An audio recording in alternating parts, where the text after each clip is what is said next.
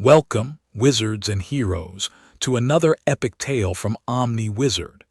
Today we unravel a story that shatters the boundaries between two legendary universes, a world where magic meets the extraordinary power of a fallen star. This is what if Harry Potter had Superman's powers at Hogwarts. Imagine a boy who survived the killing curse, not merely because of ancient protective enchantments, but because his cells were forged in the heart of a dying sun, his bones denser than goblin steel, his eyes capable of igniting the air itself. If you haven't already, make sure to subscribe and hit that notification bell so you never miss another adventure. Now settle in because this one is going to be unlike anything you've read before. Let's begin. Chapter 1. The last son of Privet Drive. The cupboard under the stairs at number 4, Privet Drive, was precisely 4 feet wide, 6 feet long, and smelled permanently of dust and old shoe leather. Harry Potter knew every crack in its ceiling, every spider that had spun its web in the corners above the water heater, every groove worn into the wooden step where Dudley liked to jump to make the dust rain down. He had memorized these things the way other children memorize the constellations, out of necessity, because the cupboard was his sky, and its borders were the edges of his known universe. Harry had learned early that silence was survival. At the Dursleys, noise meant attention, and attention meant punishment, a skipped meal, an extra chore, a look from Uncle Vernon that promised consequences to be delivered later with interest. So Harry had become a specialist in silence, cultivating it the way a gardener cultivates a hedge, trimming away any behavior that might draw the eye or the ear of his keepers. He moved through number 4 like a shadow, eating quietly, breathing quietly, existing as quietly as a boy could exist without actually disappearing. The irony of this strategy would become apparent later, when the boy who had spent a decade practicing invisibility discovered that he was the most visible thing in the wizarding world. But lately, the universe had been misbehaving.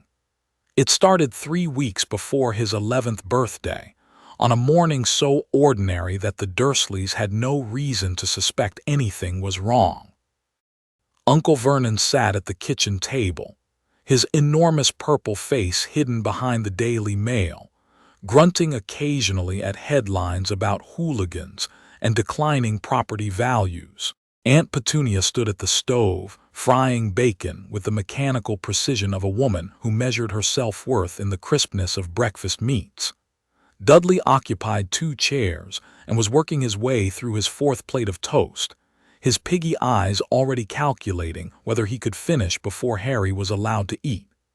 Harry sat in the corner, quiet as a held breath, nibbling a piece of dry toast that Aunt Petunia had tossed his direction the way one might throw scraps to a stray cat. He was used to this. He was used to all of it, the silence, the scraps, the way Uncle Vernon's eyes slid over him as though he were a smudge on the wallpaper that no amount of scrubbing could remove. What he was not used to was the sound. Harry had always been observant, a survival skill honed by years of reading Uncle Vernon's moods from the angle of his mustache and Aunt Petunia's displeasure from the precise tension in her neck. But this was different. This was observation elevated to something approaching omniscience, as though his senses had been recalibrated overnight, every dial turned past its maximum setting and into territory that the manufacturer had never intended to be reached. Colors were brighter, textures were sharper.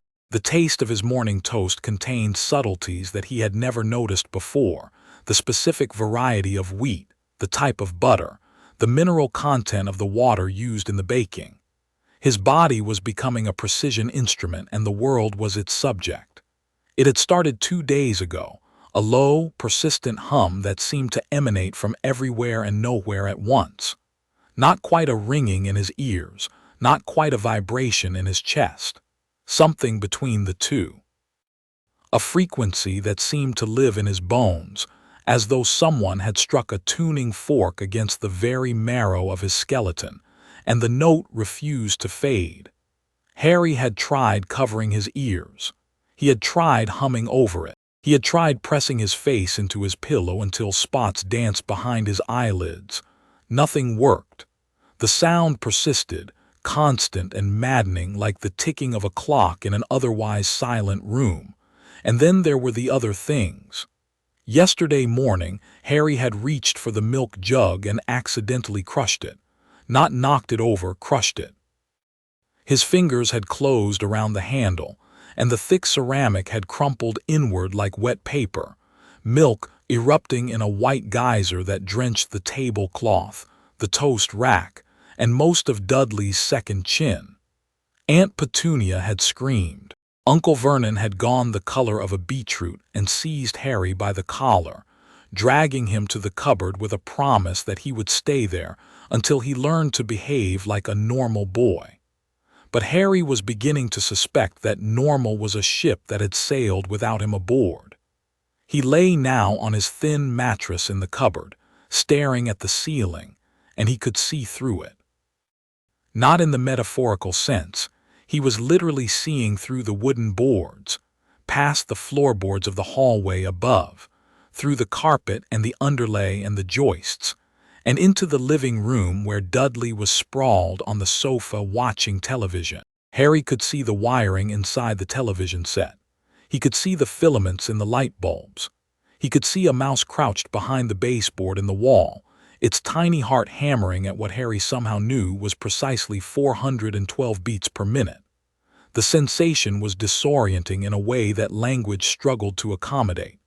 Seeing through solid matter was not like looking through glass. Glass was transparent, passive, a medium that light passed through without resistance. This was active. Harry's eyes were doing something to the walls, peeling them back layer by layer with a focused intensity that felt like a muscle being flexed. He could control the depth, surface only, showing him the paint and plaster or deeper, through the brick and mortar or deeper still, through the joists and pipes and wiring that formed the hidden skeleton of the house. It was, he thought, like having a volume dial for reality. Turn it one way and the world was solid and opaque, the way everyone else saw it. Turn it the other and the world became transparent, every object reduced to its components, every wall a window, every secret laid bare to eyes that had no business seeing so much. He closed his eyes and the vision vanished. He opened them and it returned, the world rendered in layers, transparent as glass, every object reduced to the sum of its components. He could see the iron in the nails that held the house together. He could see the copper in the pipes. He could see the lead paint that the Dursleys had covered with 3 layers of magnolia emulsion in a half-hearted attempt at renovation. Harry pressed his palms against his eyes and counted to 10. When he removed them, the world was solid again. Walls were walls. The ceiling was just a ceiling. The spider in the corner was just a spider, not a detailed anatomical diagram of a spider rendered in impossibly sharp focus. Boy, Uncle Vernon's voice crashed through the cupboard door like a fist through tissue paper. Get out here and mow the lawn, and if I see one blade of grass out of place, you'll be back in that cupboard until September. Harry pushed open the cupboard door and stepped into the hallway. The sunlight streaming through the front door's glass panels hit him full in the face, and something extraordinary happened. The humming in his bones intensified, climbing in pitch and volume until it became less a sound and more a sensation. A rush of warmth that started at the surface of his skin and burrowed inward, flooding his muscles and tendons and joints with a liquid heat that felt like drinking summer itself. His vision sharpened until he could read the postmark on the letters sitting on the hall table from across the room. His hearing expanded until the hum of the refrigerator in the kitchen sounded like a symphony of mechanical parts working in concert. He could hear Mrs. next door watering her roses 3 houses down. He could hear a dog barking on Magnolia Crescent. He could hear, impossibly, the slow groan of the earth turning on its axis. He stood there for a long moment, bathed in sunlight, and felt something he had never felt before in his entire miserable life at number 4 Privet Drive. The power was growing. That much was undeniable. Each day brought some new capability, some fresh impossible thing that his body could do without consulting his brain. 3 days ago he had caught a falling plate in the kitchen, not remarkable in itself, except that the plate had slipped from the shelf behind him, outside his field of vision, and his hand had moved to catch it before the sound of its fall had reached his ears. His reflexes were operating faster than sound. The implications of that were staggering, and Harry was only 11, and the vocabulary for describing what was happening to him did not exist in any language he spoke. He was changing. Day by day, hour by hour, the changes were accelerating, and there was no one to tell him why, no manual to consult, no precedent to follow. He was a first draft of something, written in a language that nobody on Privet Drive could read. He felt powerful. The mowing took Harry approximately 90 seconds. He did not understand how. One moment he was pushing the ancient, rusted mower across the first strip of lawn, and the next he was standing at the far end of the garden, the mower still vibrating in his hands, every blade of grass trimmed to a uniform height of exactly 2 inches. The entire lawn looked as though it had been manicured by a professional landscaping team with laser-guided equipment. Uncle Vernon, who had been watching from the kitchen window with his arms folded and his mustache bristling, dropped his coffee mug. Harry looked down at the mower, then he looked at the lawn, then he looked at his own hands, which were not even sweating. "Did I just?" he whispered. Uncle Vernon appeared at the back door, his face cycling through several alarming shades of puce. "How did you do that?" he demanded, jabbing a sausage-like finger in Harry's direction. "I just mowed it," Harry said, which was technically true. "You were out here for 30 seconds. I'm a fast mower." Uncle Vernon's mustache was doing something complicated. He opened his mouth, closed it, opened it again, and then apparently decided that addressing the situation would require acknowledging that something abnormal had occurred, which was against the fundamental bylaws of his existence. He retreated into the kitchen and slammed the door so hard that the glass cracked. Harry looked up at the sun. The warmth continued to pour into him, and he realized with a strange certainty that the light was feeding something inside him, something that had always been there but had been starved, dormant, coiled in the dark of his cupboard like a seed waiting for spring. That night, floating happened for the first time. Harry woke at 2:30 in the morning to find himself pressed against the cupboard ceiling. His back was flush against the wooden boards, his nose inches from a cobweb, and his blanket was dangling below him like a cotton stalactite. He was, quite simply, hovering.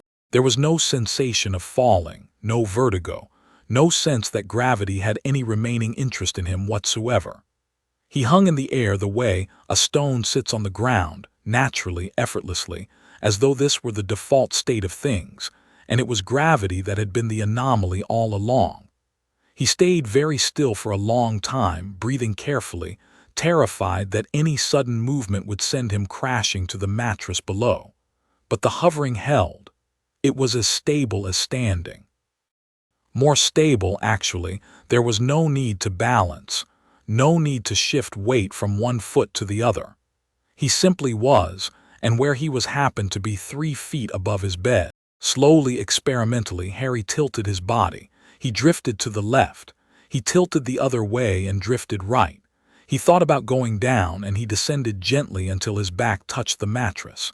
He thought about going up, and he rose again, smooth and silent, until his nose touched the ceiling once more. "Okay," he whispered to the spider, which was regarding him with what he chose to interpret as mild curiosity rather than existential horror. "Okay, I can fly." The spider said nothing, which Harry took as tacit agreement. Over the next 3 weeks, the abilities multiplied. The super speed that had devoured the lawn became a constant companion. Harry could move faster than the eye could track when he wanted to, the world around him slowing to a crawl while he wove between frozen moments like a needle through cloth. The crushing strength refined itself into something more controlled. He learned to modulate his grip, to pick up an egg without shattering it, to turn a doorknob without ripping it free of the wood. The see-through vision came and went unpredictably, but he was learning to trigger it consciously, a sort of mental squint that peeled back layers of reality like an onion. The hearing was perhaps the most overwhelming of the new abilities. Harry could hear everything, not just the sounds in the house, the creak of floorboards, the hum of the refrigerator, Dudley's perpetual chewing, but sounds from the street, from the neighborhood, from what felt like the entire borough. Cars on the motorway 3 miles away, conversations in the park, the high-frequency whine of a dog whistle being used by a woman 4 streets over. The low, geological groan of the earth itself, settling and shifting beneath the foundations of Privet Drive, with the patience of something that measured time in millennia. Learning to filter was essential. Without filtration, the world was a wall of noise, an avalanche of overlapping sounds that crashed against his eardrums with the force of a physical assault. Harry taught himself to focus, to select, to tune his hearing the way one tunes a radio, dialing through frequencies until the desired signal emerged from the static. It took days of practice, mostly conducted at night in his cupboard with his hands pressed over his ears and his jaw clenched against the sensory overload. But eventually the skill came, and the noise resolved into layers that he could navigate at will. And then came the heat. It happened on a Tuesday. Dudley had cornered Harry in the upstairs hallway, backed by his gang of slack-jawed Confederates, Piers Palkas, Dennis, Malcolm, and Gordon. They had arranged themselves in a rough semicircle, cutting off all escape routes, and Dudley was cracking his knuckles with the theatrical relish of a boy who had watched too many action films and understood none of them. "Harry hunting," Dudley announced, as though naming a sport he intended to patent. "New rules. You don't get a head start." "Dudley," Harry said carefully, "you really don't want to do this today." "Oh yeah." Dudley took a step closer. His breath smelled of chocolate and the general decay of too many sweets consumed too quickly. "What are you going to do about it, freak?" What Harry did, entirely without meaning to, was set the wallpaper on fire. It wasn't a dramatic conflagration. There were no leaping flames, no billowing smoke. Harry felt a pulse of heat behind his eyes, a sharp, bright pressure, like staring at the sun for too long. And then 2 thin beams of red-white light lanced from his pupils and struck the wall 6 inches to the left of Dudley's ear. The wallpaper, a nightmarish floral pattern that Aunt Petunia had chosen with great pride, blackened and curled. A perfect circle of char appeared, smoking gently, and the plaster beneath glowed orange for a moment before cooling to an angry, cratered gray. The hallway went very quiet. Dudley's gang stared at the wall. Then they stared at Harry. Then they stared at the wall again. Then they ran, all 5 of them, in 5 different directions like a bomb had gone off, which in a sense it had. Harry stood alone in the hallway, his heart hammering, his eyes still tingling with residual heat. He looked at the scorched circle on the wall, perfect, precise, as though drawn with a compass, and a cold understanding settled over him like snowfall. He was not merely strange. He was not merely unusual. He was something else entirely, something that had no name in the vocabulary of Privet Drive, something that existed beyond the Dursleys' worst nightmares about the kind of child they had been forced to harbor. The letters started arriving the next morning. They came by the dozens, thick parchment envelopes sealed with crimson wax, addressed in emerald green ink to Mr. H. Potter, the cupboard under the stairs. Uncle Vernon destroyed the first batch. he destroyed the second batch. He boarded up the mail slot, nailed the letterbox shut, and spent an entire Saturday afternoon bricking up the fireplace after a cascade of envelopes poured down the chimney like rectangular snowflakes. Harry watched all of this with a patience that surprised even himself. He could have intercepted the letters easily. He was fast enough to snatch them from the air before Uncle Vernon's fumbling fingers came close, strong enough to tear the boards from the mail slot with one hand. But something held him back. A voice in the back of his mind, quiet and certain, telling him to wait. That patience was a weapon, and this was not yet the moment to wield it. The moment came on the night of July the 30th. Uncle Vernon, driven to the brink of madness by the relentless avalanche of parchment, had bundled the entire family into the car and driven them to a miserable shack on a rock in the middle of the sea. The shack swayed in the wind. Rain hammered the tin roof like 1,000 impatient fingertips. Dudley was asleep on the sofa, wrapped in blankets and whimpering softly.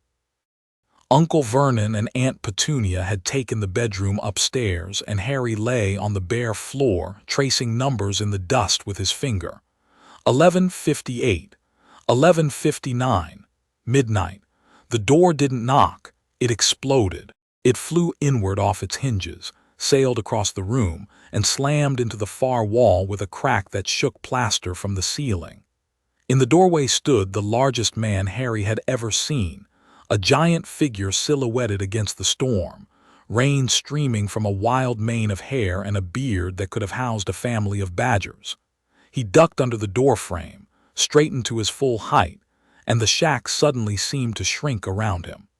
"Couldn't make us a cup o' tea, could ya?"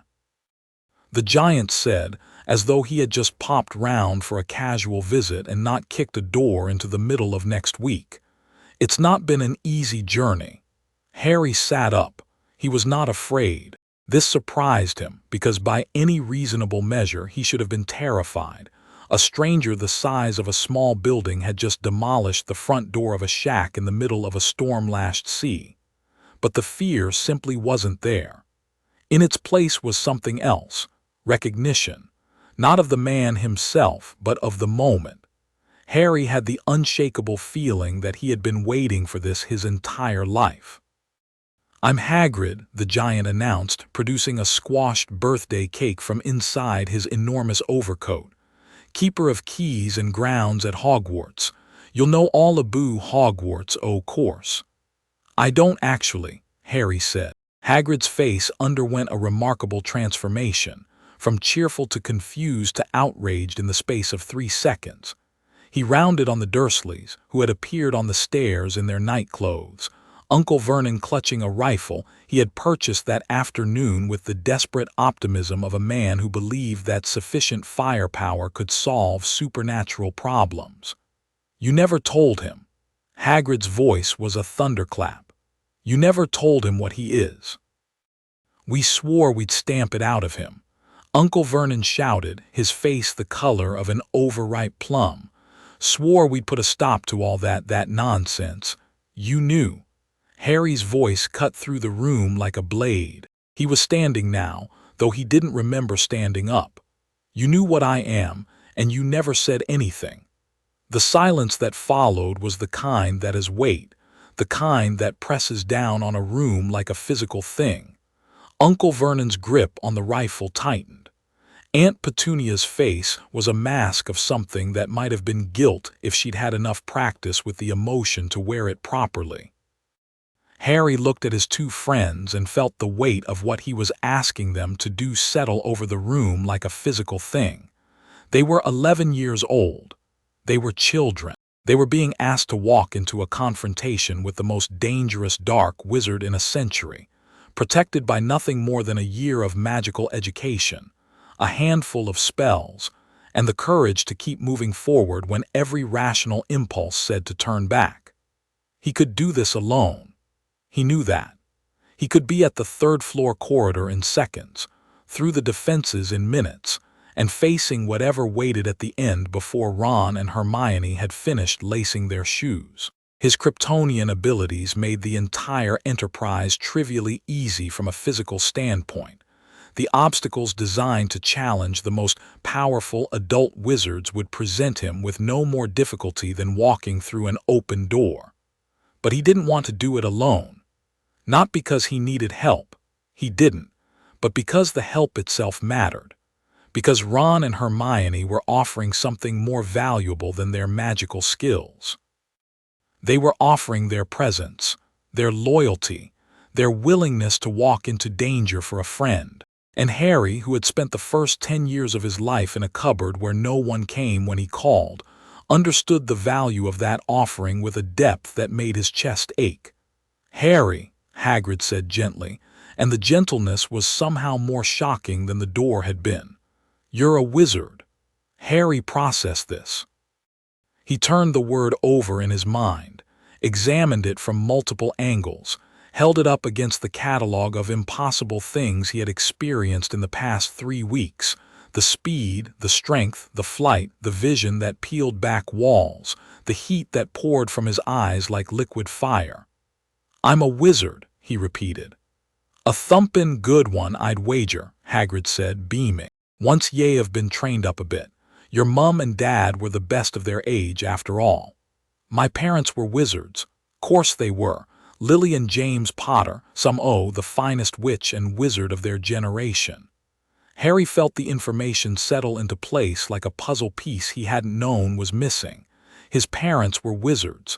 He was a wizard.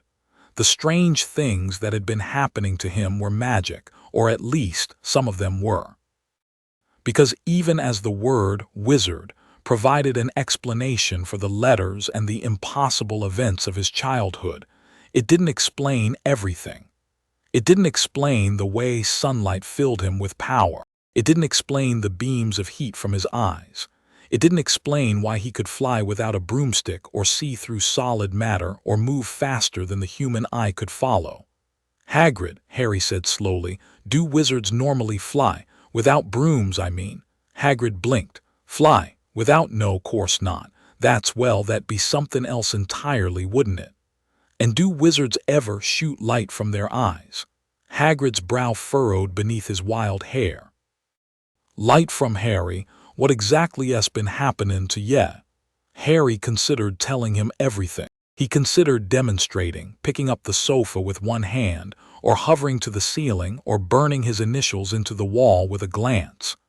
But the same quiet voice that had counseled patience over the past week spoke again, and it said, "Not yet. Not here. Not in front of the Dursleys, who had spent 10 years trying to crush the extraordinary out of him and would only redouble their efforts if they knew the full scope of what he had become." "Nothing," Harry said. "Just weird dreams." Hagrid studied him for a long moment with small, dark eyes that were far more perceptive than his enormous frame suggested. Then he nodded slowly, as though filing the question away for later examination. "Right then. We've got a lot to do tomorrow. Got your letter." He produced an envelope from his coat and handed it to Harry with the care one might use when presenting a coronation decree. "First list of supplies. We'll get everything in Diagon Alley." The next morning dawned gray and cold, the storm having blown itself out overnight, leaving the sea looking exhausted and vaguely apologetic. Hagrid took Harry to London on the motorcycle, and Harry discovered 2 things. First, that he was not afraid of heights, and second, that the wind at 100 miles per hour felt to him the way a gentle breeze might feel to anyone else. His skin didn't sting. His eyes didn't water. The cold couldn't touch him. He sat behind Hagrid and watched the countryside unspool below them, and for the first time in his life, he felt like he was exactly where he was supposed to be. Diagon Alley was a revelation. Harry stood at the entrance, the brick wall still rearranging itself behind him, and stared down a cobblestone street that teemed with impossible things. Shops selling cauldrons and broomsticks and owl treats. Witches and wizards in robes of every color arguing about the price of dragon liver and the latest Quidditch scores. A bookshop whose display window featured books that flew in lazy circles. an ice cream parlor whose sundaes appeared to be generating their own weather systems. "This," Harry breathed, "is real." "Course it's real," Hagrid said cheerfully. "Welcome to the wizarding world, Harry." They went to Gringotts first. The goblin at the front desk examined Harry with eyes like polished obsidian, and Harry examined the goblin right back, and then, without meaning to, examined the goblin on a deeper level. His X-ray vision activated unbidden, and for a disorienting moment, Harry saw the goblin's skeleton, the surprisingly dense bone structure, the veins threaded with something that didn't look entirely like blood. He blinked and the vision cleared, and the goblin narrowed its eyes as though it had somehow sensed the intrusion. The vault was another shock. Mountains of gold coins, silver coins, bronze coins, more money than Harry had ever imagined, and he had imagined quite a lot during the lean years at Privet Drive when dinner had been a single slice of cheese and a prayer. "All yours," Hagrid said, "left to ye by your parents." Harry filled his pockets and said nothing. Money was useful, but it was not what he was here for. He was here for answers, and answers, he suspected, would not be found in a vault. The shops blurred together in a kaleidoscope of wonders. Flourish and blots, where Harry purchased his textbooks and resisted the urge to read them all at superspeed right there in the shop. Madame Malkin's, where he was fitted for robes and met a pale, pointed boy who talked about Quidditch with the authority of someone who had opinions about everything and knowledge of very little. The apothecary, where the smells were so intense that Harry's enhanced senses nearly overwhelmed him, and he had to step outside and breathe carefully until the olfactory overload subsided. And then Ollivander's. The wand shop was narrow and dusty, and stacked floor to ceiling with thousands of narrow boxes. Harry stepped inside, and the air seemed to thicken around him, charged with a static electricity that raised the hairs on his arms and made his skin tingle. An old man materialized from the shadows like a thought becoming solid, silver-eyed, soft-spoken, with hands that moved with the precise delicacy of a watchmaker. "Ah," said Mr. Ollivander, and the single syllable carried the weight of an entire conversation. "Yes, I wondered when I'd be seeing you, Mr. Potter." He began pulling boxes from the shelves, handing Harry wand after wand, beechwood and dragon heartstring, maple and phoenix feather, ebony and unicorn hair. Each one Harry took in his hand, and each one Ollivander snatched away after barely a moment, shaking his head with increasing fascination.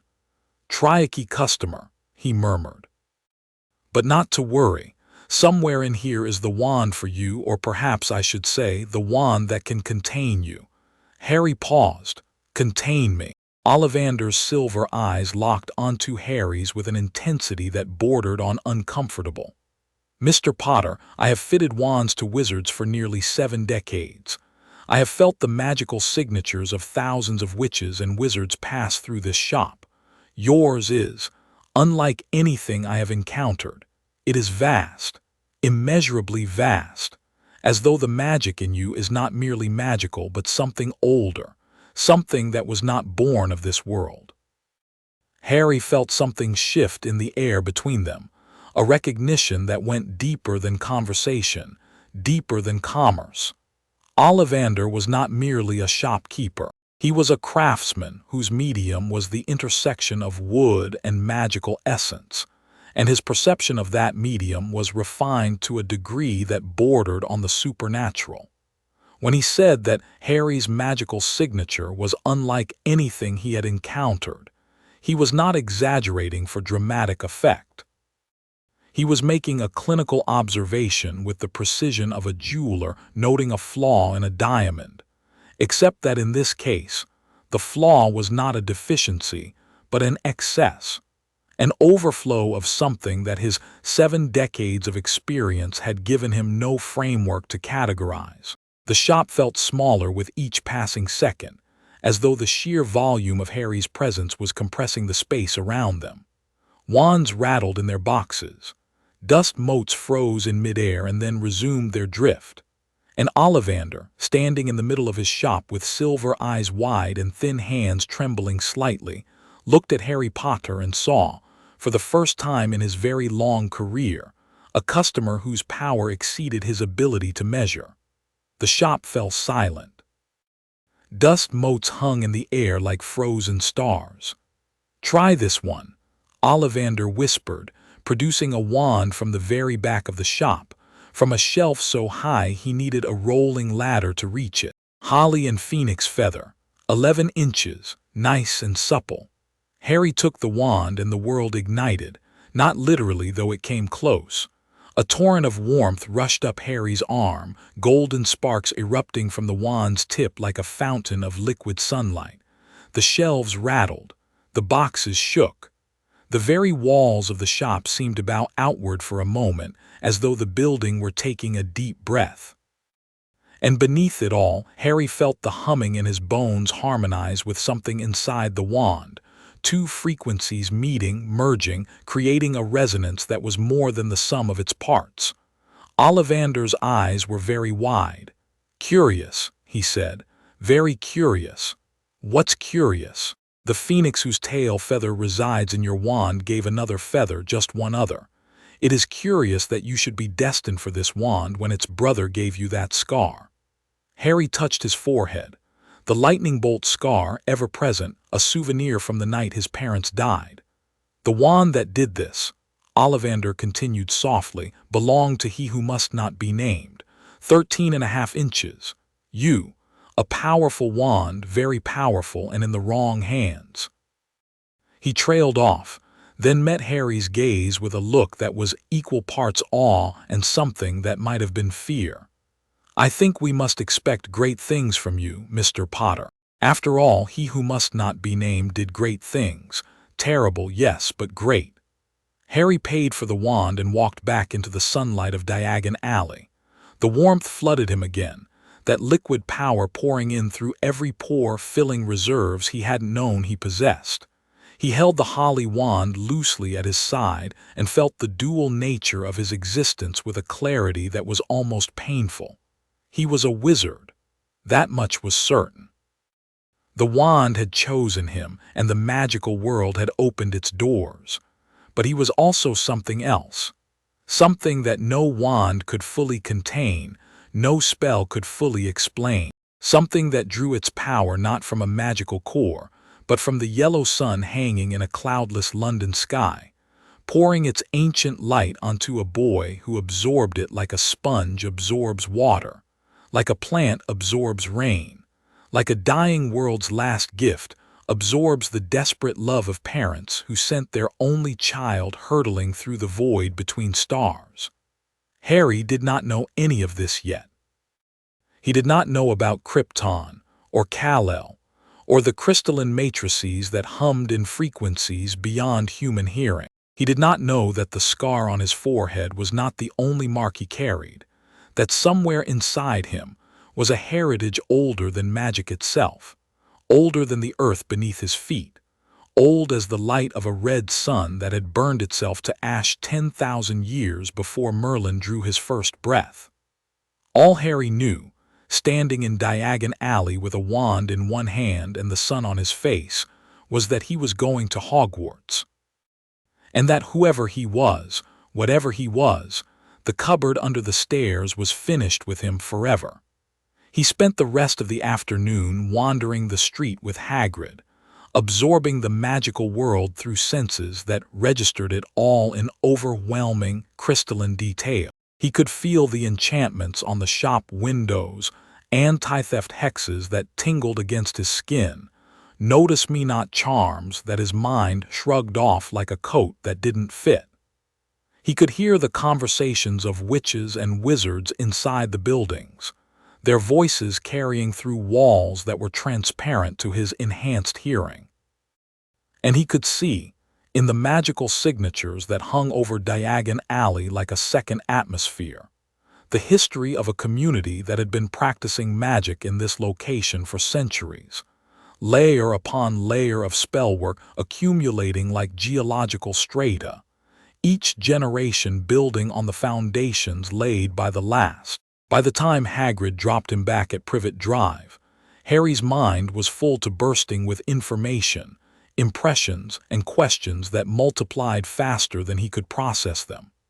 He lay in his cupboard that night, his last night in the cupboard, though he didn't know it yet, and stared at the ceiling and tried to reconcile the two halves of his existence: the magical world that had embraced him and the alien powers that set him apart from even its most extraordinary inhabitants.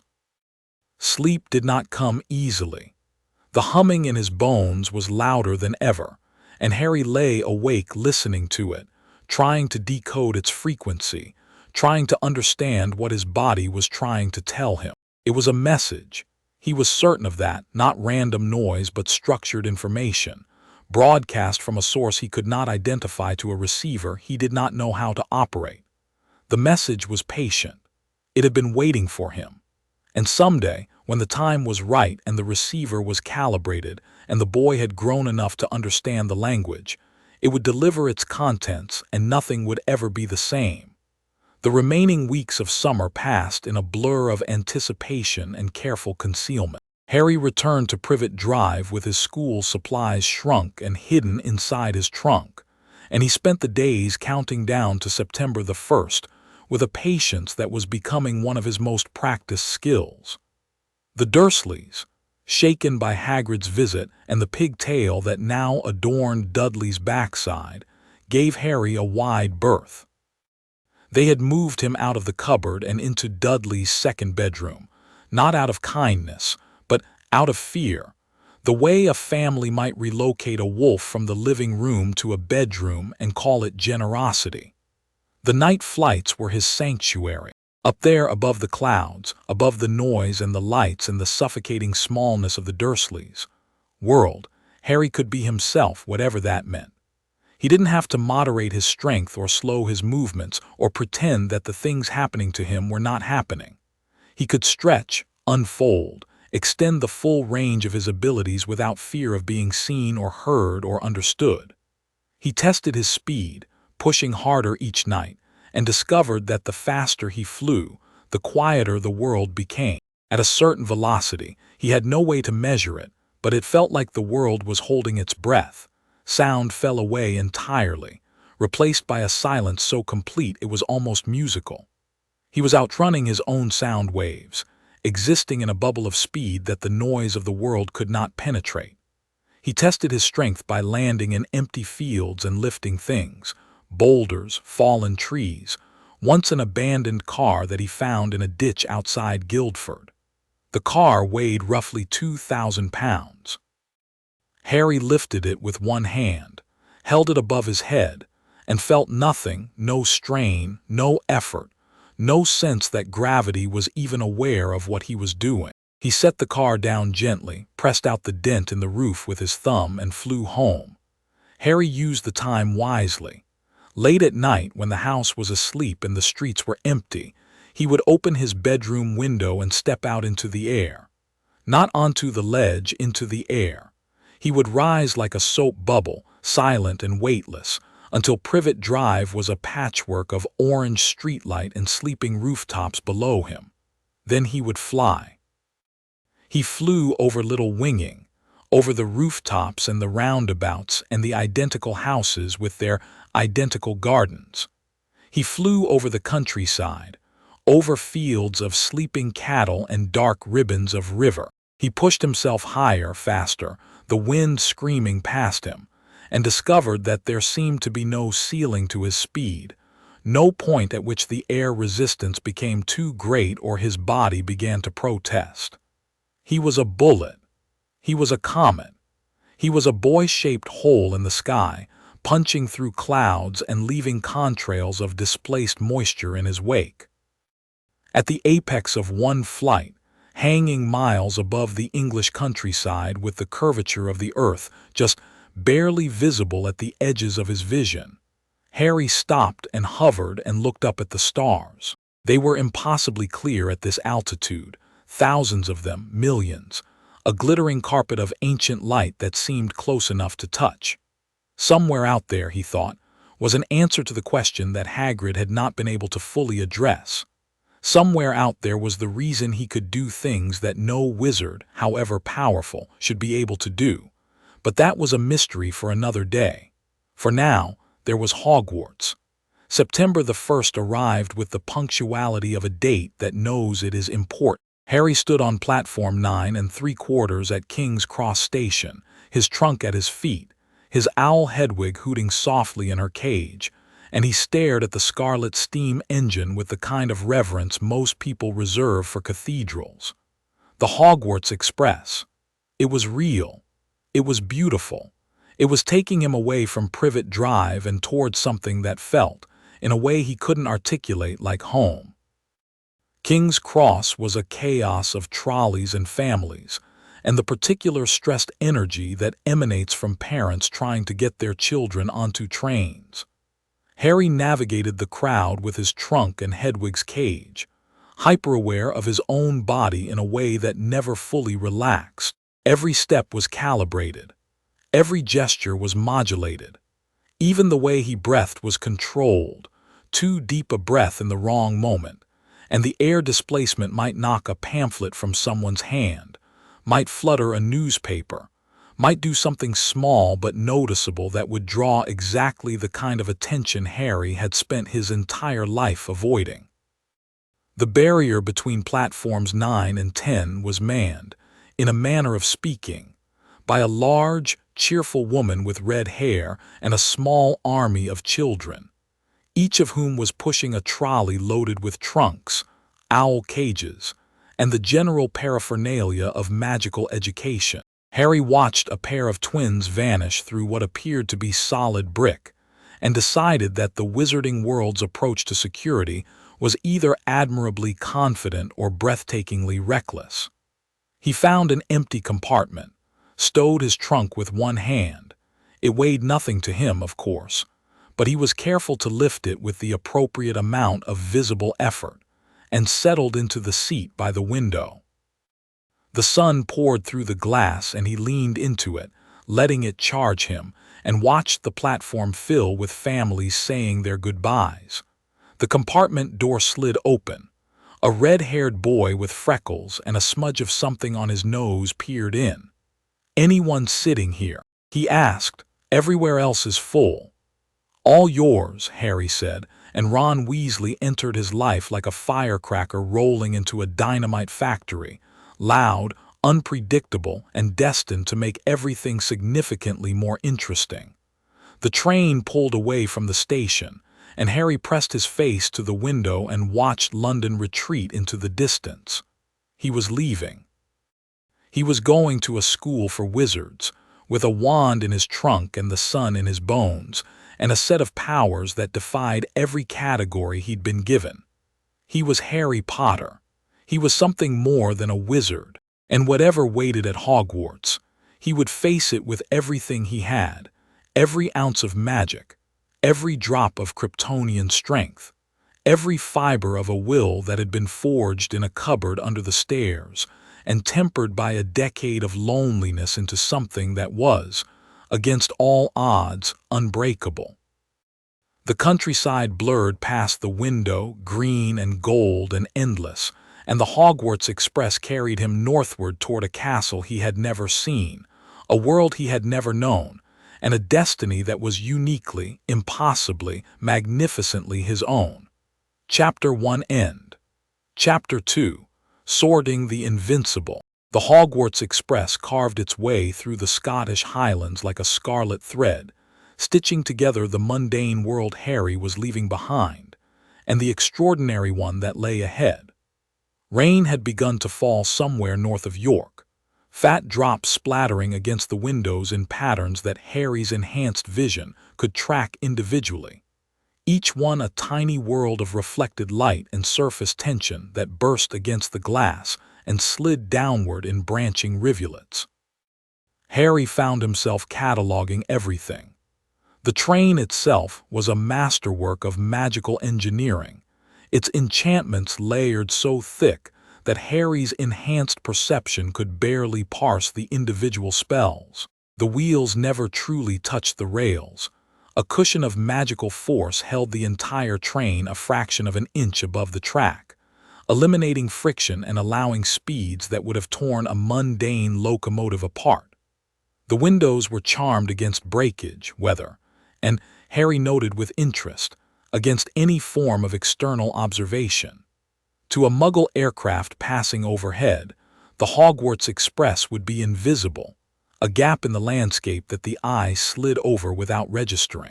Ron Weasley, it turned out, was exactly the sort of person Harry had always wanted to meet, but never had: open, guileless, and possessed of an enthusiasm for complaining that was almost artistic in its thoroughness.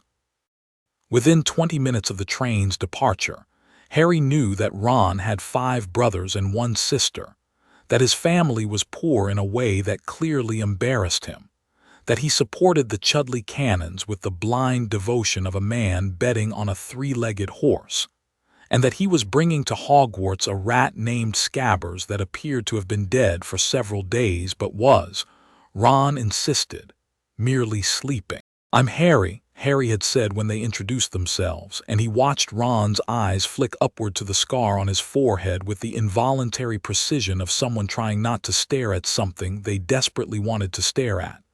"Blimey," Ron whispered. "Are you really? I mean, Harry Potter. That's what they tell me. Do you really have the, He gestured vaguely at his own forehead. Harry lifted his fringe. The lightning bolt scar caught the compartment light, thin and sharp and slightly raised, like a signature left by something that had tried to destroy him and failed. "Wicked," Ron breathed, and then looked embarrassed, as though praising the aesthetic qualities of an attempted murder was perhaps not the ideal opening move for a friendship.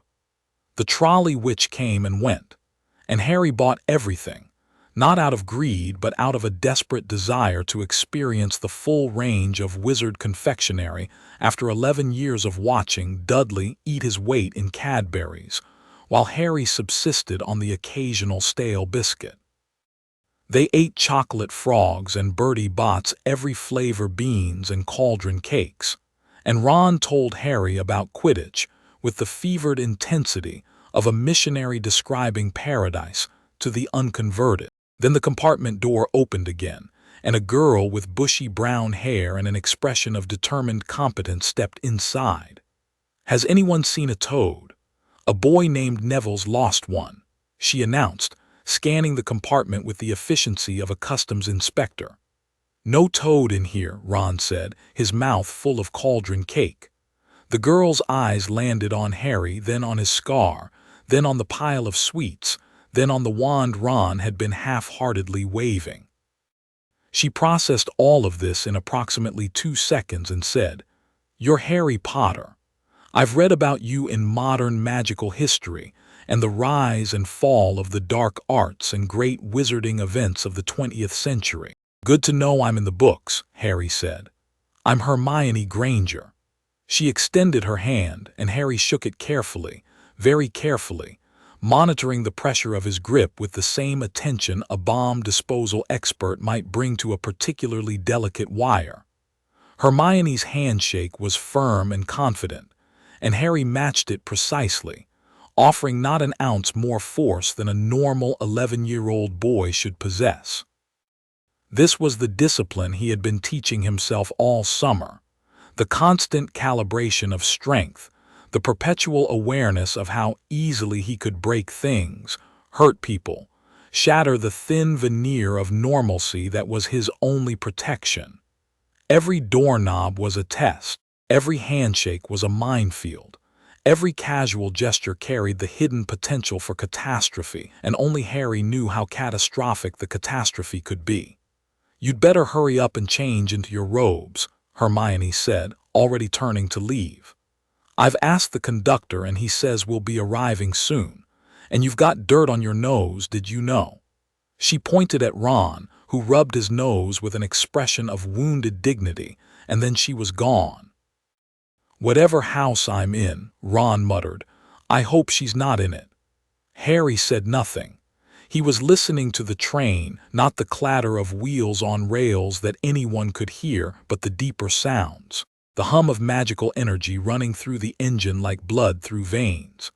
The whispered conversations in compartments 3 carriages away.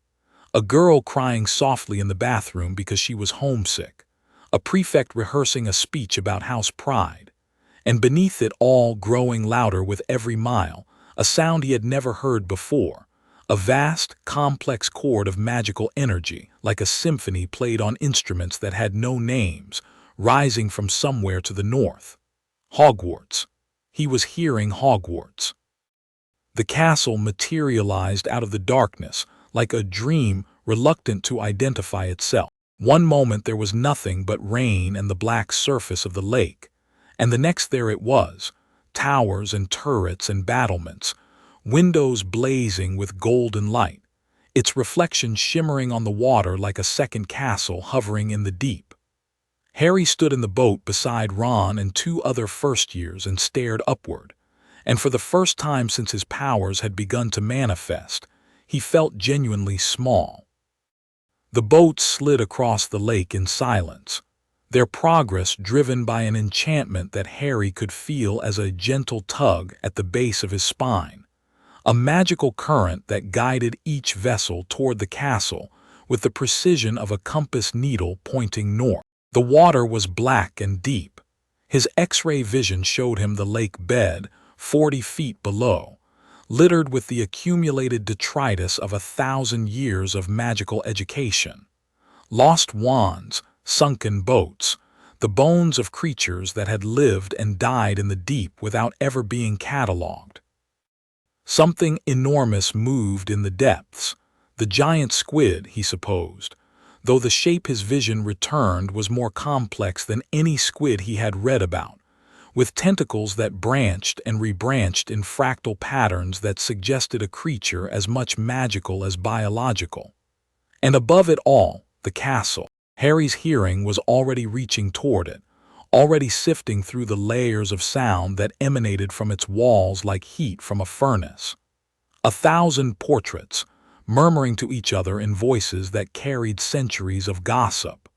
The suits of armor, creaking as they shifted in their frames.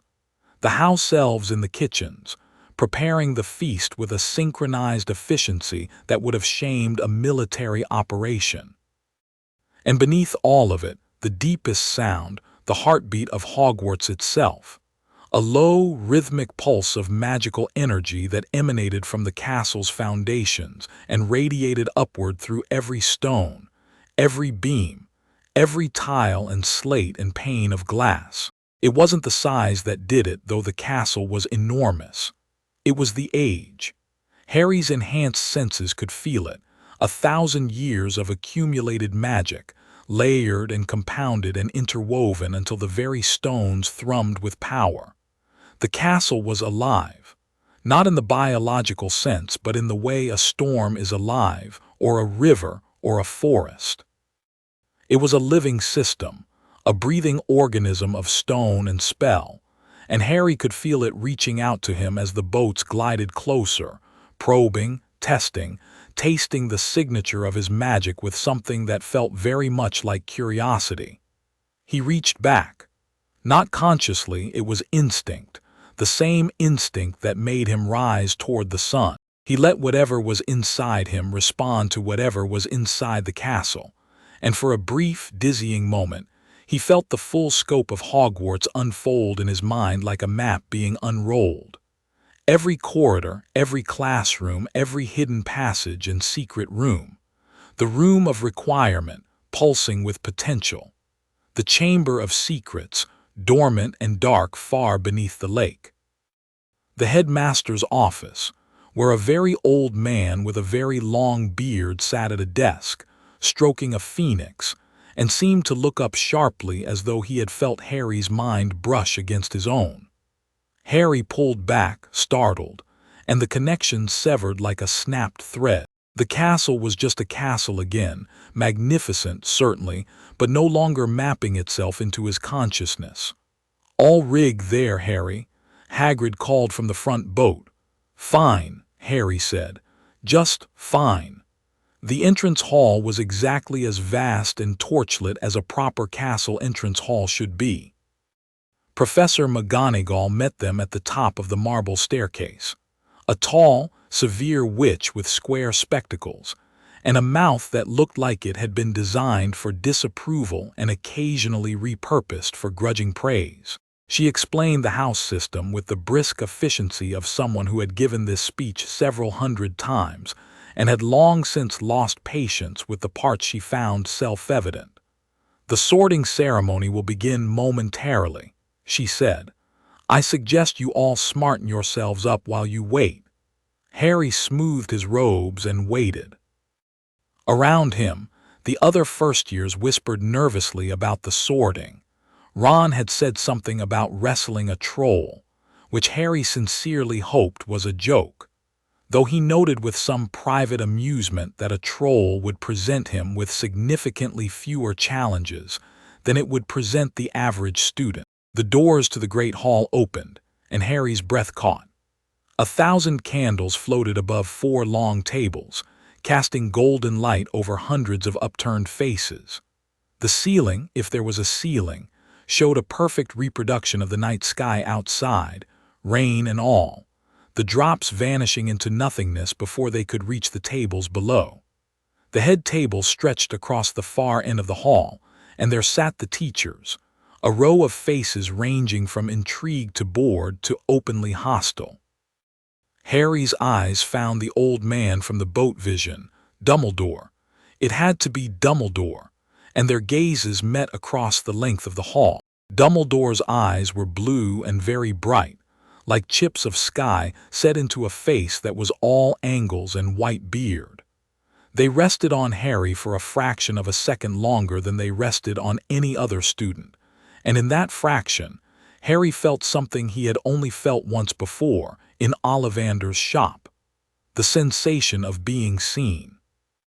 Not looked at, not observed, but seen, all the way down to whatever glowing core resided beneath the wizard and beneath the boy and beneath the scar, in the place where the unknown thing lived. Then Dumbledore's gaze moved on, and the moment passed. Professor McGonagall placed a stool at the front of the hall and set upon it an ancient, patched, filthy hat that looked like it had been used to clean chimneys and had enjoyed the experience. A rip near the brim opened like a mouth, and the hat began to sing. Harry listened to the song with half his attention. The other half was focused on the magical signatures in the room, a riot of colors and textures that his enhanced perception translated into something almost visible. Each student radiated magic like body heat, a faint shimmer that varied in color and intensity. The teachers blazed more brightly. Dumbledore blazed brightest of all, a white-gold supernova of power that made Harry's eyes ache if he focused on it too directly. And there, at the far end of the head table, wrapped in dark robes and darker intent, sat a man whose magic felt like touching ice, a hook-nosed, greasy-haired man who was staring at Harry with an expression of such concentrated loathing that it could have peeled paint. Snape, Harry thought, though he didn't know how he knew the name. He filed it away and returned his attention to the sorting. Names were called. Students walked to the stool, sat down, had the hat placed on their heads, and were dispatched to their houses with varying degrees of speed and ceremony. Hermione Granger went to Gryffindor after what appeared to be an earnest negotiation with the hat. A pale, pointed boy named Draco Malfoy was sorted into Slytherin before the hat had fully settled on his head, which suggested either a strong predisposition or a profound lack of complexity. Ron's name was called, and he went to Gryffindor, and the relief on his face was so transparent that Harry found himself smiling. And then, Potter Harry. The Great Hall went very quiet. Harry was aware of every eye turning toward him, a sensation he could have tracked individually, feeling each gaze like a pinpoint of focused attention on his skin. He walked to the stool with measured steps, sat down, and felt the hat settle over his eyes. The darkness inside the hat lasted approximately 1/10 of a second before something extraordinary happened. A voice exploded into Harry's mind, not the gentle murmur he had been expecting, but a shout, sharp and startled, the mental equivalent of someone touching a hot stove. The Sorting Hat's consciousness pressed against Harry's like a hand pressing against a window, trying to see through to the room beyond. Harry could feel the ancient intelligence behind the enchantment, 1,000 years of accumulated wisdom, personality fragments from all four founders, and a pattern-matching algorithm so sophisticated that it made the most advanced Muggle computers look like abacuses. The Hat had sorted tens of thousands of students over its existence. It had encountered prodigies and dullards, saints and sociopaths, minds as open as meadows and minds as closed as vaults. But it had never encountered a mind like Harry's, a mind that operated on two fundamentally different frequencies simultaneously, magical and Kryptonian, each one vast enough to overwhelm the Hat on its own, and together creating a cognitive landscape that the Hat could not map with its existing tools. "What are you?" Harry blinked. "I'm Harry Potter," he thought. "I know your name," the Hat snapped. It sounded shaken, which Harry suspected was not a common state for an artifact that had been sorting children for a millennium. "I'm asking what you are." "Your mind, ITS. I can't." The Hat seemed to struggle, its voice fragmenting and reforming like a radio signal in a storm. Harry felt it probing his thoughts, reaching deeper, and then recoiling as it encountered something that was not thought at all but raw sensation. The heat of the sun on alien skin, the vibration of cells that were denser than steel, the echoes of a world he had never seen burning itself to ash in a distant galaxy. "There is something inside you," the Hat said, and its voice was quieter now, almost reverent. "Something that is not magic, not dark, not light, something else entirely. Something from very, very far away. I know," Harry thought. "I don't understand it either." The Hat was silent for a long moment. Harry could feel it thinking, could feel the vast intelligence behind the enchantment wrestling with a problem it had never been designed to solve. It was like watching a calculator try to process an emotion. "You have courage," the Hat said finally. "Immense courage. But it's not the reckless kind, it's the courage of someone who has to be careful every moment of every day because carelessness could destroy everything around him. That takes a different kind of bravery." Harry said nothing. The Hat continued. "You have intellect. The capacity for it is staggering. Your mind processes information at a speed that should not be possible. And you have ambition, not for power but for understanding. You want to know what you are. You need to know. Can you tell me?" Harry thought. "No," the Hat said, and there was genuine regret in its voice. "I can see the shape of the mystery but not its contents. You are a locked box, Harry Potter, and I do not have the key. But I can tell you this. Whatever the answer is, you will need allies to find it. You will need friends who are brave and clever and loyal, because the truth of what you are is not something you should face alone." The Hat paused, and when it spoke again, its voice carried the weight of absolute certainty. "Gryffindor." The word rang through the great hall, and the Gryffindor table erupted. Harry removed the hat and walked toward the cheering table on legs that felt slightly unsteady, not from nerves, but from the aftershock of having his deepest mystery acknowledged by an artifact that had peered into his mind and found something it could not name. He sat down next to Ron, who was beaming and thumping him on the back with an enthusiasm that Harry barely felt. Across the hall, Draco Malfoy was watching him with narrow eyes. At the head table, Snape's expression had not changed. And Dumbledore was clapping along with everyone else, but his eyes were thoughtful, calculating, as though Harry had just confirmed a hypothesis he had been developing for a very long time. The feast appeared out of thin air. Roast beef and roast chicken and pork chops and lamb chops and sausages and bacon and steak. Potatoes in every conceivable form. Vegetables that actually looked appetizing. And puddings that defied the laws of physics and good taste in equal measure. Harry ate with the controlled enthusiasm of someone who was perpetually hungry not because his body needed the calories. He was beginning to suspect that the sun provided most of his energy. But because food was one of the pleasures that had been denied him for so long that the mere act of eating freely felt like rebellion, Ron ate as though he were trying to set a record which, given his family's size, he might have been. "I'm telling you," Ron said through a mouthful of potato, "the Chudley Cannons have a real shot this year. They've got a new keeper. The Chudley Cannons have not won the league since 1892, said a ghost who had materialized through the table, scattering Ron's peas. "I should know. I was there for the last 20 of those losing seasons." "Nearly headless Nick," Ron muttered, looking slightly green. "Why's he always got to bring up the stats?" Harry was only half listening. His attention had drifted to the head table, where a nervous, twitching professor in a purple turban was having an animated conversation with Snape. The turban-wearing professor, Quirrell, someone had said, turned toward the students briefly, and his eyes met Harry's across the length of the hall. Pain. Sharp, sudden, and localized entirely in the scar on Harry's forehead. A bolt of agony that lanced through his skull like a hot wire being threaded through bone. Harry gasped and pressed his hand to his forehead, and for a moment beneath the pain he felt something else.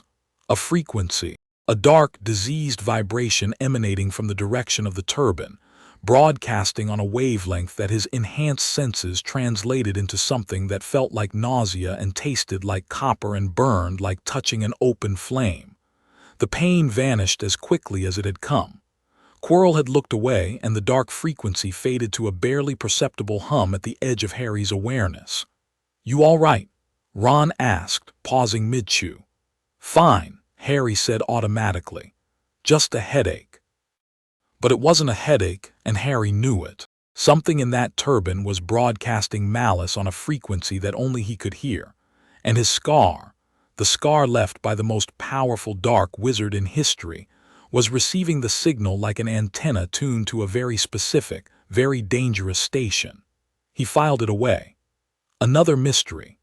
Another data point in the growing constellation of things Harry Potter did not understand about himself or the world he had entered. The first week of classes was an exercise in controlled underperformance. Harry had realized very quickly that his challenge at Hogwarts would not be learning magic. It would be hiding how easily magic came to him. Every spell they were taught, he could perform on the first attempt. Every concept they were introduced to, he grasped instantly, his mind processing the magical theory at a speed that would have alarmed his professors if he had let them see it. Astronomy was conducted at midnight in the tallest tower, which suited Harry perfectly. While the other students peered through telescopes and squinted at star charts, Harry simply looked up. His vision at night was as sharp as any telescope the school possessed, and he could see the planets in the kind of detail that the textbooks only approximated. The storms on Jupiter, the rings of Saturn catching the light of a sun they would never feel the warmth of, the cold blue jewel of Neptune hanging at the edge of visibility. He drew his star charts with a casual accuracy that earned him full marks, and Professor Sinistry complimented his observational skills, never suspecting that her students' eyes were better than every instrument in her tower combined. Defense against the dark arts with Quirrell was the worst class by a wide margin, and not because of the curriculum. The classroom reeked of garlic, a cover story, Harry now knew, for the far more disturbing smell that lurked beneath it, and the dark frequency was at its strongest within those walls, pressing against Harry's senses like a thumb against a bruise. Quirrell stuttered and flinched and performed his role with a dedication that was, Harry had to admit, impressive in its thoroughness. Every twitch, every stumble, every nervous glance was choreographed with the precision of a stage actor, and the class bought the performance completely. Only Harry sat in the back row, his jaw tight, his enhanced hearing parsing the subvocal mutterings that Quirrell directed not at the students but at the back of his own head, and he knew that the most dangerous person in the room was not the defense professor, but the thing the defense professor was defending. so he didn't let them see it. He fumbled deliberately. He took 2 or 3 attempts where one would have sufficed. He asked questions he already knew the answers to, nodded thoughtfully at explanations he had understood before the professor finished speaking, and carefully maintained the appearance of a bright but unremarkable student. It was exhausting. Not physically, nothing was physically exhausting anymore, but mentally, emotionally. The constant performance of normalcy drained him in ways that his Kryptonian resilience could not repair. He was a concert pianist pretending to play chopsticks, a chess grandmaster deliberately losing to children, and the effort of restraint was far greater than the effort of excellence would have been. Transfiguration with Professor McGonagall was the hardest to fake. The subject required precision and willpower, and Harry had both in quantities that would have made McGonagall's eyebrows climb into her hairline. When they were asked to turn a match into a needle, Harry had to resist the urge to transfigure the entire box. He settled for producing a needle that was slightly bent, which earned him an approving nod and a satisfied murmur about potential, and he felt like a fraud in the most fundamental way possible.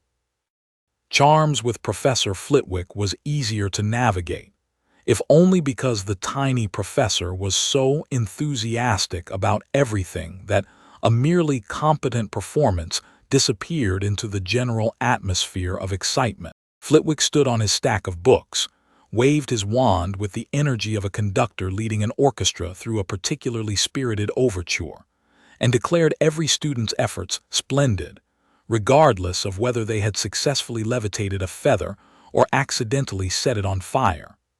Herbology with Professor Sprout was a welcome relief.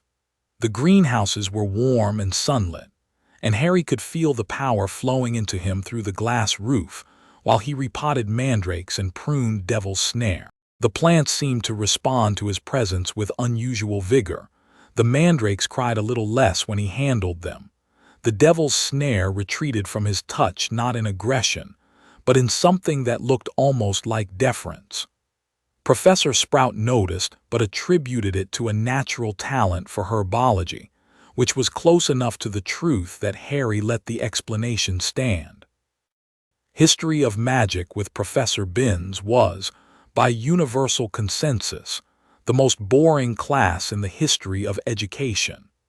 Binns was a ghost who had died mid-lecture and continued teaching without noticing, delivering his material in a monotone that could have anesthetized a charging rhinoceros. Harry used the time productively, extending his hearing through the castle walls and mapping Hogwarts room by room, corridor by corridor, building a three-dimensional model in his mind that grew more detailed with every passing day.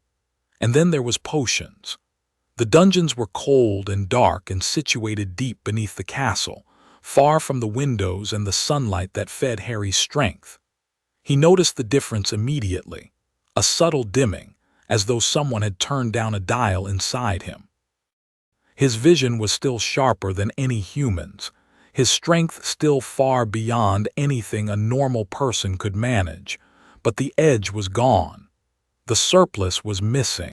In the dungeons, running on stored solar energy rather than a live feed, Harry felt almost mortal. Snape did not help matters. The potions master swept into the classroom on the first day of term with the dramatic flair of a man who had carefully rehearsed his entrance, and the cold intensity of one who genuinely despised everyone in the room. His black robes billowed behind him in a way that Harry's enhanced vision revealed to be magically assisted. There was a subtle charm woven into the fabric that created the effect of a perpetual wind, which was simultaneously impressive and deeply petty. "You are here to learn the subtle science and exact art of potion making," Snape said, and his voice was barely above a whisper, forcing the entire class to lean forward. "A effective technique," Harry noted. "As there is little foolish wand-waving here, many of you will hardly believe this is magic. I don't expect you will really understand the beauty of the softly simmering cauldron with its shimmering fumes, the delicate power of liquids that creep through human veins, bewitching the mind, ensnaring the senses. He paused, and his eyes found Harry with the unerring precision of a hawk spotting a mouse. "Potter," Snape said, "our new celebrity." The word celebrity was delivered with the exact inflection one might use for cockroach. Harry met Snape's gaze steadily and said nothing. "Tell me, Potter, what would I get if I added powdered root of asphodel to an infusion of wormwood?" Harry knew the answer. He had read the entire potions textbook in 47 seconds on the train, his eyes scanning pages at a rate that would have reduced a speed-reading champion to tears of inadequacy. The answer was the draught of living death, a sleeping potion so powerful it could approximate clinical death. But Hermione's hand was in the air, straining toward the ceiling with an eagerness that bordered on the aerobic, and Harry made a calculated decision. "I don't know, sir," he said. Snape's lip curled. "Tut, tut. Fame clearly isn't everything, is it, Potter?" He asked 2 more questions. Harry answered both incorrectly, deliberately, precisely, offering responses that were plausible enough to suggest effort but wrong enough to maintain his cover. Snape's satisfaction was visible, a mean little pleasure that curdled the corners of his mouth into something that was almost a smile. "Clearly," Snape said, "the Potter legacy does not extend to academic achievement. 1 point from Gryffindor for your appalling lack of preparation." Ron was outraged. Hermione was distressed. Neville Longbottom, a round-faced boy who seemed to exist in a state of perpetual, low-grade panic, looked like he wanted to disappear into his cauldron.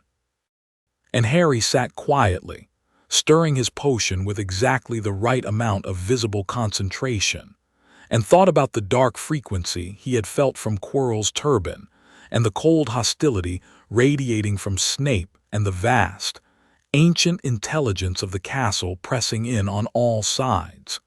He was playing a longer game than Snape could imagine. He was concealing powers that would have made every teacher in the school reassess their understanding of what was possible. And he was doing it alone, because the hat had been right. He needed allies, but allies needed to be chosen carefully, and trust needed to be built on a foundation more solid than shared secrets. The days settled into a rhythm. Classes in the morning, lunch in the great hall where Harry soaked up the sunlight streaming through the enchanted ceiling, more classes in the afternoon, and then the long, golden evenings in the Gryffindor common room where the fire crackled, and the conversation flowed, and Harry began, slowly and cautiously, to build the friendships that would define his life at Hogwarts. The common room became Harry's laboratory for studying human behavior at close range. He watched his housemates with the same analytical precision he applied to magical theory, cataloging their habits, their vulnerabilities, their strategies for navigating the social ecosystem of Hogwarts. Dean Thomas drew football tactics in the margins of his Transfiguration notes. Seamus Finnegan approached every spell as though it might explode, which it frequently did. Lavender Brown and Parvati Patil communicated in a private language of glances and giggles that contained more information per exchange than most people fit into a paragraph. Ron was the easiest. His loyalty was instinctive, his friendship unconditional, and his complete lack of guile made him impossible to distrust. Ron didn't care that Harry was famous. He didn't care about the scar or the legend or the dark wizard who had supposedly met his end in Harry's nursery.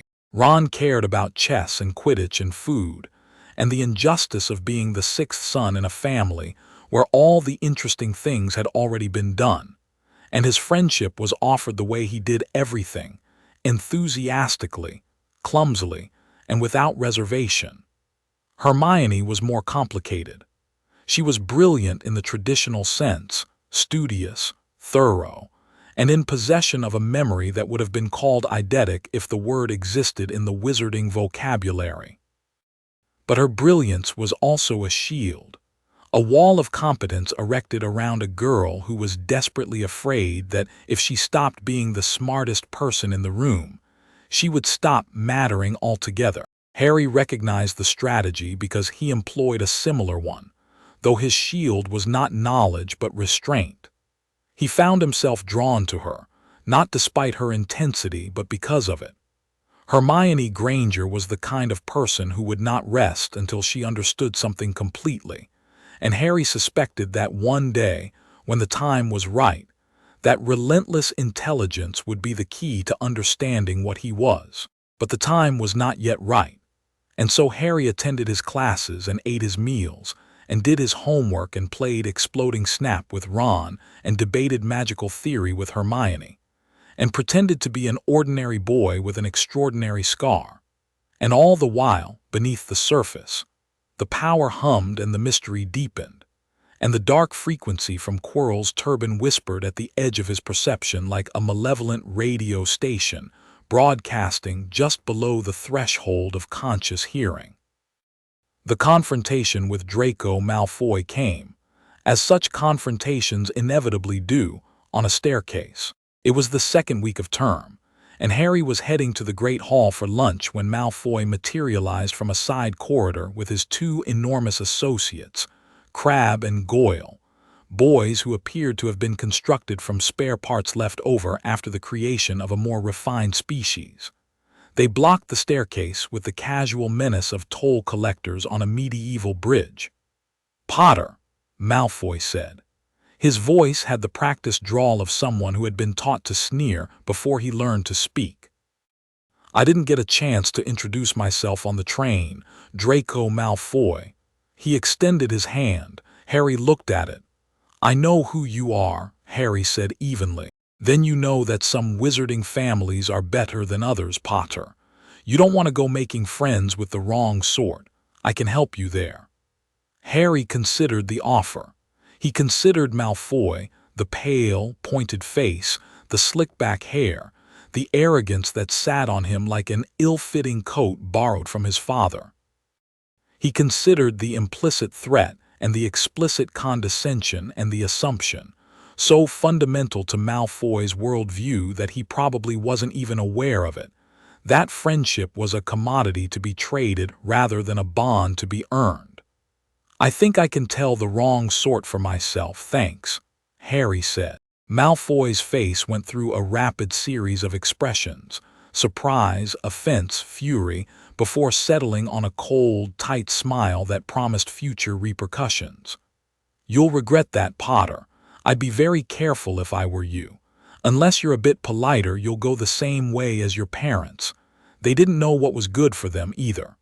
Something shifted inside Harry. It was subtle, a tightening of the muscles in his jaw, a slight increase in the temperature behind his eyes, a vibration in his hands that he recognized as the precursor to something dangerous. The heat vision response. His body was interpreting Malfoy's words as a threat and preparing to eliminate the threat with the most efficient tool at its disposal. Harry breathed, slowly, deliberately. He unclenched his fists one finger at a time, and he felt the heat recede from his eyes like a tide pulling back from a shore. The control held but barely, a dam with hairline cracks holding back an ocean. "Walk away, Malfoy," Harry said, and his voice was very quiet, very calm, and very, very cold. Something in that voice, some quality that Malfoy lacked the vocabulary to name but understood instinctively, the way a prey animal understands the presence of a predator, made Malfoy take a half-step backward. Crabbe and Goyle, who had been flexing their fists in anticipation of violence, went still. For a long moment nobody moved. Then Malfoy turned on his heel and walked away, his associates lumbering behind him. He did not look back. Harry stood on the staircase and waited for his heartbeat to slow down. The heat behind his eyes faded to nothing. The vibration in his hand ceased. He was in control again, but the margin had been thin, and the implications were terrifying. If he lost his temper, truly lost it, Not the controlled frustration of an 11-year-old, but the genuine, unrestrained fury of something that could melt steel with its gaze and punch through walls like paper. People would die. It was that simple and that horrifying. Malfoy was a bully and a bigot and a thoroughly unpleasant person, but he was also a child, and children do not deserve to be incinerated for saying cruel things about someone's dead parents. Harry resumed walking to lunch. The sun was waiting for him in the great hall, pouring through the enchanted ceiling, and he sat in a patch of golden light and let it fill him, and he thought about control and discipline, and the terrifying responsibility of being the most dangerous thing in a castle full of children who had no idea how dangerous he was. 2 weeks into the term, Harry began his secret cartography of Hogwarts. He catalogued the paintings with the thoroughness of a museum curator. There were over 6,000 of them, ranging from tiny portraits the size of postcards to vast landscape murals that occupied entire walls. Each one was a semi-autonomous magical entity, not truly alive, but animated by enchantments so complex that the distinction between sentience and simulation became philosophical rather than practical. The portraits gossiped, argued, formed alliances and rivalries, and conducted romantic relationships of impressive complexity, all within the two-dimensional confines of their frames.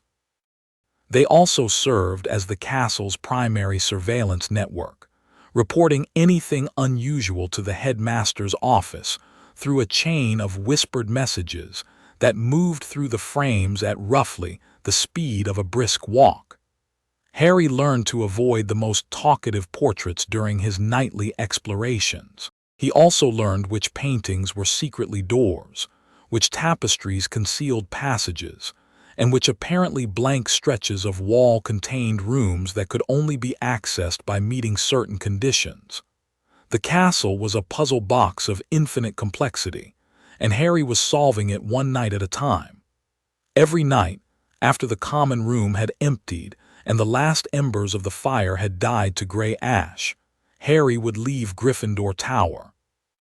He did not use the portrait hole, too conspicuous, too likely to wake the fat lady, whose singing voice was already a source of nightly complaint among the occupants of the nearest dormitories. Instead, he opened his dormitory window and stepped out into the night air, rising silently above the tower, and then descending through an open window on the other side of the castle. He moved through Hogwarts like a ghost, faster than a ghost, actually, having discovered that Peeves the poltergeist could track movement at speeds up to roughly 60 miles per hour, above which he became nothing more than a displaced breeze. Harry cruised the corridors at 100, mapping every turn, every dead end, every trick staircase that liked to change direction on Wednesdays. The moving staircases were fascinating. Harry could feel the enchantments that animated them, complex spell chains, layered and redundant, each one a masterpiece of magical engineering that had been maintained and refined over centuries. They moved according to patterns that were chaotic to the untrained eye, but perfectly predictable to someone who could process the underlying variables at sufficient speed. Within 3 nights, Harry could navigate the staircase system with perfect accuracy, predicting every shift and pivot with the calm certainty of a chess player who can see 15 moves ahead. The castle had secrets, dozens of them, hidden rooms behind tapestries, corridors that only existed on alternate Tuesdays, a bathroom on the 2nd floor that Harry avoided instinctively after his hearing detected something massive and very much alive breathing in the pipes. The restricted section of the library whispered to him when he flew past the windows, the books calling out in languages he did not speak, their spines glowing faintly with containment charms that struggled against the knowledge imprisoned within. And on the 3rd floor, behind a locked door that Dumbledore had specifically warned the student body to avoid, Harry found the 3-headed dog. He didn't open the door. He didn't need to. His X-ray vision showed him everything. The massive beast, all three heads sleeping, its enormous body curled over a trapdoor in the floor. Beneath the trapdoor, Harry's vision descended through layers of enchantment. He caught glimpses of a vine-filled room, a vast chamber with flying shapes, a giant chessboard, before the magical protections became too dense to penetrate, swallowing his sight in a soup of concentrated spellwork. Something was being guarded. Something important enough to warrant a three-headed dog and multiple layers of the most powerful enchantments Harry had ever encountered. He filed it away with the dark frequency from Quirrell's turban, with Snape's inexplicable hatred, with the Sorting Hat's reaction to his mind. The constellation of mysteries grew, each point of light connected to the others by invisible threads that Harry could feel but not yet see. He returned to his dormitory before dawn, descending through the window as silently as he had left, and lay in bed listening to the castle breathe around him. Ron snored in the next bed. Neville mumbled in his sleep about lost toads. Seamus Finnegan's pillow smoldered gently from a dream-related magical discharge, and Harry stared at the canopy of his four-poster bed and thought about a locked door, a three-headed dog, and a castle full of secrets that were slowly, patiently, inevitably, beginning to reveal themselves to a boy who could see through walls. The first month ended, and October arrived with a blast of Highland wind that sent the first fallen leaves skittering across the courtyards like tiny, golden refugees. The days grew shorter, and Harry felt the change. Fewer hours of sunlight meant fewer hours of peak power, and he began to notice patterns in his own abilities. Morning classes in the well-lit upper floors left him feeling charged and sharp. Afternoon potions in the sunless dungeons left him feeling merely human. The difference was subtle, imperceptible to anyone watching, but Harry tracked it with the meticulous attention of a scientist conducting an ongoing experiment on himself. Harry began keeping a mental log of his abilities and their fluctuations, tracking his strength and speed and sensory acuity against variables like time of day, weather conditions, and duration of sun exposure. The data confirmed what he had suspected. He was solar-powered in a way that was as mechanical and predictable as a battery. Direct sunlight was full charge. Cloudy days reduced his peak output by roughly 15%.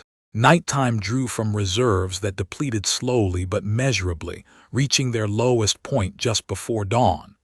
The dungeons were the worst, cut off from the sun entirely. Harry felt the drain almost immediately, his reserves trickling away like water through sand. He was his own test subject, his own laboratory, his own mystery, and the mystery he was beginning to understand was far larger than Hogwarts. Chapter 2 End. Chapter 3.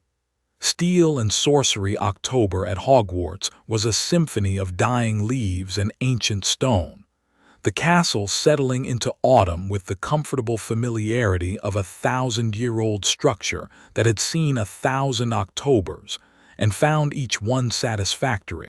The grounds blazed with color, the forbidden forest a wall of amber and crimson at the edge of the lake, the Quidditch pitch ringed with trees that dropped their leaves like confetti during practice sessions, the courtyards carpeted with gold that crunched underfoot and released the smell of cold earth and endings. The temperature was dropping, and Harry noticed something interesting about his relationship with the cold. It didn't affect him. Not in any way that mattered. His body temperature remained constant regardless of the external conditions, his cells generating their own heat from the solar energy stored within them. While other students bundled into scarves and gloves and the thick woolen cloaks that Hogwarts provided for outdoor classes, Harry walked through the October chill in his standard robes and felt nothing more than a pleasant awareness of the air's texture against his skin. He wore the scarf anyway, blending in required attention to details, and a boy who showed no response to cold would be as conspicuous as a boy who could catch a troll's club. So Harry shivered when others shivered, blew on his hands when others blew on theirs, and added the performance of thermal discomfort to his growing repertoire of normalcy. Harry loved autumn at Hogwarts, though he would never have said so out loud, because articulating the feeling would have required admitting a vulnerability he was not yet ready to name.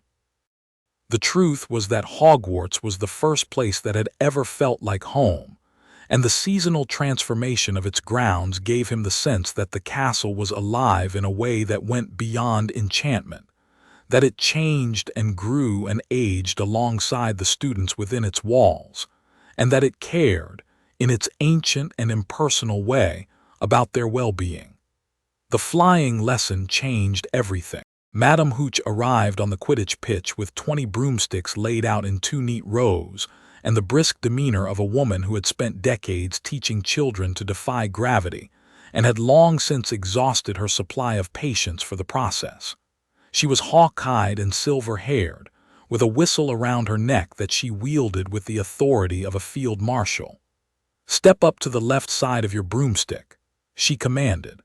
"Stick your right hand over it and say, 'Up.'"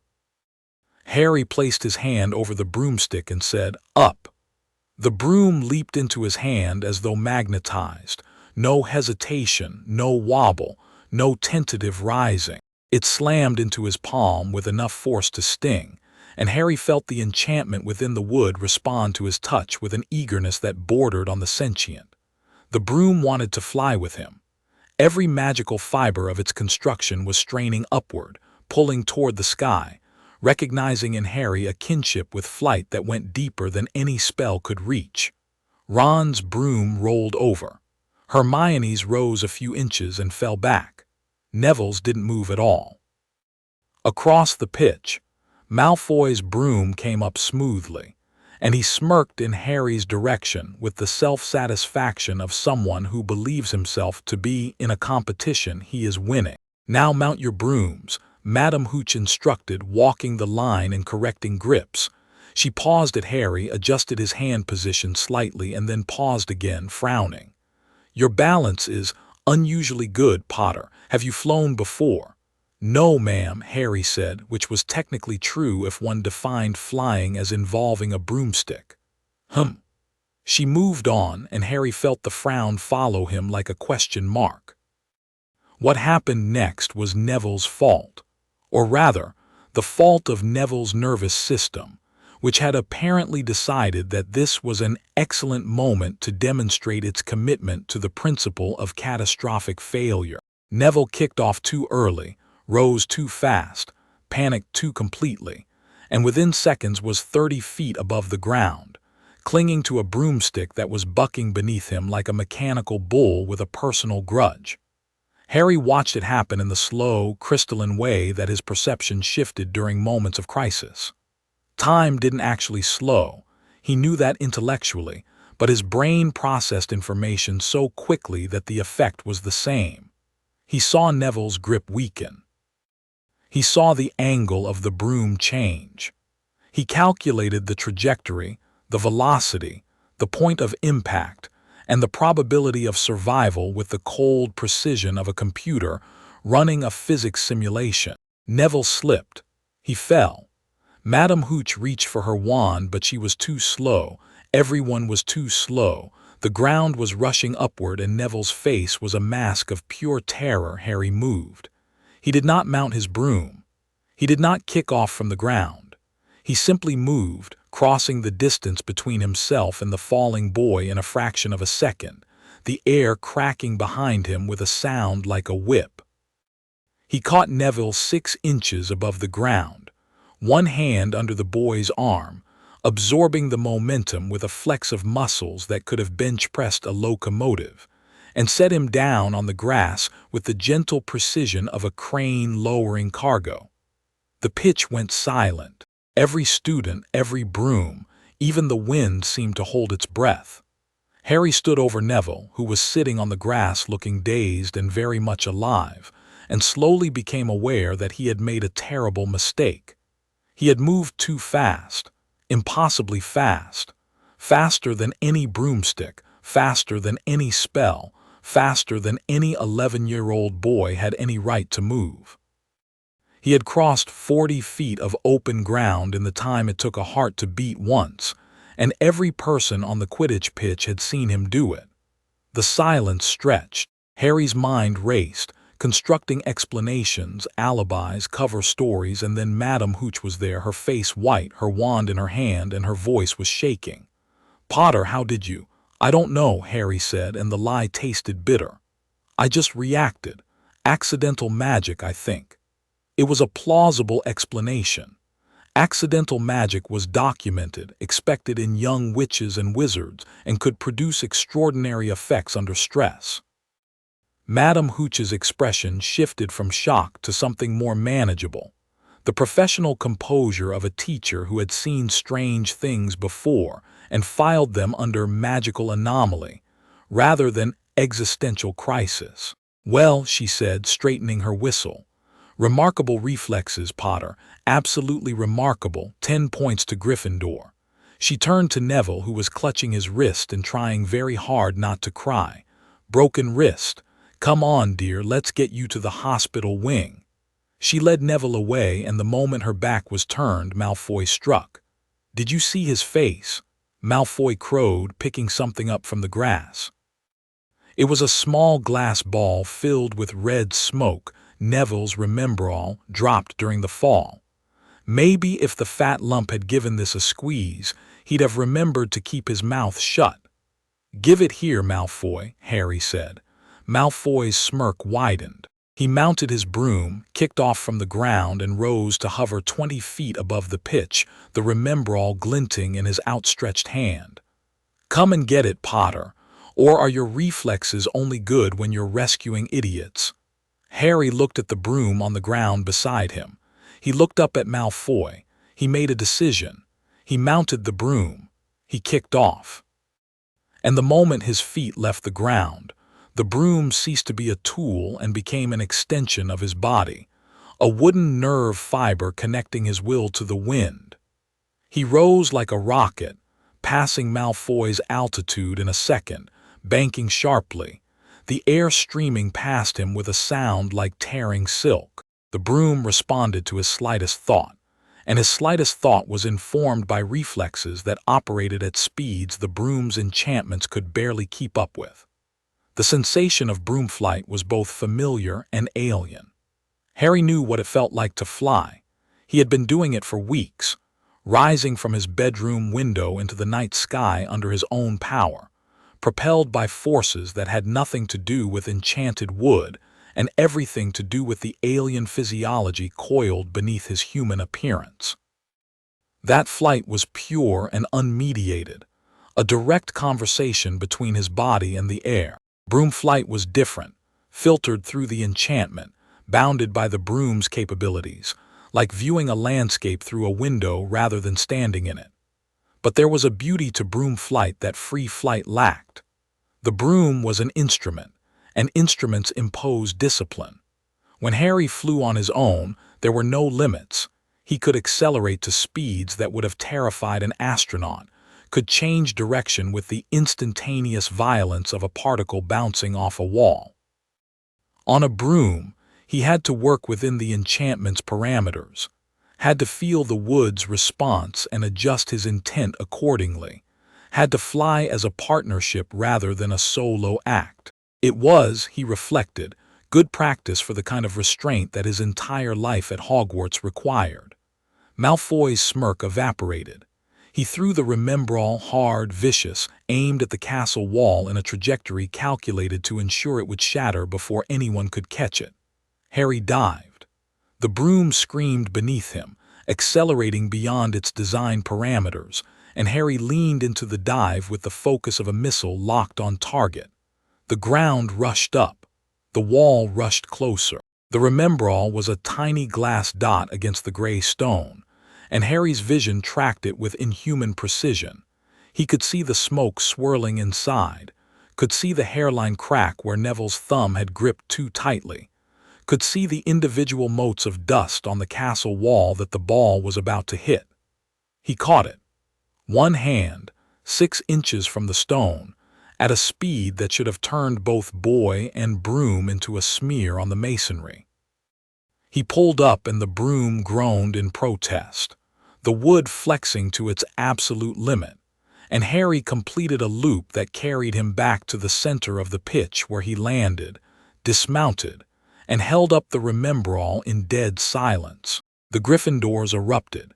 Even some of the Slytherins looked grudgingly impressed. Malfoy landed looking like someone had replaced his blood with vinegar, and then a voice cut through the celebration like a knife through cake. Harry Potter. Professor McGonagall was striding across the pitch with the thunderous purpose of a woman who had just witnessed a flagrant violation of school rules and was preparing to deliver consequences that would echo through the ages. Harry's heart sank. He was going to be expelled. Barely a month in, and he was going to be sent back to Privet Drive, back to the cupboard, back to the Dursleys. Come with me. McGonagall's voice left no room for negotiation. Harry followed her into the castle, through corridors that blurred past, up staircases that shifted obligingly out of their way, and into a stretch of hallway where McGonagall stopped at a classroom door and knocked sharply. "Excuse me, Professor Flitwick, could I borrow Wood for a moment?" Oliver Wood turned out to be not a disciplinary tool but a person, a fifth-year Gryffindor with the broad shoulders and obsessive gleam of a Quidditch captain who had been told his team was getting a new player. McGonagall introduced Harry with the barely contained excitement of a cat presenting a particularly impressive mouse. "I've found you a seeker," she said. Wood looked at Harry. Harry looked at Wood.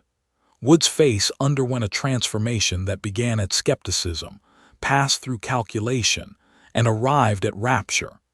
He caught a Remembrall one-handed after a 50-foot dive, McGonagall added, and the rapture intensified to the point where Wood appeared to be having a religious experience.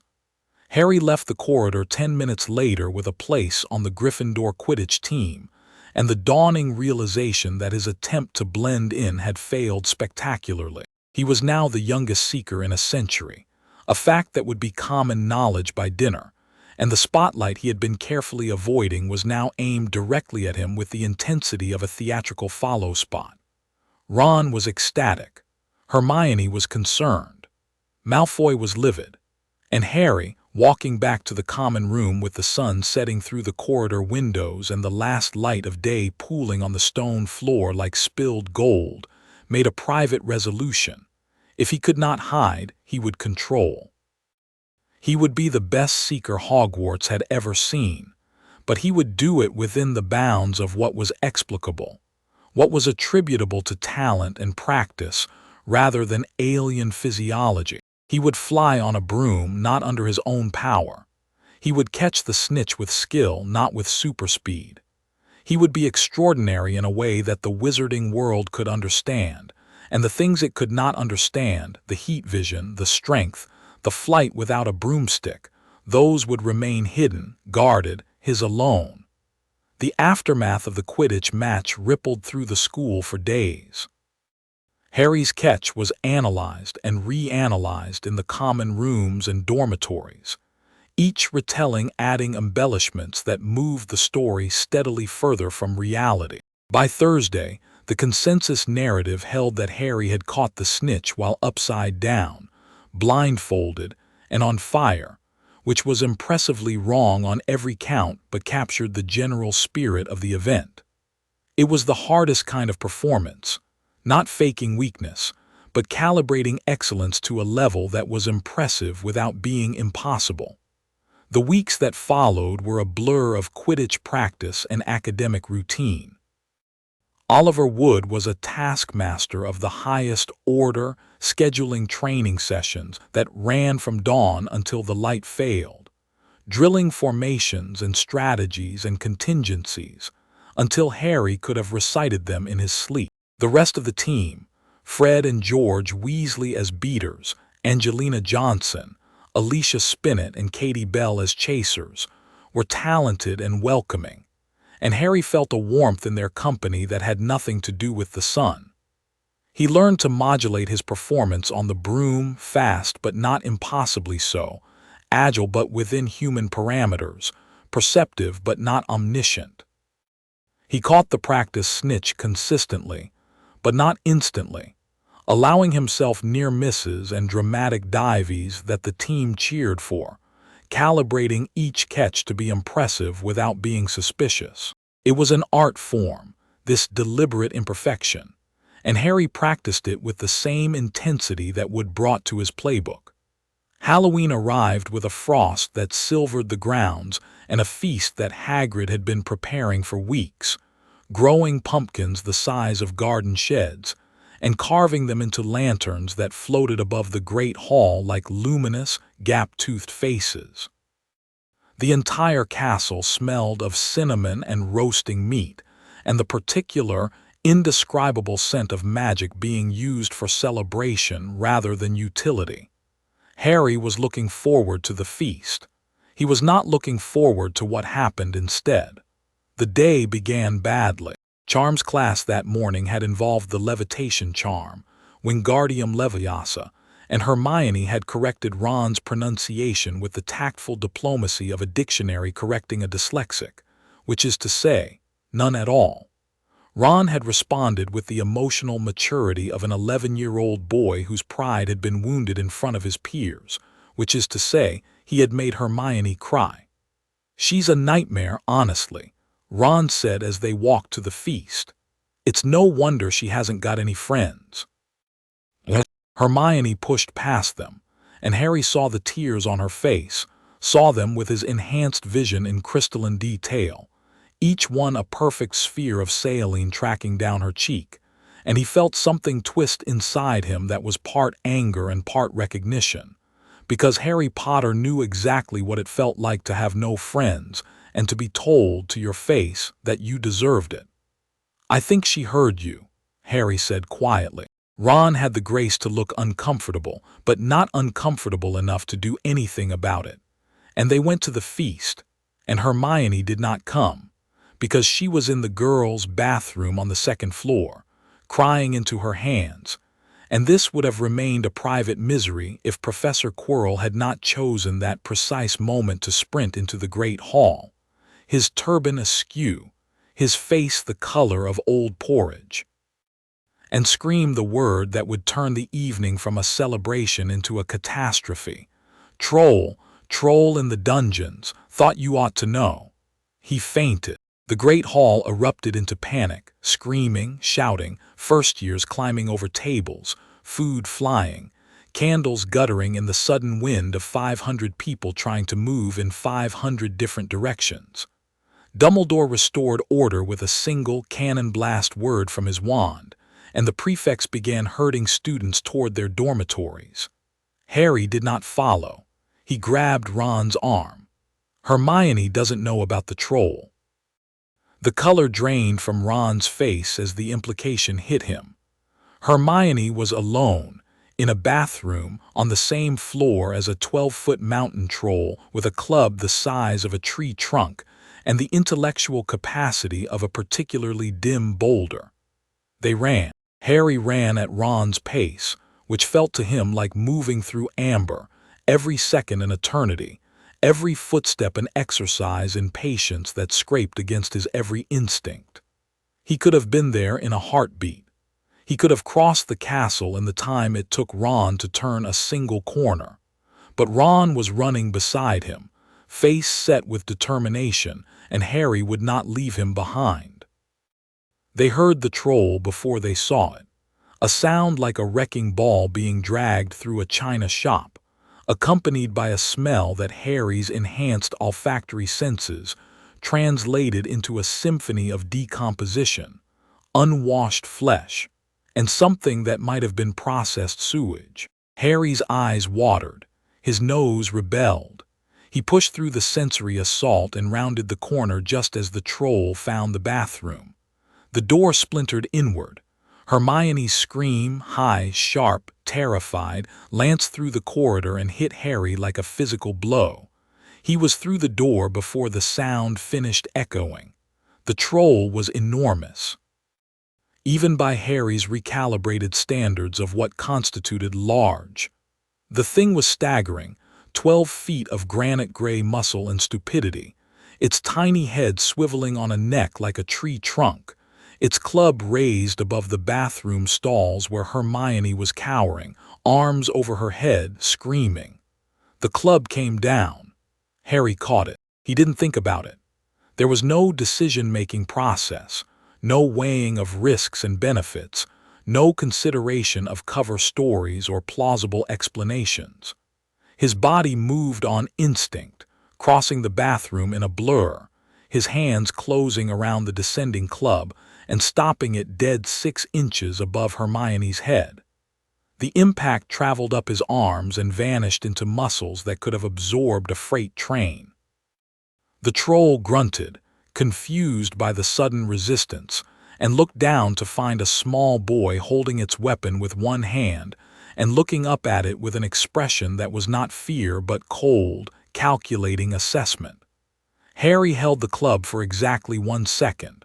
Then he twisted it. The motion was precise and economical, a single rotation of his wrists that wrenched the club from the troll's grip with a force that sent the creature stumbling sideways into the wall. Sinks shattered. Pipes burst. Water erupted in a geyser that hit the ceiling and rained down like an indoor monsoon. The troll recovered, roared, and swung a fist the size of a dustbin lid at Harry's head. Harry didn't dodge. He let the fist connect. There was a sound, a deep, resonant crack, like a boulder striking a mountainside, and the troll recoiled, howling, cradling its hand against its chest. 3 of its fingers were bent at angles that fingers were not designed to accommodate. It had punched Harry in the face and broken its own hand on the impact. Harry hadn't felt a thing.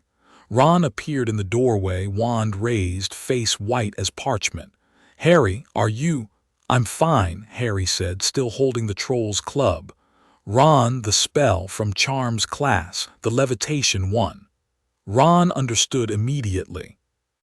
He raised his wand, and this time his pronunciation was perfect, Wingardium Leviosa, and the club rose from Harry's hands, floated above the troll's tiny head and dropped like a stone.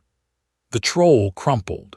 It hit the floor with an impact that Harry felt through the soles of his shoes and lay still, its breathing the only sound in the devastated bathroom apart from the rush of water from the broken pipes. Hermione stood up slowly, shaking, her robes soaked, her face streaked with tears and plaster dust. She looked at Harry. She looked at the unconscious troll. She looked at the club, at the broken sinks, at Harry's face, which bore no mark whatsoever despite having been struck by a fist that could have demolished a car. "How did you?" she began. The bathroom door burst open and professors poured in. McGonagall, Snape, Quirrell, and the moment for questions evaporated in a flood of adult authority and frightened exclamations. Hermione, with a presence of mind that Harry would later recognize as the moment their friendship became permanent, told a lie.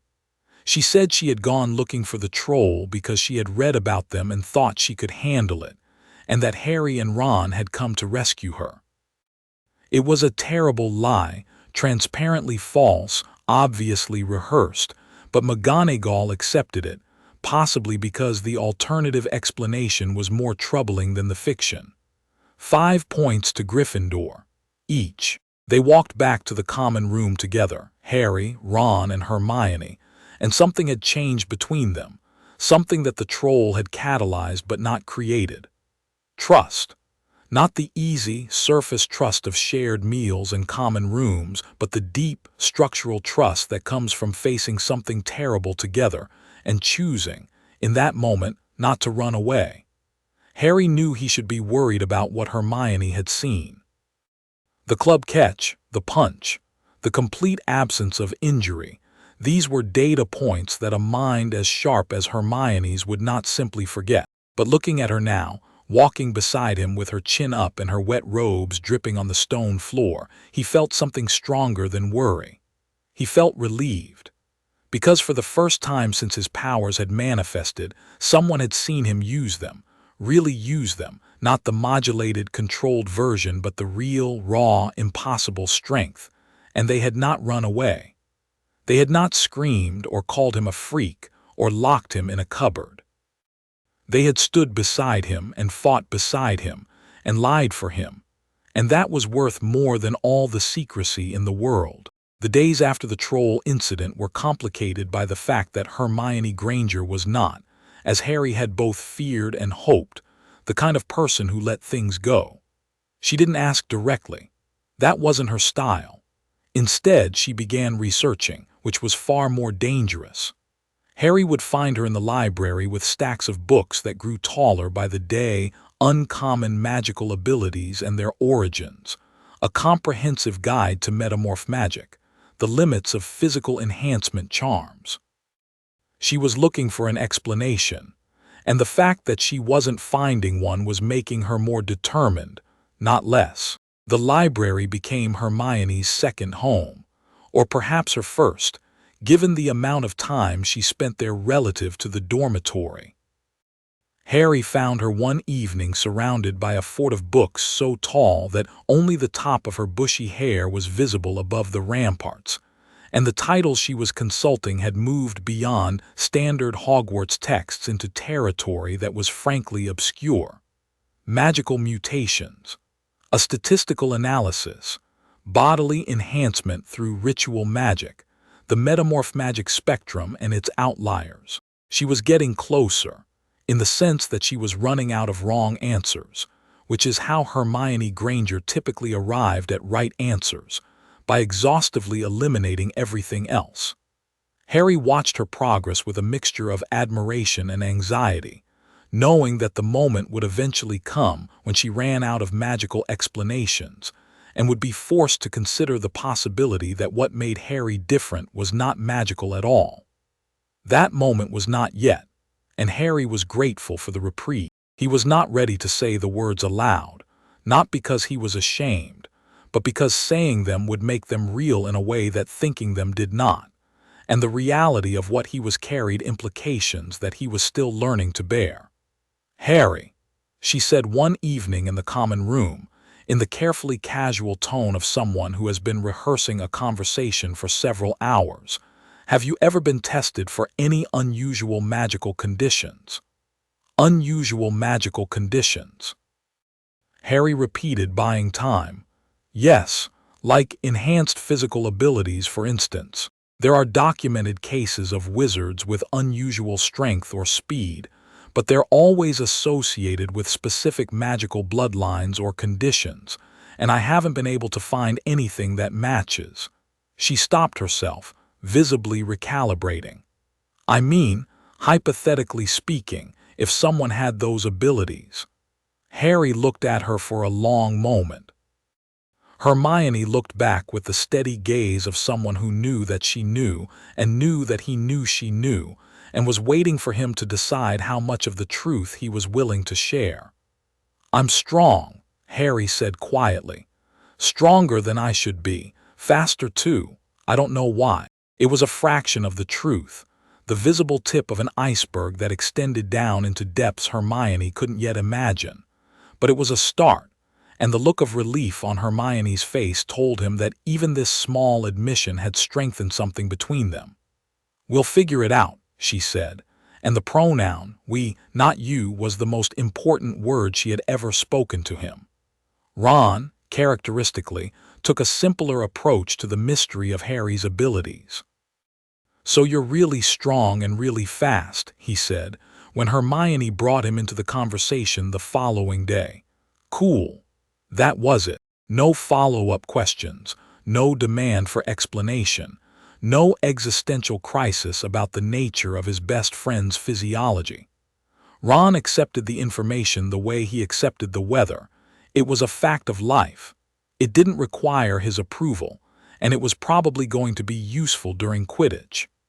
Harry's first Quidditch match arrived like a storm that had been building on the horizon for weeks. Gryffindor versus Slytherin, the oldest rivalry in the school, and the stands were a sea of scarlet and green, banners snapping in the November wind, the entire student body present and vocal and vibrating with anticipation. Harry sat in the changing room and listened to Oliver Wood's pre-match speech, which combined the inspirational quality of a wartime address with the obsessive detail of a military briefing. Wood diagrammed plays on a chalkboard, assigned roles, emphasized the critical importance of every position, and concluded with a statement that was either a motivational maxim or a threat, depending on one's interpretation. "We are going to win this match, or I will personally ensure that none of you enjoy Christmas." The Nimbus 2000 was a revelation in broomcraft. Harry's enhanced tactile sensitivity could feel the individual spell layers woven into its construction, the acceleration charm in the shaft, the stabilization hex in the tail twigs, the featherlight enchantment that reduced its effective weight to barely more than a wand. It was, in magical terms, a precision instrument, and Harry's respect for the craftsmanship was genuine even as he knew that the finest broom ever made was a poor substitute for the flight his own body could achieve. He had to be careful. On a broom, his reflexes were the only variable he needed to control. The broom's speed was limited by its enchantments, so Harry couldn't accidentally break the sound barrier during a dive. But his reaction time, his ability to spot the snitch from impossible distances, his capacity to execute maneuvers that required superhuman coordination, these were the things that could betray him. He needed to be good. He needed to be the best seeker anyone had ever seen. But he could not be impossible. The teams kicked off, and the stadium erupted, and Harry rose above it all on the Nimbus 2000 that McGonagall had arranged for him, feeling the wind in his face and the sun on his back and the familiar, intoxicating rush of being airborne. The broom was the finest thing he had ever ridden, responsive, fast, eager, but it was still a broom, still a mechanical intermediary between himself and the sky, and a part of Harry mourned the difference between this and true flight, the raw, unmediated experience of moving through the air under his own power. He pushed the thought aside and scanned for the snitch. The game was brutal. Slytherin played dirty, elbows in ribs, brooms cutting across flight paths, bludgers suspiciously redirected toward Gryffindor's seeker. Harry dodged and wove, his enhanced reflexes making the incoming attacks look like slow-motion obstacles that he navigated with contemptuous ease. To the crowd, he looked like a natural, gifted, instinctive, balletic on a broom. They didn't know that he could see the bludgers coming from 100 yards away, could calculate their trajectories in the time it took a normal person to blink, could have dodged them blindfolded. Harry's awareness during the match was divided into layers. On the surface, he tracked the quaffle and the players and the scoring, maintaining enough situational awareness to dodge bludgers and avoid collisions. Deeper, he scanned for the snitch with a systematic thoroughness that covered every cubic foot of airspace above the pitch, his enhanced vision processing the visual field in overlapping sectors the way a radar dish processes returns. And deepest of all, in the part of his awareness that never fully switched off, he monitored the crowd and the staff section for threats, because Harry Potter had learned very early that the moments when you felt safest were often the moments when danger was closest. He spotted the snitch 12 minutes into the match. It was hovering near the Slytherin goalposts, its tiny golden wings catching the sunlight, and Harry could have reached it in 3 seconds if he'd pushed the broom to its maximum velocity. Instead, he began a measured pursuit, fast, exciting, full of the near misses and dramatic turns that the crowd expected, and was halfway across the pitch when the broom bucked beneath him. The bucking was not natural. Harry felt it instantly, a foreign magical signature interfering with the broom's enchantments, a jinx that was trying to shake him loose the way a bronco tries to unseat a rider. The broom rolled, pitched, and jolted, and Harry held on not because he needed the broom to stay airborne, but because letting go would mean revealing that he could fly without one. In the stands, Hermione had already identified the problem. Harry could hear her, his hearing cut through the roar of the crowd with surgical precision, pointing at the staff section and saying, "Snape, he's jinxing the broom. Look, he's not blinking." She was partly right. Someone was jinxing the broom. But Harry's vision, sweeping the teacher's section from his lurching perch, identified two people muttering incantations: Snape, whose lips were moving in a steady, rhythmic countercurse, and Quirrell, whose lips were moving in something darker, something that resonated with the same diseased frequency Harry had felt from the turban on the first night. It was Quirrell, not Snape. Snape was trying to save him. Harry filed this information away with the same cold efficiency he applied to all the mysteries accumulating around him. He couldn't reveal what he knew, not yet, not without explaining how he knew it, so he did the next best thing. He held on, weathered the jinx, and waited for Hermione to execute whatever plan she was formulating. Fire. He heard the whoosh of it, smelled the smoke, felt the jinx shatter as Quirrell's concentration broke. Hermione had set Snape's robes on fire, collateral damage, but effective. The broom stabilized instantly, and Harry took a single, deep breath, reoriented himself, and dived. The snitch was still near the Slytherin goalposts. Harry covered the distance in a dive that drew gasps from the crowd, steep, fast, controlled. Every inch of it calculated to look human, and snatched the snitch from the air with a clean, one-handed grab. His mouth closed around something cold and metallic. He had nearly swallowed it, which was either the most dramatic catch in Hogwarts Quidditch history or the least dignified, depending on perspective, and he held it up in the sunlight, golden wings fluttering against his fingers. Gryffindor won, 170 points to 60. The stands erupted, red and gold everywhere, Fred and George lifting Harry onto their shoulders while the crowd chanted his name. Ron was screaming. Hermione was crying. Malfoy looked like he had swallowed a lemon whole. And Harry, held aloft by his teammates, the snitch still clasped in his hand, looked toward the teacher's section where Quirrell was applauding politely, and Snape was scowling, and Dumbledore was smiling a smile that didn't quite reach his eyes. Something was wrong at Hogwarts. The troll had not been a coincidence. The jinxed broom had not been random. Quirrell's dark frequency was growing stronger, louder, more insistent, and it was broadcasting from beneath a turban that smelled, now that Harry focused his attention on it, not of garlic as Quirrell claimed, but of something far worse. Something that was alive. Something that hated. The snitch's wings slowed to a stop in Harry's palm. He closed his fingers around it and felt the metal warm against his skin. And he thought about the three-headed dog on the third floor, and the trapdoor it guarded, and the dark frequency that pulsed through the castle like a second heartbeat.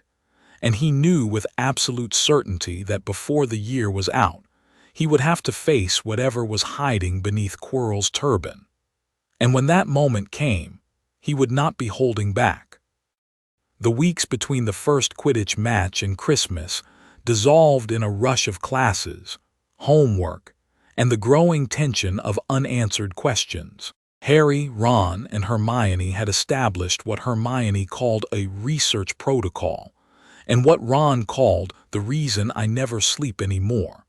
A systematic investigation of everything connected to the third-floor corridor, the three-headed dog, and the mysterious object being guarded beneath the trapdoor. The castle at night was a different creature from the castle by day. Where the daytime Hogwarts was warm and chaotic, full of students and lessons, and the controlled pandemonium of 1,000 teenagers learning to wield magic, the nighttime Hogwarts was still and deep and layered with enchantments that only revealed themselves in the absence of human noise. Harry discovered entire ecosystems of magic that existed below the threshold of normal perception, ward lines that crisscrossed the corridors like invisible tripwires, diagnostic spells that monitored the structural integrity of walls built a millennium ago. healing enchantments embedded in the very stones that slowly repaired the damage of centuries. He found the room of requirement by accident, on a night when he was thinking very hard about needing a place to practice controlling his heat vision without setting anything important on fire. A door appeared in a stretch of wall that had been featureless a moment before, and behind it lay a room that contained exactly what he needed. Thick stone walls, a series of stone targets arranged at varying distances, and a ceiling high enough to accommodate the occasional misfired beam without hitting anything structural. Harry practiced there for hours, refining his control over the twin beams of concentrated thermal energy that his eyes could produce. He learned to adjust the intensity, from a gentle warmth that could toast bread to a focused lance of heat that could cut through 6 inches of solid granite. He learned to aim with precision, burning patterns into the stone targets that were as fine and detailed as penwork.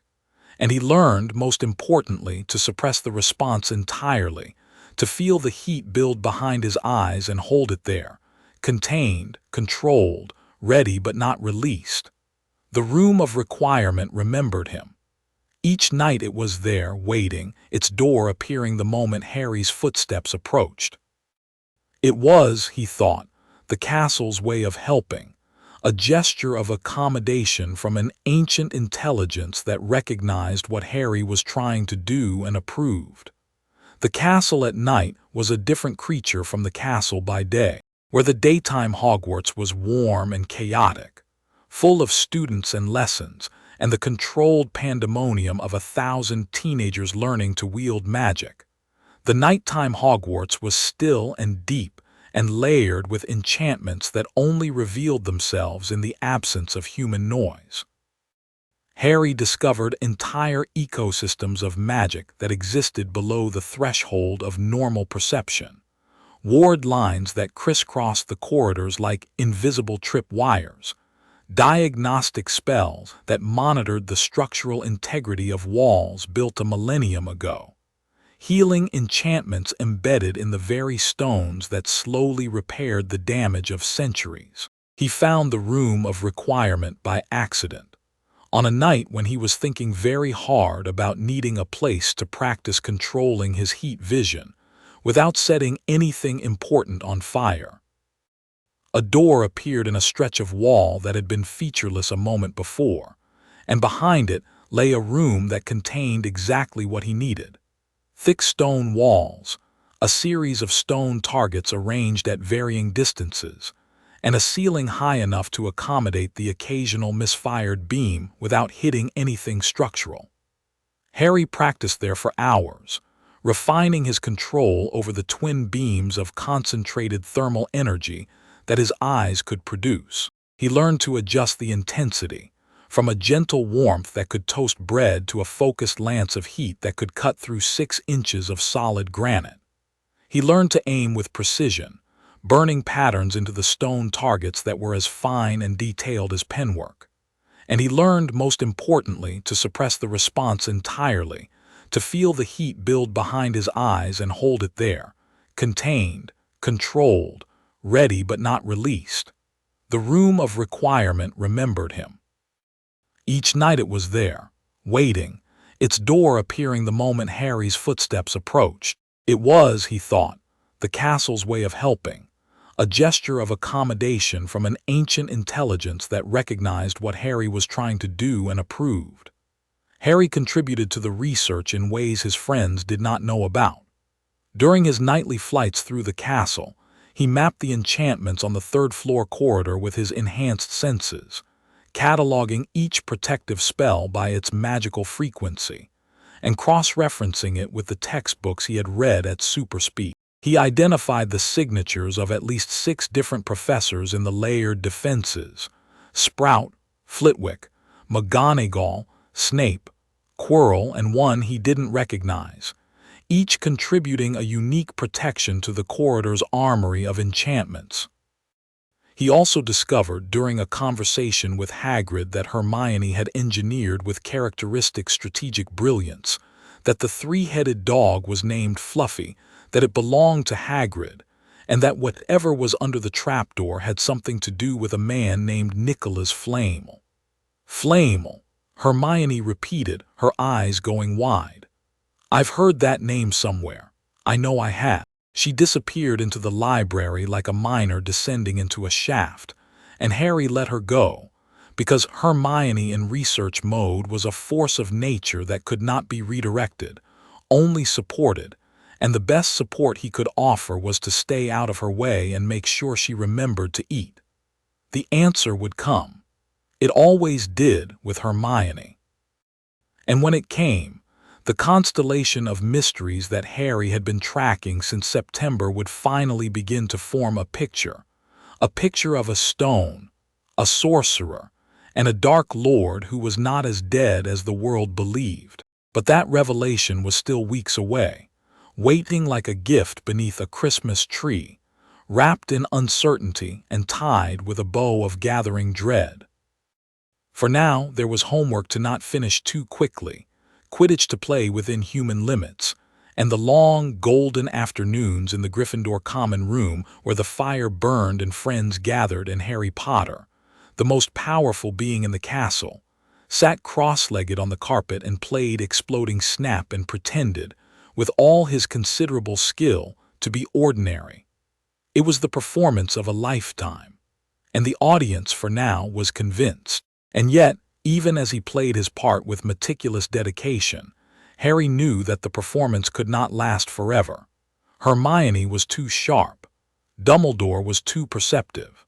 The castle itself seemed to watch him with a sentient curiosity that suggested the ancient enchantments were not entirely fooled by the boy who pretended to be ordinary while radiating a power that the stones themselves could feel.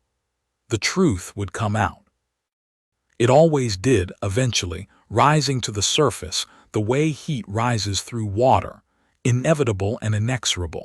The only question was when, and whether Harry would be the one to reveal it, or whether the revelation would come from outside, uninvited and uncontrolled, in a moment of crisis when the pretense of normalcy finally shattered under the weight of an impossibility too large to conceal. Chapter 3 End. Chapter 4. The dark frequency Christmas came to Hogwarts the way it comes to places that were built to contain wonder, not as a holiday but as a transformation.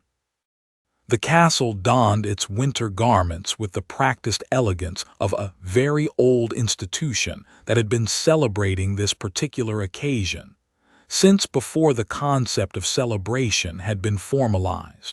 12 towering Christmas trees appeared in the Great Hall overnight, decorated with live fairies and enchanted ornaments that sang carols in tiny, silver voices. Garlands of holly and mistletoe draped every banister, every doorway, every portrait frame, and the suits of armor in the corridors had been charmed to sing, "O come, all ye faithful," in four-part harmony whenever anyone walked past, which was charming for the first 3 days and maddening thereafter. The shift in the castle's mood was palpable, even to non-enhanced senses. The portraits sang more frequently. The ghosts told longer and more elaborate stories, and even the staircases seemed to move with a festive randomness that deposited students in unexpected but pleasant locations.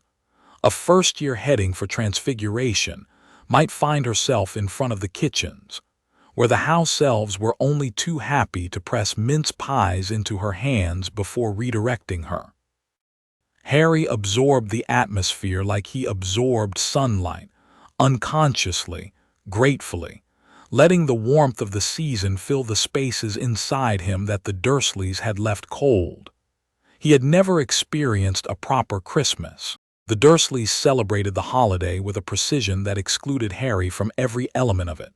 The presents were for Dudley, the food was for the family, and Harry's contribution to the festivities was limited to watching from the kitchen doorway while the Dursleys consumed their happiness in front of him, with the oblivious cruelty of people who have never considered that joy might be a finite resource that not everyone can access. Snow fell in quantities that would have paralyzed a lesser institution. It piled against the castle walls in drifts that reached the first-floor windows, blanketed the grounds in a white so pristine it seemed to glow, and transformed the Quidditch pitch into a featureless plain that looked like a canvas waiting for a painter who worked exclusively in footprints.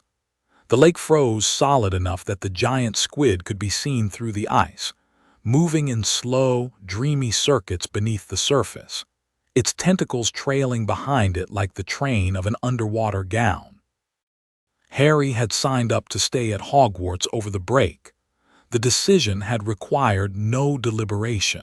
Returning to Privet Drive for Christmas was about as appealing as volunteering for dental surgery, and the prospect of having the castle largely to himself, most students went home for the holidays, filled him with a quiet anticipation that he did not examine too closely for fear of discovering it was happiness. Ron was staying too, his parents having gone to Romania to visit his brother Charlie. Hermione had gone home with reluctance, extracting a promise from both boys that they would continue researching Nicholas Flamel in her absence, a promise that Ron had made with the sincere intention of ignoring it completely, and Harry had made with the quiet knowledge that he had already found the answer. Nicholas Flamel was an alchemist, the only known maker of the Philosopher's Stone, 665 years old. Harry had discovered this 3 weeks ago during one of his nightly reading sessions, when his superspeed had allowed him to consume the entire contents of a reference shelf in the library in under an hour. He had not told Hermione, partly because revealing the information would have required explaining how he had found it, and partly because Hermione's joy in the process of discovery was something Harry was not willing to steal. The Philosopher's Stone, a substance that could turn any metal to gold and produce the elixir of life, which made the drinker immortal. Harry understood immediately why it was being guarded at Hogwarts, and he understood, with a cold clarity that settled over him like frost, why something dark was trying to reach it. Christmas morning was a revelation. Harry woke to find presents at the foot of his bed, actual presents, wrapped in actual paper, intended for him specifically and not repurposed from Dudley's reject pile. Ron had given him a hand-knitted jumper in Weasley maroon. Hagrid had sent a hand-carved wooden flute. Hermione had sent a large box of chocolate frogs with a note reminding him to research Flamel. And there was one more gift, a large, shapeless parcel wrapped in silvery paper with a note in handwriting Harry didn't recognize. "Your father left this in my possession before he died. It is time it was returned to you. Use it well. A very Merry Christmas to you. No signature." Harry unwrapped the parcel and a cloak spilled out, fluid, shimmering, the color of moonlight on water. He held it up and watched his hand disappear. An invisibility cloak. His father's invisibility cloak. Ron's eyes went the size of dinner plates. "Blimey, Harry, that's incredibly rare. Most wizards would give their wand arm for one of those." Harry draped the cloak over his shoulders and watched his body vanish, leaving only his head floating in midair like a particularly unsettling decoration. The cloak was cool against his skin, and the enchantment that powered it was different from anything he had encountered at Hogwarts, older, deeper, more complex. It didn't just bend light, it bent reality, creating a pocket of non-existence around the wearer that made them not merely invisible but genuinely absent from the perceptible world. It was, Harry thought, the second most useful tool he possessed. The first was himself. That night, he used the cloak to explore the one area of the castle he had not yet visited, the restricted section of the library. His nightly flights had taken him through every corridor, every classroom, every tower and dungeon and secret passage, but the library's forbidden shelves had remained off-limits, protected by enchantments that were specifically tuned to detect unauthorized entry and alert the librarian, Madame Pince, whose devotion to her books bordered on the romantic. The invisibility cloak bypassed these protections entirely. Harry slipped between the shelves like a ghost, his eyes scanning the spines with a speed that would have made Hermione weep with envy. The books here were different from those in the main library, darker, older, many of them chained to the shelves, some of them whispering, one or two of them screaming when touched. Harry navigated the collection with careful hands, reading titles and absorbing information at a rate that turned the restricted section into a 2-hour education in the darker corners of magical knowledge. He found references to the Philosopher's Stone in 17 separate volumes. He found detailed analyses of the elixir of life, its properties, its limitations. He found a treatise on Horcruxes that made his stomach turn. And he found, in a crumbling volume bound in what he sincerely hoped was not human skin, a passage about objects of power that attracted dark forces the way blood attracts sharks. The Philosopher's Stone was such an object. Its presence at Hogwarts was a beacon, broadcasting on frequencies that dark wizards and dark creatures could detect across vast distances. And someone, or something, had already detected it. Harry closed the book and left the restricted section, his mind turning over the implications. The stone was here. Voldemort, or whatever remained of Voldemort, wanted it, and the dark frequency emanating from Quirrell's turban was the sound of that want, broadcast on a wavelength that only Harry's enhanced hearing could detect. He was crossing the 3rd floor on his way back to Gryffindor Tower when he found the mirror. It was standing in an empty classroom, propped against the wall as though someone had placed it there and forgotten to come back for it. It was tall, taller than Harry, taller than Hagrid, with an ornate golden frame inscribed with words that Harry read without difficulty. Erised stra eru oit ube cafru oit on wosi. I show not your face but your heart's desire. Harry stood in front of the mirror and looked at his reflection, and the world shifted. He saw his parents first. A woman with dark red hair and green eyes, his eyes, stood behind his reflection, her hands on his shoulders, her smile so full of love that it felt like a physical warmth radiating from the glass. Beside her stood a tall man with untidy black hair and glasses, his arm around the woman's shoulders, his face alight with the particular pride of a father looking at his son. James and Lily Potter. Harry had never seen them outside of photographs, and the sight of them moving, breathing, smiling at him with the easy joy of parents who had never been taken away hit him like a blow to the chest. But the mirror showed more. Behind his parents, the image shifted and expanded, and Harry saw something that made his breath stop entirely. A world. Not Earth, something else, somewhere else.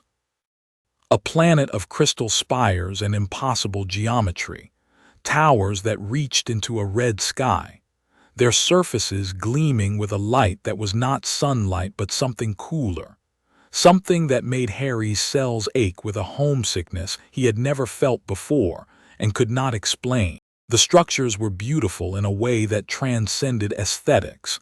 They were mathematical, precise, each one a perfect expression of principles that Harry could almost understand, hovering just beyond the reach of his comprehension like a word on the tip of his tongue. The crystal architecture defied every principle of engineering Harry had encountered in his textbooks.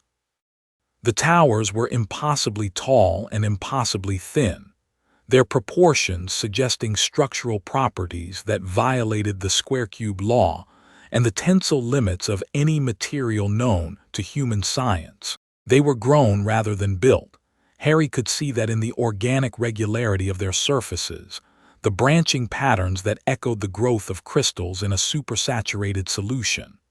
They were alive in some sense, alive the way a coral reef is alive, each crystal structure housing and supporting a network of encoded information that Harry's Kryptonian senses registered as a symphony of structured light.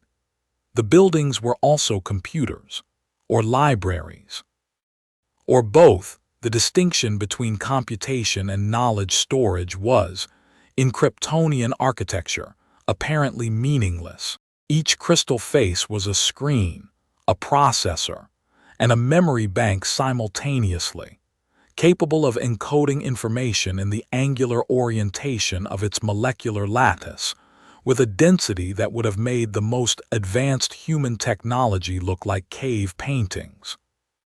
The entire city was a single, interconnected intelligence, not sentient exactly, but aware, in the way that an ecosystem is aware, responding to the needs of its inhabitants with the adaptive precision of a system that had been optimized over millennia. And above it all, a red sun. Smaller than Earth's sun, colder, its light a deep crimson that washed the crystal landscape in shades of ruby and blood. The sight of it made Harry feel diminished, as though the yellow sun that fed his powers was an anomaly and this red sun was the correct one, the intended one, the sun under which he had been meant to live in a world where living was defined differently. The image pulsed, and for a moment, just a moment, Harry heard something.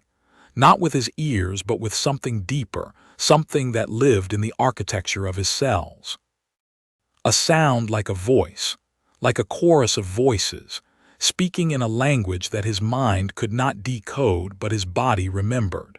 The sound was information, dense, compressed, encoded in frequencies that carried meaning the way light carries color, and it spoke of origins, of purpose, of a civilization that had burned itself to ash and sent its last, best hope hurtling across the void between galaxies. The vision shattered. Harry blinked, and the mirror showed only his reflection, a pale, thin boy in a Hogwarts uniform, his scar a thin line on his forehead, his green eyes wide with the afterimage of a world he had never known but suddenly, desperately missed. He stood there for a long time, staring at the mirror, willing the vision to return. It didn't. The glass showed only the empty classroom, the dusty floor, the boy who was more alone than anyone in the castle could possibly understand. He came back the next night, and the next. Each time, the mirror showed him the same thing, his parents, warm and alive and loving, and behind them the crystal world under the red sun, pulsing with the encoded voices that spoke to a part of him that no spell or wand or sorting hat could reach. Each time, Harry stayed a little longer, sinking into the vision the way a drowning man sinks into water slowly, willingly, finding in the descent a peace that the surface world could not provide. On the third night, Dumbledore found him. The headmaster materialized from the shadows as though he had been there all along, which, knowing Dumbledore, was entirely possible. He was wearing a long dressing gown embroidered with stars that actually twinkled, and his expression was one of gentle concern, the look of a man who recognized an addiction because he had once suffered from it himself. "I see you've discovered the mirror of Erised, Harry," Dumbledore said softly. Harry didn't turn away from the glass. "I see my parents." "Yes." The mirror shows nothing more or less than the deepest, most desperate desire of our hearts. Dumbledore moved to stand beside Harry, his reflection appearing in the mirror, an old man with half-moon spectacles and eyes that had seen more than they could ever fully communicate. "You, who have never known your family, see them standing around you. It is a beautiful vision, and a dangerous one." "I see something else too," Harry said, and he didn't know why he said it except that the loneliness of the crystal world was pressing on him like a physical weight and he needed desperately to share it with someone. "I see a world, a planet. It's not Earth. There are crystal towers and a red sun, and I can hear voices, a language I don't understand." Dumbledore was very still for a long time. Harry could hear his heartbeat, steady, measured, but slightly faster than it had been a moment ago. Whatever Harry had just described, it had affected Dumbledore in a way that the headmaster was working very hard not to show. "Harry," Dumbledore said carefully, "the mirror shows us what we desire most.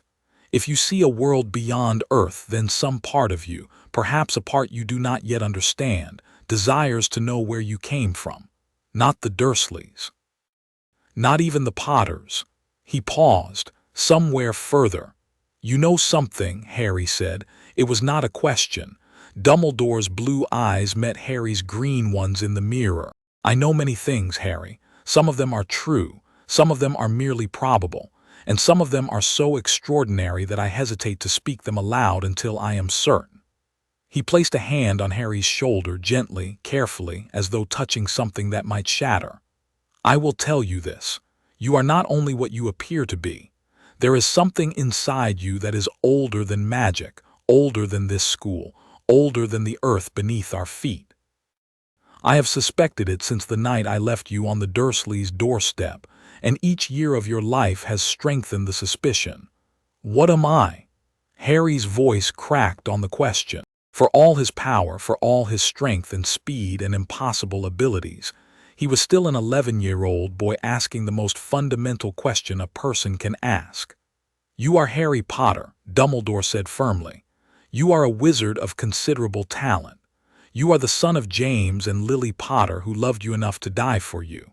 And you are, he hesitated, the pause of a man choosing his next words with the precision of a surgeon choosing an incision. You are also something else. Something I am still coming to understand. When I am ready, when I am certain, I will tell you everything. And if I can't wait that long. Dumbledore smiled, and the smile was sad and kind and very, very old. Then I suspect you will find the answers yourself. You are, after all, your mother's son. Lily never waited for permission to learn. He turned Harry gently away from the mirror. The mirror will be moved to a new location tomorrow, Harry. I must ask you not to go looking for it again. It does not do to dwell on dreams and forget to live. Harry nodded. He let Dumbledore guide him toward the door, away from the mirror and its visions of crystal towers and red suns. But as he crossed the threshold, he heard it one more time, faint, almost subliminal, the encoded voice from the mirror's depths, speaking a single word in a language that his mind could not translate but his heart understood perfectly. Kal-El. It was his name. Not Harry, not Potter. Something older. Something that had been waiting inside him since the day a child fell from the sky and landed in a world that was not his own, and was found by a woman whose love was strong enough to protect him from the darkest magic ever conceived. Harry walked back to Gryffindor Tower and did not sleep. He lay in bed with his eyes open, staring at the canopy, listening to the castle breathe, and turning the name over in his mind like a stone worn smooth by water. Kal-El, Kal-El, Kal-El. The spring term began with rain and a renewed sense of urgency. Hermione returned from the holidays with 3 inches of additional essay on every subject and a determination to crack the flammable mystery that bordered on the evangelical. Harry let her discover the answer on her own. He had waited this long, another few days wouldn't matter, and was rewarded with the sight of Hermione sprinting into the common room at 11 o'clock on a Tuesday night, her hair escaping its braids in all directions, clutching a library book so enormous it might have served as a weapon. January at Hogwarts was a gray, wet, relentless affair that tested the patience of students and staff alike. The grounds were a quagmire. The corridors were perpetually damp from the condensation of 1,000 warming charms applied in sequence by students who had not yet mastered the art of drying their robes, and the Quidditch pitch was underwater for 3 consecutive weeks, forcing Oliver Wood to hold practice sessions in the Great Hall using miniature goalposts and a bewitched ping-pong ball that he insisted, with absolutely no justification, flew like a real snitch. Harry used the gray weeks productively. The reduced sunlight meant operating on reserves, which gave him an opportunity to map the lower limits of his abilities with a precision that sunny weather did not allow. He discovered that at minimum charge, the level he reached after 4 consecutive overcast days with no direct sun exposure, his strength was still roughly 50 times that of an average adult. His speed dropped to merely superhuman rather than physics-defying. His hearing contracted from a radius of several miles to roughly half a mile. still extraordinary by any human standard, but noticeably diminished by his own, and the difference taught him something important. He was not inexhaustible. The yellow sun made him powerful beyond measure, but without it, he was merely exceptional, and there was a meaningful difference between the two. Nicola's Flamel is the only known maker of the Philosopher's Stone, she announced, with the triumph of a scientist who has just split an atom and the volume of a person who has forgotten that other people are trying to sleep. Brilliant, Ron said, from beneath his pillow. The pieces were falling into place. The three-headed dog was guarding the Philosopher's Stone. The stone could produce the elixir of life. Voldemort, the darkest wizard in living memory, supposedly destroyed by baby Harry 10 years ago, wanted the stone because the elixir was the key to his resurrection. And Quirrell, nervous, twitching, garlic-scented Professor Quirrell, was helping him. Harry had not shared his theory about Quirrell with Ron and Hermione. They believed Snape was the threat, and Harry had allowed this misconception to stand because the truth, that he could hear a dark frequency emanating from Quirrell's turban, that his X-ray vision had shown him something living beneath the purple fabric, that every enhanced sense he possessed screamed danger whenever Quirrell was near, would raise questions he was not yet ready to answer. The dark frequency was getting louder. Week by week, it intensified, climbing from a background hum to a persistent, throbbing pulse that Harry could feel in his teeth. Whatever was living under Quirrell's turban was growing stronger, feeding on proximity to the stone, and its hunger was becoming harder to conceal. Quirrell's twitch was worse. His stammer was more pronounced. And occasionally, when Quirrell turned his back to the class, Harry would catch a flicker of something in his enhanced vision, a second face, pressed against the inside of the turban like something trapped beneath fabric, its features distorted but unmistakably human, its expression one of concentrated, patient, terrible hunger. Voldemort was living on the back of Quirrell's head. Harry was certain of it, and every day that the stone remained in the castle was a day closer to the moment when Quirrell's master would make his move.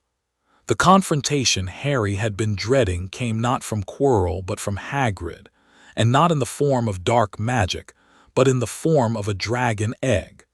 The dragon was beautiful. Harry could admit this even as he recognized the tactical nightmare it represented. Norbert was barely a day old, and already his fire was hot enough to scorch the wooden table and melt the tin mugs that Hagrid used for tea. His scales were a deep, glossy black that caught the firelight and threw it back in iridescent patterns, and his eyes, golden, slitted, ancient in a face that was barely hours old, tracked movement with the predatory focus of a creature that was born knowing how to hunt. Harry's enhanced senses cataloged Norbert's biology with the same clinical precision he applied to everything. Core temperature approximately 400 degrees Fahrenheit in the fire-producing glands. Skeletal density, roughly 4 times that of a human, muscle fibers arranged in a configuration that would allow flight within 6 months. The creature was a masterpiece of natural engineering, and Harry felt a kinship with it that he did not fully understand. 2 beings, both extraordinary, both dangerous, both desperately in need of handlers who understood what they were capable of. The dragon was beautiful. Harry could admit this even as he recognized the tactical nightmare it represented. Norbert was barely a day old, and already his fire was hot enough to scorch the wooden table and melt the tin mugs that Hagrid used for tea. His scales were a deep, glossy black that caught the firelight and threw it back in iridescent patterns, and his eyes, golden, slitted, ancient in a face that was barely hours old, tracked movement with the predatory focus of a creature that was born knowing how to hunt. Harry's enhanced senses cataloged Norbert's biology with the same clinical precision he applied to everything. core temperature approximately 400 degrees Fahrenheit in the fire-producing glands, skeletal density roughly 4 times that of a human, muscle fibers arranged in a configuration that would allow flight within 6 months. The creature was a masterpiece of natural engineering, and Harry felt a kinship with it that he did not fully understand. Two beings, both extraordinary, both dangerous, both desperately in need of handlers who understood what they were capable of. Hagrid had won the egg in a card game at the Hog's Head pub, a suspicious transaction that Harry's pattern recognition abilities flagged immediately as too convenient to be coincidence. Someone had given Hagrid that egg deliberately, and the only question was why. The answer became apparent when the egg hatched. Norbert, Hagrid's name for the Norwegian ridgeback that erupted from its shell in a shower of sparks and immediately tried to set fire to Hagrid's beard, was a problem of the highest order. A baby dragon in a wooden hut, tended by a man who thought dangerous creatures were merely misunderstood, was a disaster waiting to happen. And while the disaster was happening, attention and resources were being diverted away from the thing that actually mattered: the stone. "We have to get rid of it," Hermione said, staring at Norbert with the expression of someone calculating the exact moment when a situation transitions from problematic to catastrophic. "Hagrid, you live in a wooden house. The dragon breathes fire."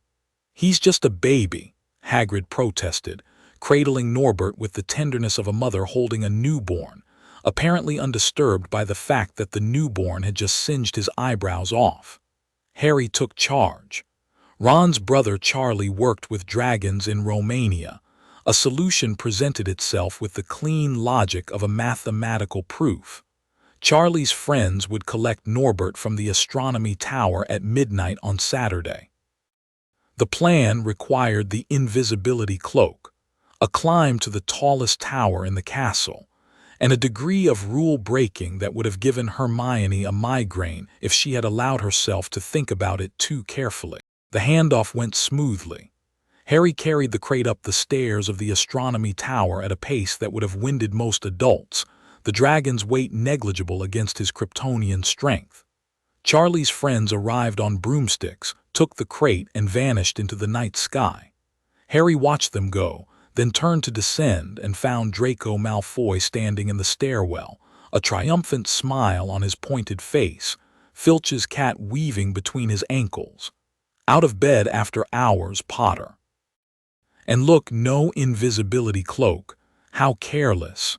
Harry had left the cloak at the top of the tower, a rookie mistake born of carelessness, and it cost them. McGonagall descended upon them with the righteous fury of a woman whose favorite student had disappointed her, and the punishment was swift. 50 points from Gryffindor for Harry, 50 for Hermione, who had been caught in the corridor, 50 for Neville, who had been trying to warn them, and detention for all 4 offenders. 150 points gone in a single night. Gryffindor went from first place in the House Cup to dead last, and the looks of betrayal from Harry's housemates were sharp enough to cut through even his invulnerable skin. The detention was served in the Forbidden Forest, which was exactly as forbidden and foresty as its name suggested. Hagrid led them into the trees at midnight, his crossbow over his shoulder, his dog Fang whimpering at his heels. Something was killing unicorns, he explained, draining their blood, leaving their silver bodies crumpled in the undergrowth like discarded jewelry. Harry was paired with Malfoy and Fang, which was roughly equivalent to being paired with a venomous snake and a cowardly sofa cushion. They walked in tense silence through the dark forest, the trees pressing close on all sides, the undergrowth alive with sounds that Malfoy flinched at, and Harry catalogued with the calm precision of a sonar array mapping the ocean floor. He heard the unicorn before he saw it. Its breathing was shallow, labored, and accompanied by a sound that Harry's enhanced hearing identified as blood dripping onto fallen leaves. He quickened his pace, pushing through the undergrowth, and emerged into a clearing that was lit by the silver glow of dying unicorn blood. The unicorn lay on its side, its white flank rising and falling in the desperate rhythm of a creature whose life was pouring out of it. Its blood, liquid silver, luminous as moonlight, pooled around its body and trickled toward a figure crouched at the edge of the clearing. The figure was cloaked, hooded, and bent over a second pool of blood, drinking from it with a sound that made Harry's stomach lurch. Silver smeared its chin, its hands, the front of its robes. It fed with the mechanical urgency of something that was not savoring but surviving, consuming the unicorn's life force the way a drowning man consumes air. And then it looked up, and the dark frequency hit Harry like a wall. Pain. Enormous, blinding, total pain, centered in the scar on his forehead and radiating outward through his entire body with a ferocity that overrode every defense his Kryptonian physiology could muster. This was not the mild sting he had felt in the Great Hall on the first night. This was a full-spectrum assault, a frequency so dark and so concentrated that it bypassed his physical invulnerability entirely, attacking something deeper than muscle and bone, attacking the scar itself, the fragment of dark magic embedded in his flesh and through it, reaching for the core of whatever made Harry what he was. He staggered, his vision blurred. For the first time since his powers had manifested, Harry felt genuinely, existentially weak, as though the dark frequency was not just causing pain but draining him, siphoning off the solar energy stored in his cells and replacing it with cold, crawling emptiness. The pain was unlike anything Harry had experienced, not because of its intensity, though it was intense, but because of its specificity. Physical pain was something his Kryptonian body simply did not process. He could be struck by lightning and feel nothing more than a mild tingle. He could walk through fire without discomfort. But this was not physical. The dark frequency bypassed his invulnerable exterior entirely, targeting something that existed on a different plane, the magical component of his being, the part that was Potter rather than Kal-El, the part that was vulnerable because it was human. It was, Harry realized through the fog of agony, his one true weakness, not kryptonite, not red sunlight, but dark magic, the concentrated malice of a consciousness so corrupted that its very presence was toxic to the light that lived in Harry's cells. Voldemort's dark magic attacked the junction between Harry's two natures, the seam where wizard met Kryptonian, and in that seam lay a vulnerability that no amount of solar energy could armor. Malfoy screamed and ran. Fang howled and followed. The cloaked figure rose from the unicorn's body and glided toward Harry, and Harry stood his ground because his legs would not obey his command to retreat, and because something inside him, something older than thought, older than fear, something that had survived the death of a planet and the crossing of galaxies, refused to run from anything. The figure drew close enough for Harry to see what was beneath the hood. A face that was not a face, a ruin of features that had once been human, stretched and distorted by dark magic into something that was less a person and more an impression of personhood, a sketch of a man drawn by something that had forgotten what men looked like. Voldemort, or what was left of him. A shade, a wraith, a fragment of the most powerful dark wizard in history, clinging to existence through willpower and unicorn blood and the parasitic occupation of a willing host. The pain peaked. Harry's vision went white, and then from somewhere deep inside him, from the place where the sun's energy was stored, from the place where the crystal voices sang, from the place where Kal-El slept inside Harry Potter, something pushed back. Heat. Not the controlled beams from his eyes, but something rawer, more fundamental. A pulse of energy that erupted from Harry's body in all directions, golden and blinding, hot as a star's surface. The clearing lit up like midday. The cloaked figure recoiled, shrieking in a voice that was not human and had never been human, and fled into the trees with a speed that even Harry's enhanced perception could barely track. The pain vanished. The dark frequency dropped to a whisper. Harry stood alone in the clearing, breathing hard, his scar throbbing dully, the dying unicorn at his feet, golden light fading from his skin like the afterglow of a sunset. Hoofbeats. A centaur burst through the trees, Firenze, golden-haired and wild-eyed, his human torso rising above a palomino body that gleamed in the restored darkness of the forest. "Harry Potter," Firenze said, and his voice was reverent in a way that Harry found unsettling. "You must leave this forest. You are not safe here." "What was that thing?" Harry asked, though he already knew. "You know what it was." Firenze's dark eyes were fixed on Harry with an intensity that bordered on worship. "The question is not what hunts in this forest, Harry Potter. The question is what stands against it. And the answer—" He looked up at the sky, where the stars burned in their ancient configurations, and his voice dropped to a whisper. "The answer has not been seen on this world in a very long time." "What do you mean?" "The centaurs read the stars, Harry Potter. We have read them for millennia, and the stars speak of many things, wars and seasons, births and deaths, the turning of ages, but they also speak of travelers, beings who cross the dark between the stars, carried by forces that even magic cannot explain." Firenze's gaze returned to Harry. "The stars spoke of your coming, child. They have been speaking of it for a very long time." Harry stared at the centaur. The clearing was quiet now. The unicorn had stopped breathing, its silver blood cooling on the leaves, its body dimming as the light faded from its coat. Somewhere in the forest, the dark thing was retreating, carrying its hunger back to the castle and the host that sustained it. "I don't understand," Harry said. "You will," Firenze said and bent his forelegs. "Climb on my back, I will carry you to your friends." Harry rode the centaur out of the forest in silence, his mind churning. "The stars spoke of your coming. Kal-El. The crystal world under the red sun. The dark frequency and the face of Voldemort and the golden energy that had erupted from his body like a solar flare." The pieces of the puzzle were multiplying faster than he could assemble them, and the picture they were forming was one that defied every framework he had been given: wizard, human, child. He was something else.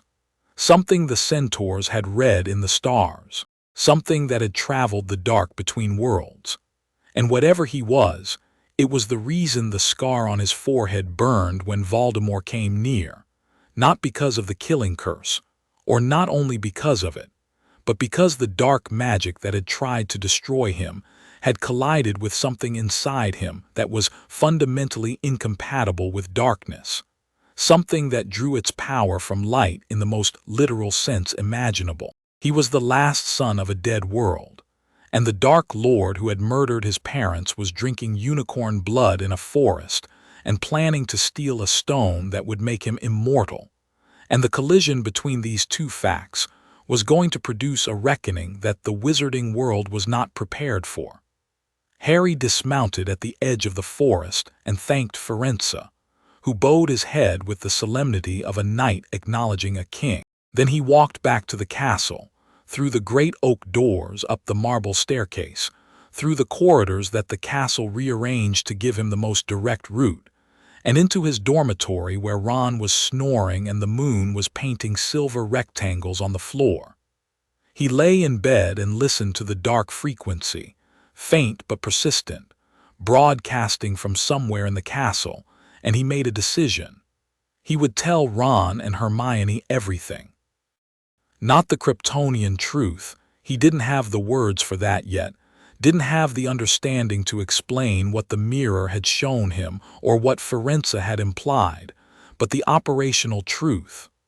Quirrell, not Snape, was the enemy. The stone was in danger, and something was living on the back of their defense against the dark arts professor's head that wanted to use the stone to come back from the dead. The time for secrets, some of them at least, was over. He told them the next morning, in a corner of the common room where the early sunlight warmed Harry's skin, and the truth, or as much of it as he could share, fell from his lips like stones dropped into still water. Ron listened with the expression of someone watching a particularly gripping film and eating popcorn at the same time. Hermione listened with the expression of someone constructing a case for prosecution and building a timeline on a mental whiteboard.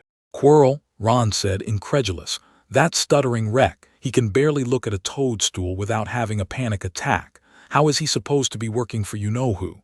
"The stutter is an act," Harry said. "I've been watching him closely. He's different when he thinks no one is looking. The stammer disappears, his hand stops shaking, and there's something under that turban that isn't garlic." Hermione's eyes narrowed. "How closely have you been watching him, Harry?" "Close enough," Harry said, which was not an answer but was delivered with enough finality that Hermione for once did not press. "So what do we do?" Ron asked. "We watch, we wait, and when Quirrell makes his move for the stone, we stop him." Ron and Hermione exchanged a look, the kind of look that passes between two people who have just been asked to do something extremely dangerous by a third person who seems alarmingly calm about it. "Right," Ron said. "Stopping you-know-who, piece of cake." But he was grinning as he said it, and Hermione was already reaching for a book, and Harry felt the warmth of the sun on his face and the warmth of friendship in his chest. And for a moment, just a moment, the dark frequency faded to nothing, overwhelmed by something brighter, stronger, and infinitely more stubborn. The spring term accelerated toward final exams with the sheer inevitability of a train approaching a station it has no intention of stopping at. Harry studied with his friends, played Quidditch with his team, and maintained his vigilant observation of Quirrell with the tireless patience of a hawk circling above prey that had not yet realized it was being hunted. The dark frequency was a constant now, a background hum that Harry had learned to filter, the way one learns to filter the sound of traffic or the ticking of a clock. It was loudest at night, when the castle slept and the corridors were empty, and whatever was under Quirrell's turban felt safe enough to extend its influence outward, probing the castle's defenses, testing the enchantments that surrounded the third-floor corridor, searching for weaknesses with the methodical persistence of water wearing away stone. Quirrell was getting closer. Harry could feel it. The dark frequency carried information, not words exactly, but intentions, emotions, fragments of a consciousness that was old and patient and very, very angry. It wanted the stone. It wanted life. It wanted a body of its own, a return to power, a reckoning with the world that had dared to believe it was safe. The approaching confrontation weighed on Harry in ways that he could not share with his friends. They saw the mystery, the stone, the defenses, the question of who was trying to steal it, and they approached it with the intellectual excitement of children solving a puzzle. Harry saw the violence. He saw the inevitable collision between himself and whatever Quirrell was sheltering, and he knew with a cold, adult certainty that when that collision came, it would not be clean or painless or resolved with a clever spell and a timely arrival of authority figures. He prepared, not overtly.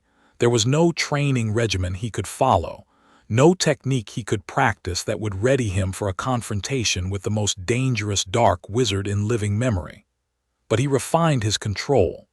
He spent hours in the room of requirement, pushing the boundaries of his heat vision, testing the limits of his speed, mapping the precise threshold between a controlled application of force and the kind of devastating, unmodulated power that could level a building. He needed to be precise. In the close confines of the corridor, surrounded by ancient stone and centuries of layered enchantments, a single mistake, a beam too hot, a movement too fast, a blow too strong could bring the entire structure down on top of everyone inside it. And it wanted Harry.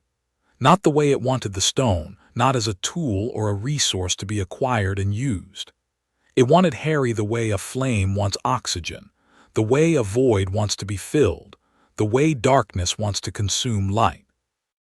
The dark frequency reached for Harry specifically, drawn to whatever was inside him with a hunger that went beyond strategy and into the territory of compulsion.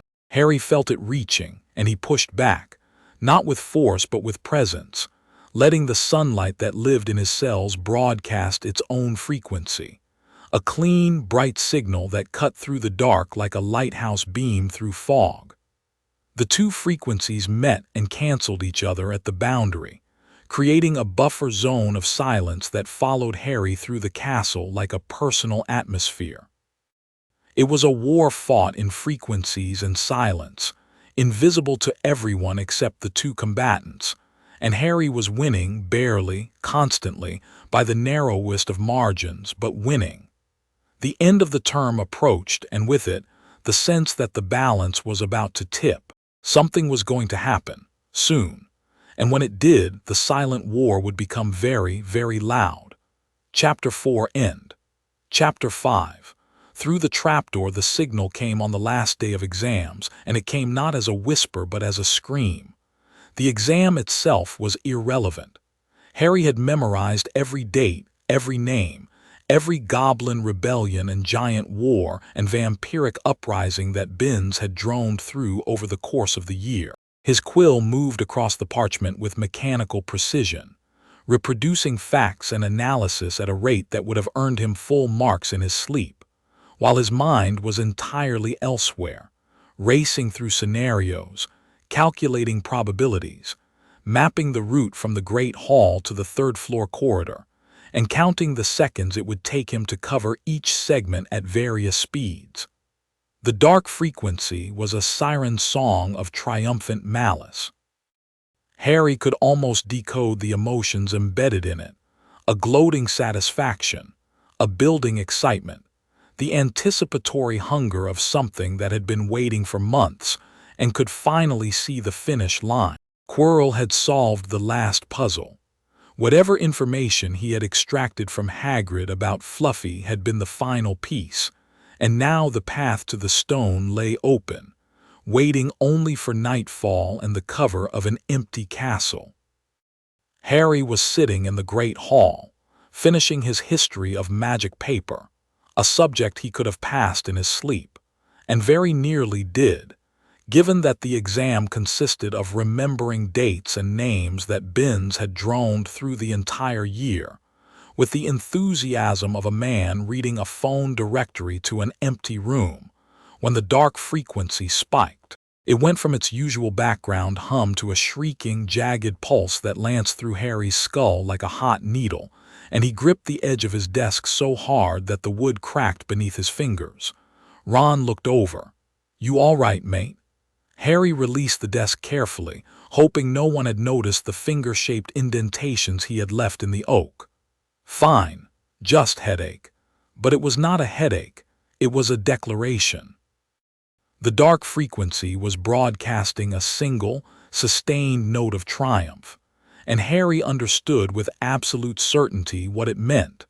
Quirrell had figured it out. Whatever final obstacle had been preventing him from reaching the stone had been overcome, and tonight, he was going through the trapdoor. The pieces clicked together in Harry's mind with the rapid, mechanical precision of a combination lock falling into alignment. Hagrid had told a stranger in a pub how to get past Fluffy. You play music, and it falls asleep. That stranger had given Hagrid the dragon egg. The dragon egg had been a distraction, a ploy to extract information, and Quirrell had been the stranger, or Voldemort had, speaking through Quirrell's mouth with the cold patience of a general executing a strategy planned months in advance. They had been played, all of them, Hagrid, Harry, the entire school. Every event of the year had been orchestrated to clear the path to the stone, and the final move was happening tonight. Harry found Hermione outside the exam hall and pulled her and Ron into an empty classroom. He spoke quickly, efficiently, stripping the situation to its operational essentials the way a general briefs a squad before deployment. Quirrell knows how to get past Fluffy. He's going for the stone tonight. We have to get there first. We should tell Dumbledore, Hermione said immediately. Dumbledore's gone. He received an owl from the ministry this morning. I heard McGonagall mention it. Harry's enhanced hearing had picked up the conversation through 2 floors and a stone wall, but he omitted this detail. He's been lured away. It's part of the plan. McGonagall, then, Hermione insisted. We tried, Ron said glumly. He and Harry had approached McGonagall that afternoon, and she had dismissed their concerns with the brisk efficiency of a woman who believed that the stone's defenses were unbreachable, and that first-year students should focus on their exams rather than their conspiracy theories. Snape, Hermione tried. Snape is actually on our side, Harry said, and watched Hermione's face cycle through surprise, skepticism, and reluctant acceptance in approximately 4 seconds. But he doesn't know what we know. And even if we told him, there isn't time. It has to be tonight. It has to be us. The silence that followed was the kind that precedes all great decisions, heavy with implication, charged with the knowledge that whatever happens next will define the people who choose to act. Hermione's face was pale but set. Ron's was flushed but determined, and Harry's was calm, perfectly, unnaturally calm, because the part of him that came from somewhere beyond the stars did not panic, did not waver, did not know how to be afraid in the conventional sense. It knew how to assess threats and respond to them. It knew how to fight. And it knew, with a certainty that lived in his cells rather than his mind, that this was the moment he had been built for. Harry looked at his 2 friends and felt the weight of what he was asking them to do settle over the room like a physical thing. They were 11 years old. They were children. They were being asked to walk into a confrontation with the most dangerous dark wizard in a century, protected by nothing more than a year of magical education, a handful of spells, and the courage to keep moving forward when every rational impulse said to turn back. He could do this alone. He knew that. He could be at the 3rd-floor corridor in seconds, through the defenses in minutes, and facing whatever waited at the end before Ron and Hermione had finished lacing their shoes. His Kryptonian abilities made the entire enterprise trivially easy from a physical standpoint. The obstacles designed to challenge the most powerful adult wizards would present him with no more difficulty than walking through an open door. But he didn't want to do it alone. Not because he needed help. He didn't. But because the help itself mattered.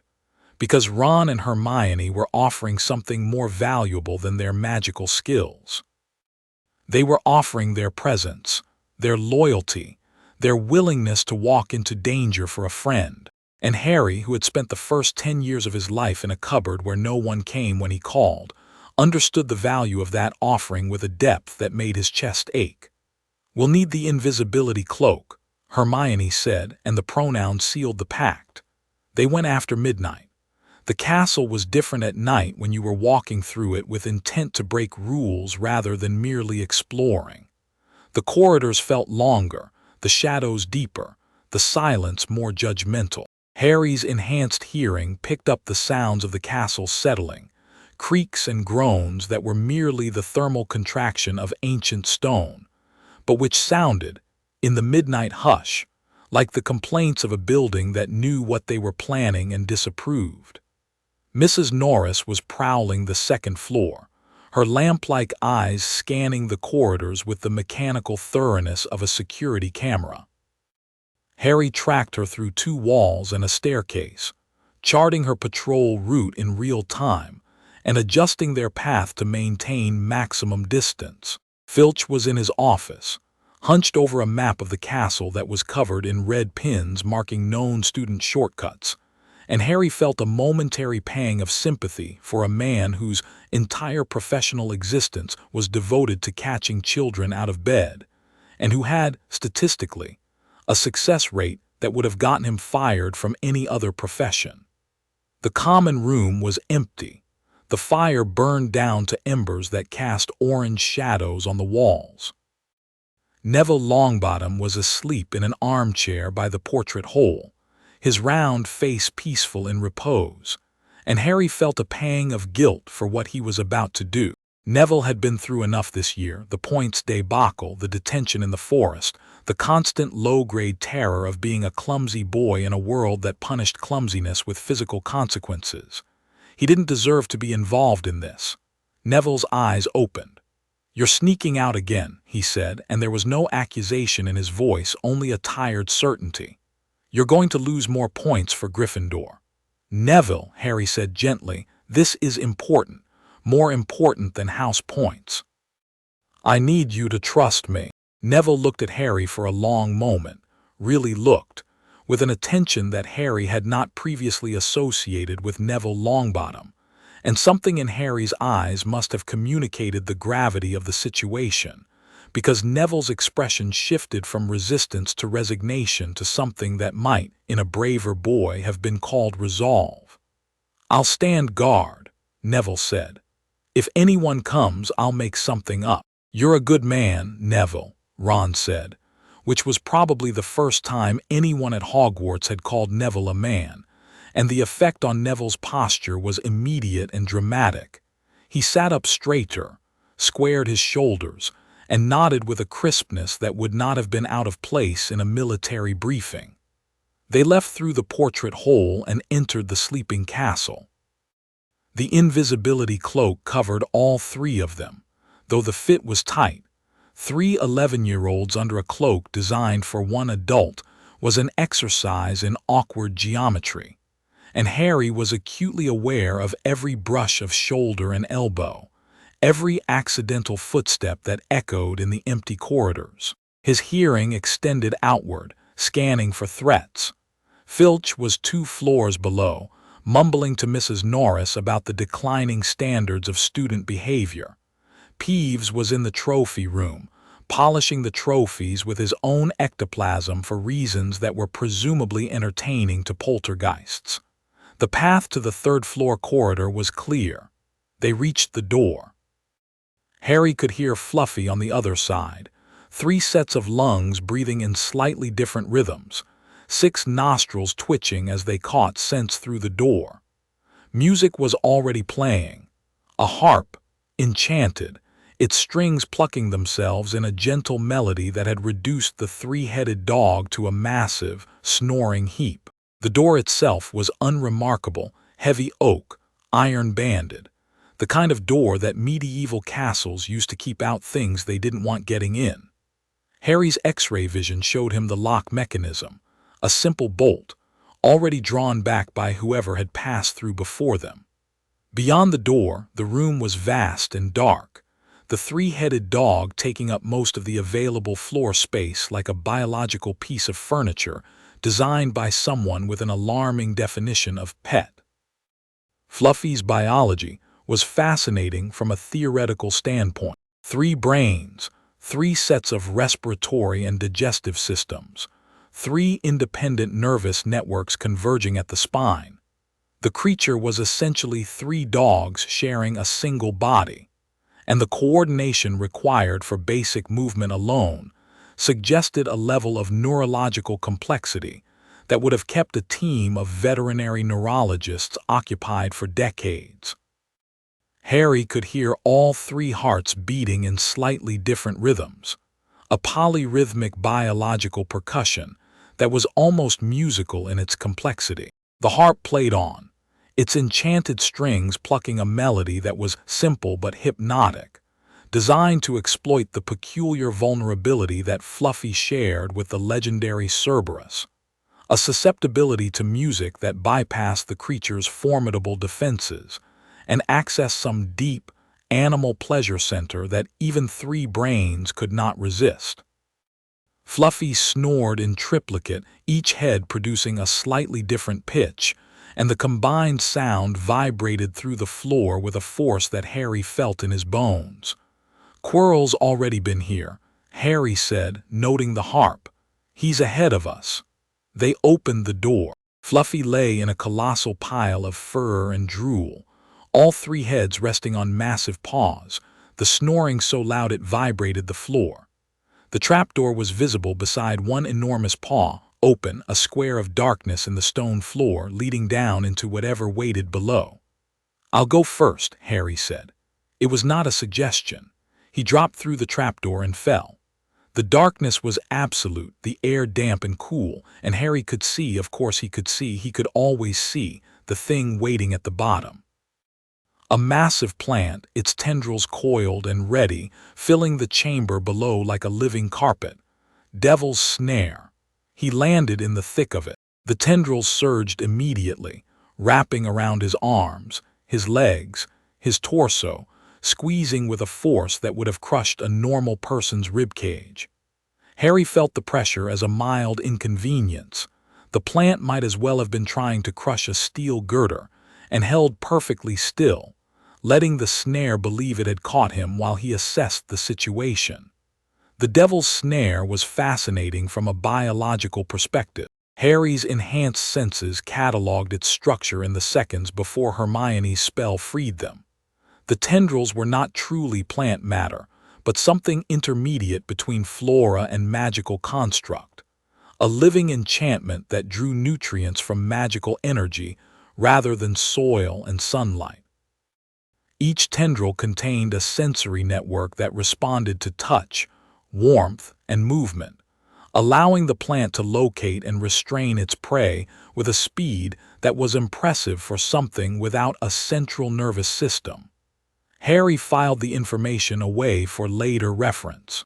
Understanding the obstacles was important, not because they posed a threat to him personally, but because understanding Hogwarts, defenses meant understanding Hogwarts, and understanding Hogwarts was essential to protecting it. The castle had defended the stone with the best protections its professors could devise, and Quirrell had walked through them like a man strolling through an open door. That meant either the protections were inadequate or Quirrell was more formidable than anyone had suspected, and Harry wanted to know which. Ron dropped through next, yelping as the tendrils seized him. Then Hermione, who gasped but did not scream, her mind already racing through solutions. "Devil's snare," Hermione said, her voice tight but controlled. "It hates light and heat. If I could just—" "Hermione," Harry said calmly, "do the spell." She did. A jet of brilliant blue flame erupted from her wand, and the devil's snare recoiled as though burned, its tendrils releasing all three of them and retreating into the walls with a wet, vegetable shriek. They dropped through the loosened plant and landed on cold stone, breathing hard, Ron and Hermione from fear, Harry from the effort of pretending to be afraid. "Lucky Hermione pays attention in herbology," Ron gasped. "Lucky Harry stays calm under pressure," Hermione shot back, and she gave Harry a look that was equal parts gratitude and suspicion, the look of someone who had noticed that her friend had not struggled against a plant that should have been crushing him, and was filing the observation away for later analysis. The next chamber was alive with sound, a rushing, rattling, glittering noise that Harry's hearing identified before they turned the corner. Wings. Hundreds of them. They entered a tall, vaulted room filled with what appeared to be jewel-bright birds, swooping and diving in complex patterns above their heads. But Harry's enhanced vision told a different story. They were not birds but keys. Winged keys, enchanted to fly, filling the chamber in a shimmering cloud of brass and silver and gold. The keys moved in patterns that were, to a normal eye, chaotic, a three-dimensional swarm of glittering metal that dodged and wove and changed direction with the random energy of a jar full of flies. But Harry's perception, operating at speeds that reduced the swarm to a slow-motion ballet, could see the underlying order. Each key followed a predetermined flight path, a complex Lysage's curve inscribed in the air of the chamber, and the paths interlocked in ways that were designed to make any single key maximally difficult to isolate and catch. It was, Harry recognized, the work of Professor Flitwick. the kind of elegant mathematical enchantment that the tiny charms professor would have designed with as much attention to aesthetic beauty as practical function. The broomsticks were school brooms, old shooting stars with the acceleration of arthritic tortoises and the maneuverability of shopping trolleys. Harry mounted one and felt the difference immediately. After the Nimbus 2000, riding a shooting star was like downgrading from a sports car to a bicycle. But the broom was sufficient for the task, and the task was not about speed. It was about precision, about isolating the correct key from several hundred incorrect ones, and catching it in a space where any wrong move could send you crashing into a wall or being pummeled by a swarm of angry bronze. Against the far wall stood a heavy wooden door with an ancient iron lock. Beside the door, propped against the wall, were 3 broomsticks. "We need to find the right key," Hermione said, scanning the swarm. "It'll match the lock, old-fashioned, probably silver, probably large." Harry's eyes were already tracking every key in the room. His vision isolated each one in turn, cross-referencing size, color, material, and design against the lock in the door, processing hundreds of comparisons per second. In less than 2 heartbeats, he found it. A large silver key with a bent wing, circling near the ceiling, its flight path slightly erratic, as though it had already been caught once and was reluctant to be caught again. "There," Harry said, pointing, "the big silver one with the crumpled wing." He grabbed a broomstick, kicked off, and entered the swarm. The keys scattered before him, their tiny wings buzzing like angry insects, and the room became a whirlwind of glittering metal and displaced air. Harry wove through the cloud with a precision that was, by deliberate design, merely excellent rather than superhuman. He feinted left, dove right, corkscrewed between 2 clusters of bronze keys, and closed his hand around the target with a clean, decisive grab that looked like talent and felt like restraint. He tossed the key to Ron, who caught it, fumbled it, caught it again, and jammed it into the lock. The door swung open. They stepped through into the next chamber, and the door slammed shut behind them. Darkness. Then light, cold, blue-white light that revealed a room Harry recognized from his nightly X-ray explorations. A giant chessboard, its pieces carved from stone, each one the size of a small adult. The white pieces stood in formation on the near side. The black pieces occupied the far side, their stone faces blank and watchful. "We have to play our way across," Ron whispered, and his voice had changed. The anxiety was gone, replaced by a focus that Harry had only seen in Ron during chess matches in the common room, a concentration so complete that it transformed the scattered, insecure boy into something approaching a strategist. "Ron," Harry said, "this is yours." Ron nodded. He studied the board with eyes that saw patterns and possibilities and threats that Harry's superhuman intelligence could have calculated but could not have felt. Because chess was not about calculation, but about intuition, about the gut-level understanding of position and pressure that separated a player from a program. And Ron had that understanding in abundance. The chess set was enchanted to a degree that Harry found almost excessive.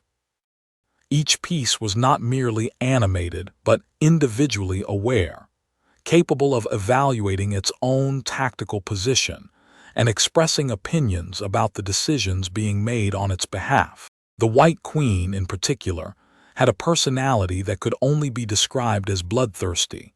She vibrated with anticipation whenever Ron ordered her into an attacking position, and her captures were executed with a savagery that went well beyond the requirements of the game. The black pieces were worse. Their intelligence was cold and alien, operating on a tactical framework that was pure calculation without a trace of humanity. They did not celebrate their captures. They did not hesitate before striking. They processed the board state, identified the optimal move, and executed it with the mechanical precision of a factory machine stamping parts. Playing against them was like playing against the concept of chess itself, strategy distilled to its purest, most merciless form. Ron rose to the challenge with a composure that Harry had never seen in him before. The nervous, self-deprecating boy who doubted his abilities and deflected compliments with humor was gone, replaced by someone older, sharper, entirely in his element. Ron's eyes moved across the board with the rapid, scanning focus of a general surveying a battlefield, and his orders were issued with a quiet authority that the pieces obeyed without question. "Harry, you take the bishop's position," Ron directed. "Hermione, you're the castle. I'll be a knight." The game began. Ron called moves with the quiet authority of a general directing troops, and the pieces obeyed, the white pieces advancing under his command, the black pieces responding with a ruthless mechanical intelligence that took no prisoners. Stone smashed stone. Fragments flew.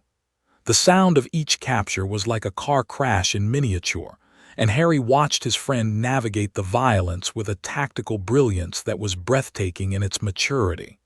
Harry watched his friend with something approaching awe. Chess was Ron's arena, the one domain where his abilities were unquestionable, where the self-doubt that plagued him in classes and social situations evaporated entirely, replaced by a confidence that was quiet and total and unshakable. Ron saw the board the way Harry saw the world through his enhanced senses, completely, comprehensively, with a depth of understanding that transcended conscious analysis and operated in the realm of pure intuition. The White Queen fell. A white bishop was captured.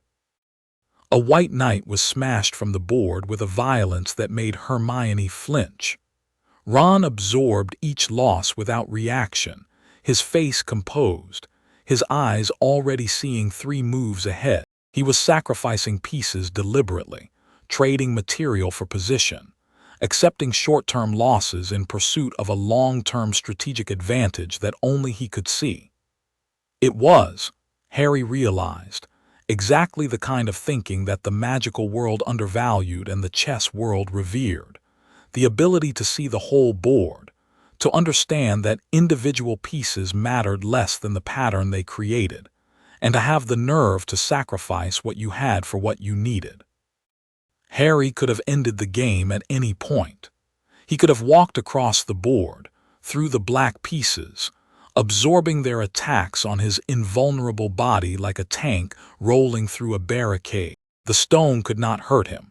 Nothing in this room could hurt him. But this was Ron's moment, Ron's challenge, Ron's genius, and Harry would not steal it from him any more than he would steal the sun from the sky. So he played his part.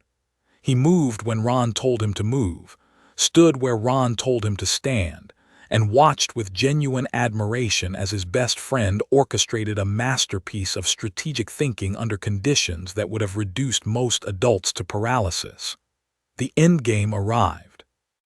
Ron stood on his square, the knight's position, and his face was white but his voice was steady.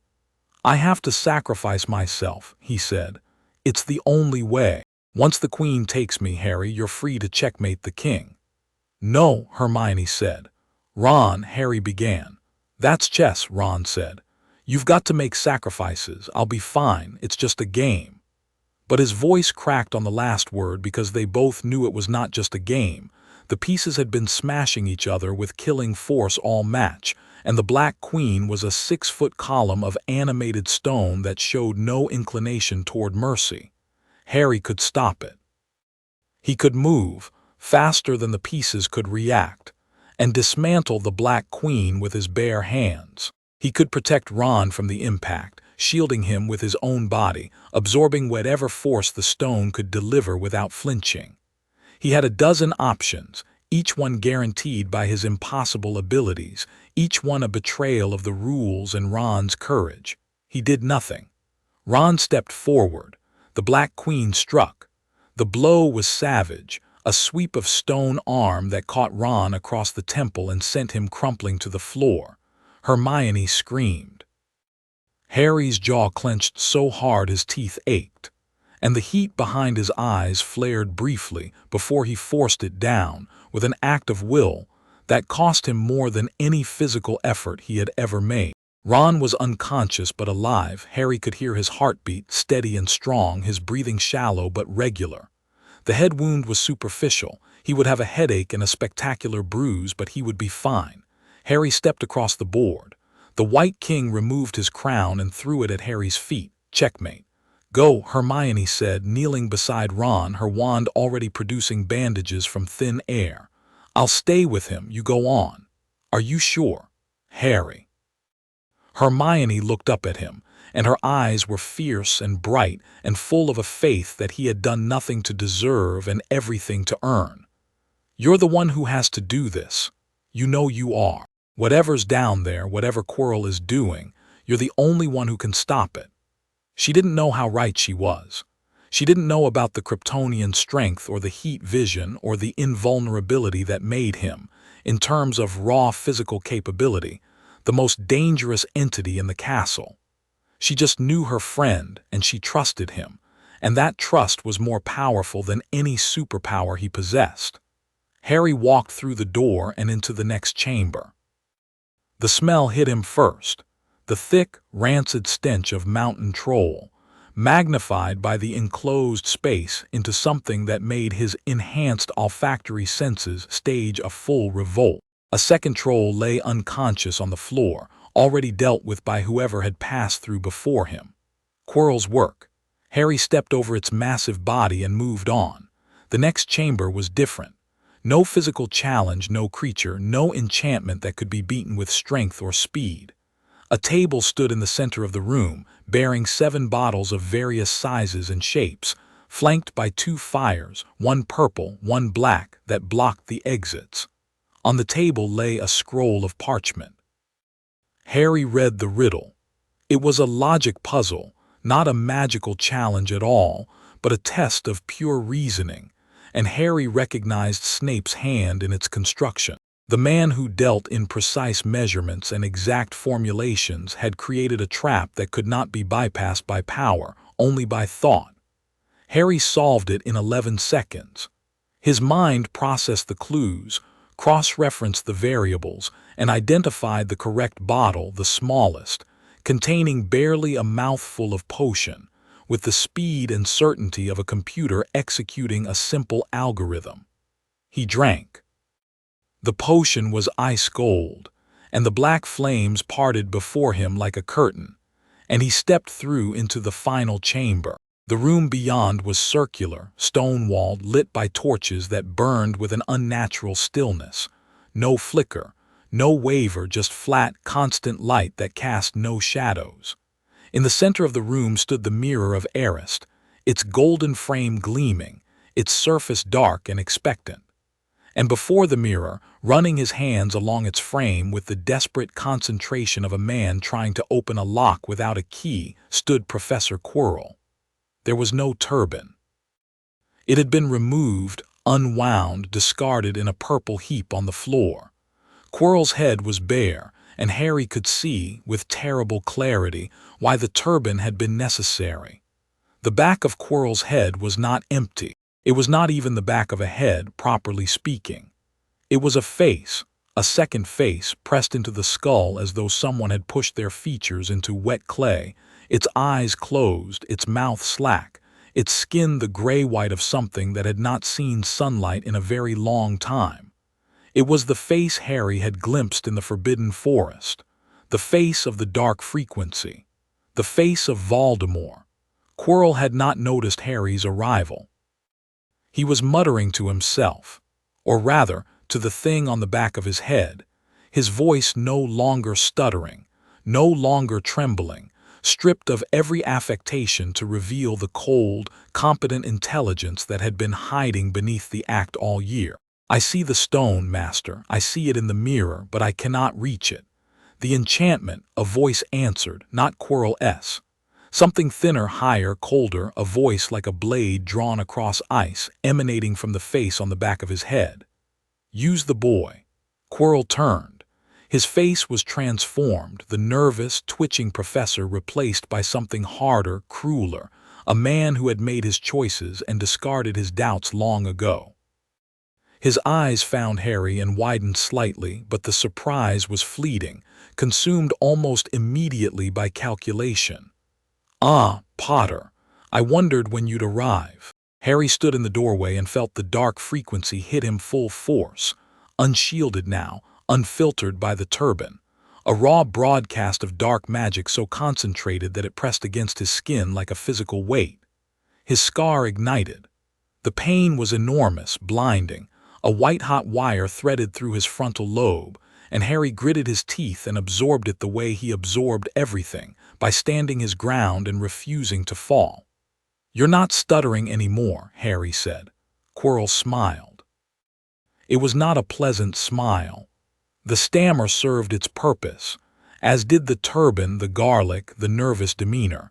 "People see what they expect to see, Potter. They expected a coward, so I gave them one. It is remarkable how invisible a frightened man becomes. You killed the unicorns.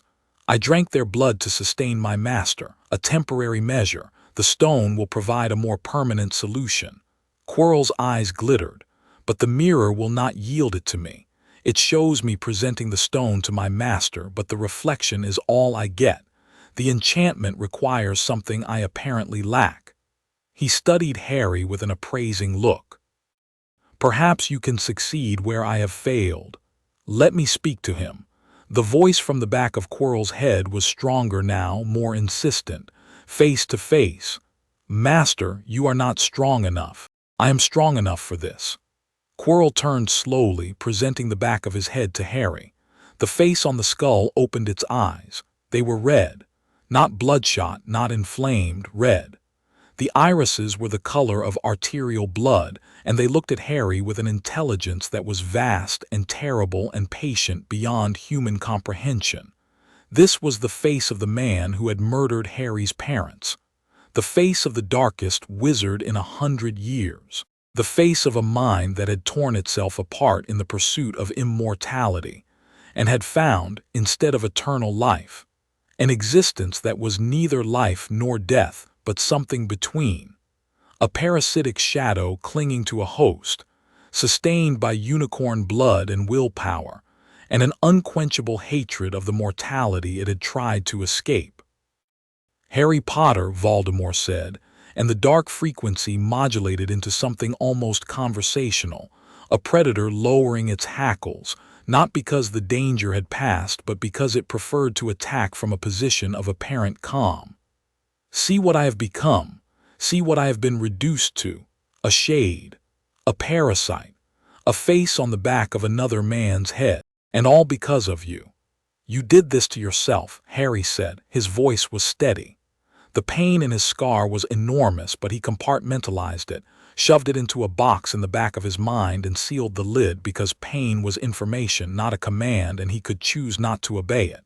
"Perhaps. But you are here now, and the mirror is here, and I believe the stone will show itself to you.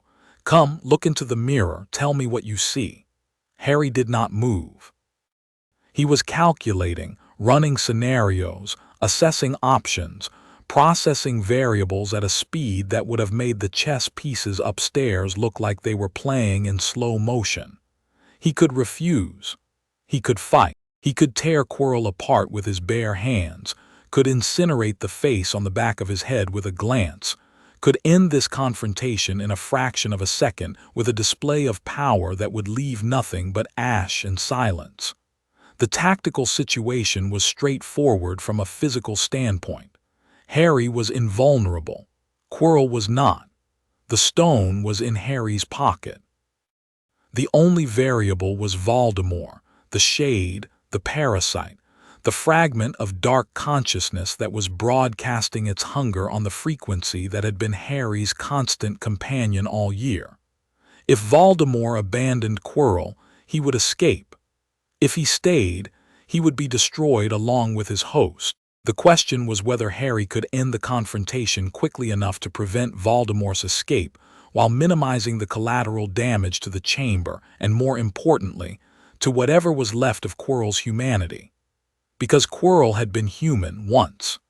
He had been a professor, a scholar, a man who had traveled the world in search of experience and had found, instead of wisdom, a parasite that had consumed his identity and replaced it with servitude. Harry did not feel sympathy for the choices Quirrell had made, but he felt something for the man Quirrell had been before those choices were made. The man who had walked into an Albanian forest and walked out with Voldemort on the back of his head, and his own will buried beneath layers of dark magic and false purpose. But the voice from the mirror, Kal-El, the crystal voices, the encoded message from a dead world, whispered a warning. The dark magic that was Voldemort was not just in Quirrell.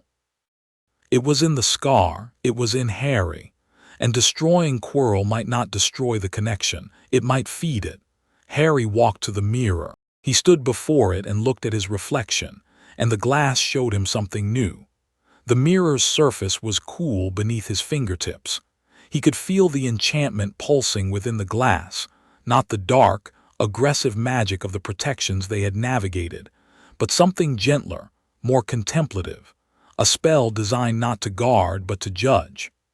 The mirror of Erised did not care about strength or intelligence or magical power. It cared about desire, about the truth of what a person wanted most deeply, and it gave its treasure only to those whose deepest desire was not to use it. Harry understood this with a clarity that surprised him. His Kryptonian mind processed the enchantment's logic the way it processed physics or mathematics, not as a mystery but as a system, a set of rules that could be understood and satisfied. Dumbledore had designed the mirror's protection around a paradox. Only someone who wanted to find the stone but not use it would be able to obtain it. It was brilliant. It was also, Harry realized, designed specifically for him, or at least for someone like him. Someone whose desire was to protect rather than to possess. He saw himself, but not the boy who stood in the torchlit chamber. The reflection was older, not by years but by understanding. The reflected Harry stood straight and calm, and in his hand, glowing with a warm, golden light that seemed to come from within the glass itself, was a blood-red stone the size of a fist. As Harry watched, his reflection smiled, winked, and slipped the stone into its pocket. Harry felt a weight settle against his thigh. Real weight in the real world in his real pocket. The philosopher's stone. The mirror had given it to him. Not because he wanted to use it, but because he wanted to protect it, to keep it from the creature that was watching him with red eyes and a hunger that had survived death itself. "What do you see?" Voldemort demanded. Harry turned away from the mirror. The stone was heavy in his pocket, warm against his leg, pulsing with an energy that his Kryptonian senses registered as ancient, powerful, and fundamentally different from anything he had encountered at Hogwarts. This was not wizard magic. This was something deeper, alchemy, the transmutation of base elements, the manipulation of matter at the atomic level. It was, he realized with a shock of recognition, closer to the science of the crystal world than to anything taught in Hogwarts classrooms. "I see myself shaking hands with Dumbledore," Harry lied. "I've won the House Cup for Gryffindor."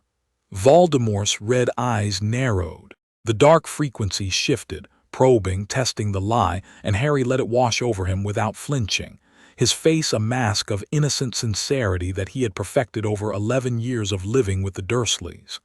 "He lies," Voldemort hissed. "He has the stone. I can feel it. Seize him." Quirrell lunged. His hands closed around Harry's throat, and two things happened simultaneously. The moment of contact was the most complex sensory experience of Harry's life. His Kryptonian perception, operating at speeds that made the event appear to last for minutes rather than seconds, registered every detail of the reaction with scientific precision. Quirrell's skin cells were dying on contact, not burning in the conventional sense, but unraveling, their molecular structure disrupted by a force that operated at the subatomic level. The love protection that Lily Potter had placed in Harry's skin was not a shield in the physical sense. It was a frequency, a resonance that was the exact opposite of the dark magic sustaining Voldemort's shade. Where the dark frequency destroyed and corrupted, the love frequency healed and purified, and the collision between the two was an annihilation event, a matter-antimatter reaction that left nothing behind but light and ash. Harry's solar energy amplified the effect. The golden light that lived in his cells joined the love protection, merging with it, strengthening it, turning a defensive shield into an offensive weapon that Quirrell's dark magic-saturated body could not survive. Harry was not merely protected from Quirrell's touch, he was lethal to it. Every point of contact was a point of destruction, and the more Quirrell touched him, the faster Quirrell died. The knowledge was terrible. Harry held Quirrell's wrists and watched a man die between his hands, and the part of him that was still an 11-year-old boy wanted to let go, wanted to run, wanted to be anywhere else in the world. But the part of him that was Kal-El, the part that had crossed galaxies, that had survived the death of a planet, that carried in its cells the light of a star, that part held firm. Because Voldemort could not be allowed to return. The stone could not be allowed to fall into the hands of something that would use it to bring back the darkest wizard in history. And Harry Potter was the only person in the castle, perhaps the only person in the world who could stand in this room, hold this man, and end this threat. The first was pain. Not the scar pain, not the dark frequency. A new pain, physical and shocking, erupting at the point of contact between Quirrell's skin and Harry's. It was like being touched by fire, if fire could reach past flesh and burn something deeper, something essential. Harry gasped, and for the first time since his powers had fully manifested, he felt vulnerable, not because the touch could harm his body, which remained as invulnerable as ever, but because it was attacking something else. Something that lived beneath the Kryptonian armor, beneath the solar-charged cells and the steel-dense bones. Something human. Something that Lily Potter had put there with her dying breath. The second thing that happened was that Quirrell began to burn. His hands blistered. His skin cracked and blackened. He screamed, a raw animal sound of agony that filled the chamber and echoed off the stone walls, and yanked his hands away from Harry's throat. His palms were destroyed, the flesh seared away to reveal muscle and bone beneath, and even as Harry watched, the damage continued to spread, climbing up Quirrell's wrists like fire climbing a fuse. "What is this magic?" Quirrell shrieked, staring at his ruined hands. "Seize him! Seize him!" Voldemort's voice was a tornado of fury and desperation. Quirrell lunged again, and Harry caught his wrists. The effect was instantaneous and devastating. Quirrell's arms burned from the point of contact outward, the flesh disintegrating in a wave of destruction that was not fire and not magic, but something between, a reaction, a collision between the darkness that animated Quirrell and the light that lived inside Harry. Wherever Harry's skin touched Quirrell's body failed, crumbling like ash, dissolving like sugar in water. Harry held on. Not out of cruelty. There was no satisfaction in this, no triumph, only a grim necessity that tasted like copper and felt like grief, but because letting go would mean letting Voldemort escape, and he would not allow that. The dark frequency screamed. It was no longer a signal but a voice, Voldemort's voice, stripped of all pretense, all calculation, reduced to raw, primal fury and fear. The sound hit Harry like a physical force, driving spikes of agony through his scar, and his vision blurred and his knees buckled, and the golden energy that lived in his cells surged upward, responding to the threat with the same instinct that had saved him in the Forbidden Forest. Light erupted from Harry's body. Not heat vision, not the controlled beams he had learned to aim and modulate, but something more fundamental, a full-body emission of solar energy that turned the chamber into a miniature sun. The torches guttered and died, overwhelmed. The mirror blazed with reflected brilliance. And Quirrell, what was left of Quirrell, dissolved in the light like darkness dissolves at dawn, his body crumbling to dust between Harry's hands, his screams fading to silence, the dark frequency cutting off like a radio being switched to static. Harry stood alone in the light of his own making, holding nothing but ash, and the Philosopher's Stone burned in his pocket like a heart. Then the light faded and the pain hit and the floor rose to meet him and Harry Potter fell. Chapter 5 End. Chapter 6 The Mirror's Truth. Harry woke to white. White ceiling, white sheets, white sunlight pouring through tall windows and flooding his body with a warmth so complete, so absolute, that for a moment he thought he had died and found that the afterlife was made entirely of sunshine. The 3 days of unconsciousness had been, as far as Harry could reconstruct, the longest he had been asleep since infancy. His Kryptonian metabolism did not normally require extended sleep. 4 hours was sufficient to process the day's experiences and reset his neural pathways, and he could function effectively on even less. But the battle in the chamber had depleted him in ways that went beyond physical fatigue. The solar energy stored in his cells had been almost entirely consumed by the golden light he had produced, that final, devastating pulse that had reduced Quirrell to ash and driven Voldemort's shade screaming into the darkness. His body had needed 3 days of sunlight exposure just to restore its baseline charge, and the process had happened automatically, unconsciously, his cells drinking in the light while his mind floated in a darkness that was warm and safe and utterly empty. He was grateful for the rest, in retrospect. The days of unconsciousness had given his mind time to process what his body had experienced, the pain, the light, the sensation of holding a dying man between his hands, without the complicating factor of consciousness. Dreams had done the processing that waking thought would have found unbearable. He was in the hospital wing.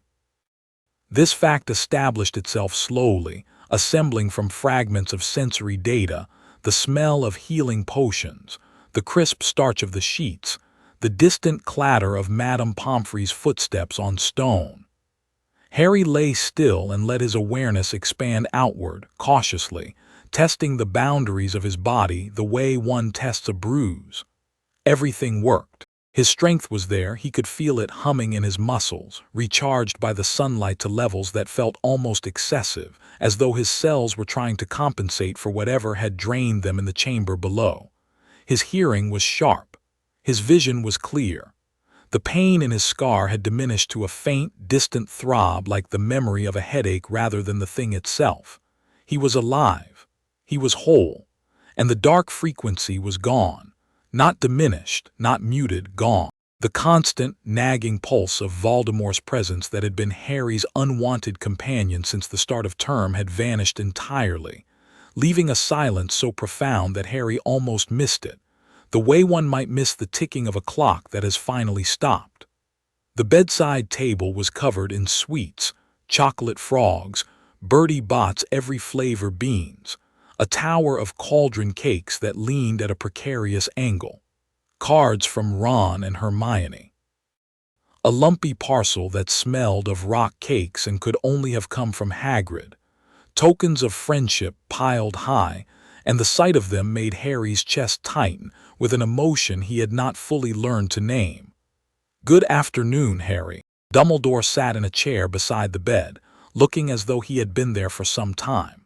His robes were celestial blue, his half-moon spectacles perched on his long nose, and his expression was the carefully composed serenity of a man who has been very worried and is doing his best not to show it. "Sir." Harry's voice was rough, his throat dry. "How long have I been here?" 3 days. Mr. Weasley and Miss Granger will be most relieved to know you've woken up. They have been quite insistent about visiting, and Madame Pomfrey has had to threaten them with sedation on more than one occasion. A faint smile. "A loyal pair, your friends." "What happened?" After Quirrell. "Professor Quirrell is dead." Dumbledore's voice was gentle but direct. "I arrived in the chamber shortly after you lost consciousness. What I found was remarkable. Quirrell's body had been reduced to ash. The mirror was intact, and you were lying on the floor unconscious with the Philosopher's Stone in your pocket and a light emanating from your body that I can only describe as solar." Harry said nothing. The sunlight continued to pour through the windows, warm and sustaining, and he let it fill him while he waited for Dumbledore to say what they both knew he was going to say. "I moved you to the hospital wing myself," Dumbledore continued. "Madame Pomfrey treated you for magical exhaustion, which was the closest diagnosis she could find, though I suspect the reality is rather more complicated. Your body was depleted, as though some internal battery had been drained to its lowest reserves, but you recovered with extraordinary speed once exposed to sunlight. By the second morning, Madame Pomfrey was forced to admit that you were the fastest healing patient she had ever treated, and she has treated students who were turned inside out by botched transfiguration spells." He paused, and when he spoke again, his voice was quieter. The words weighted with a significance that pressed against the air between them. "Harry, I believe it is time we had a conversation that I have been postponing for longer than I should have." Harry sat up in bed. The sheets fell away, and the sunlight hit his chest and arms with a warmth that was almost physical, like being wrapped in a blanket made of light. He looked at Dumbledore and nodded. "I owe you several explanations," Dumbledore said.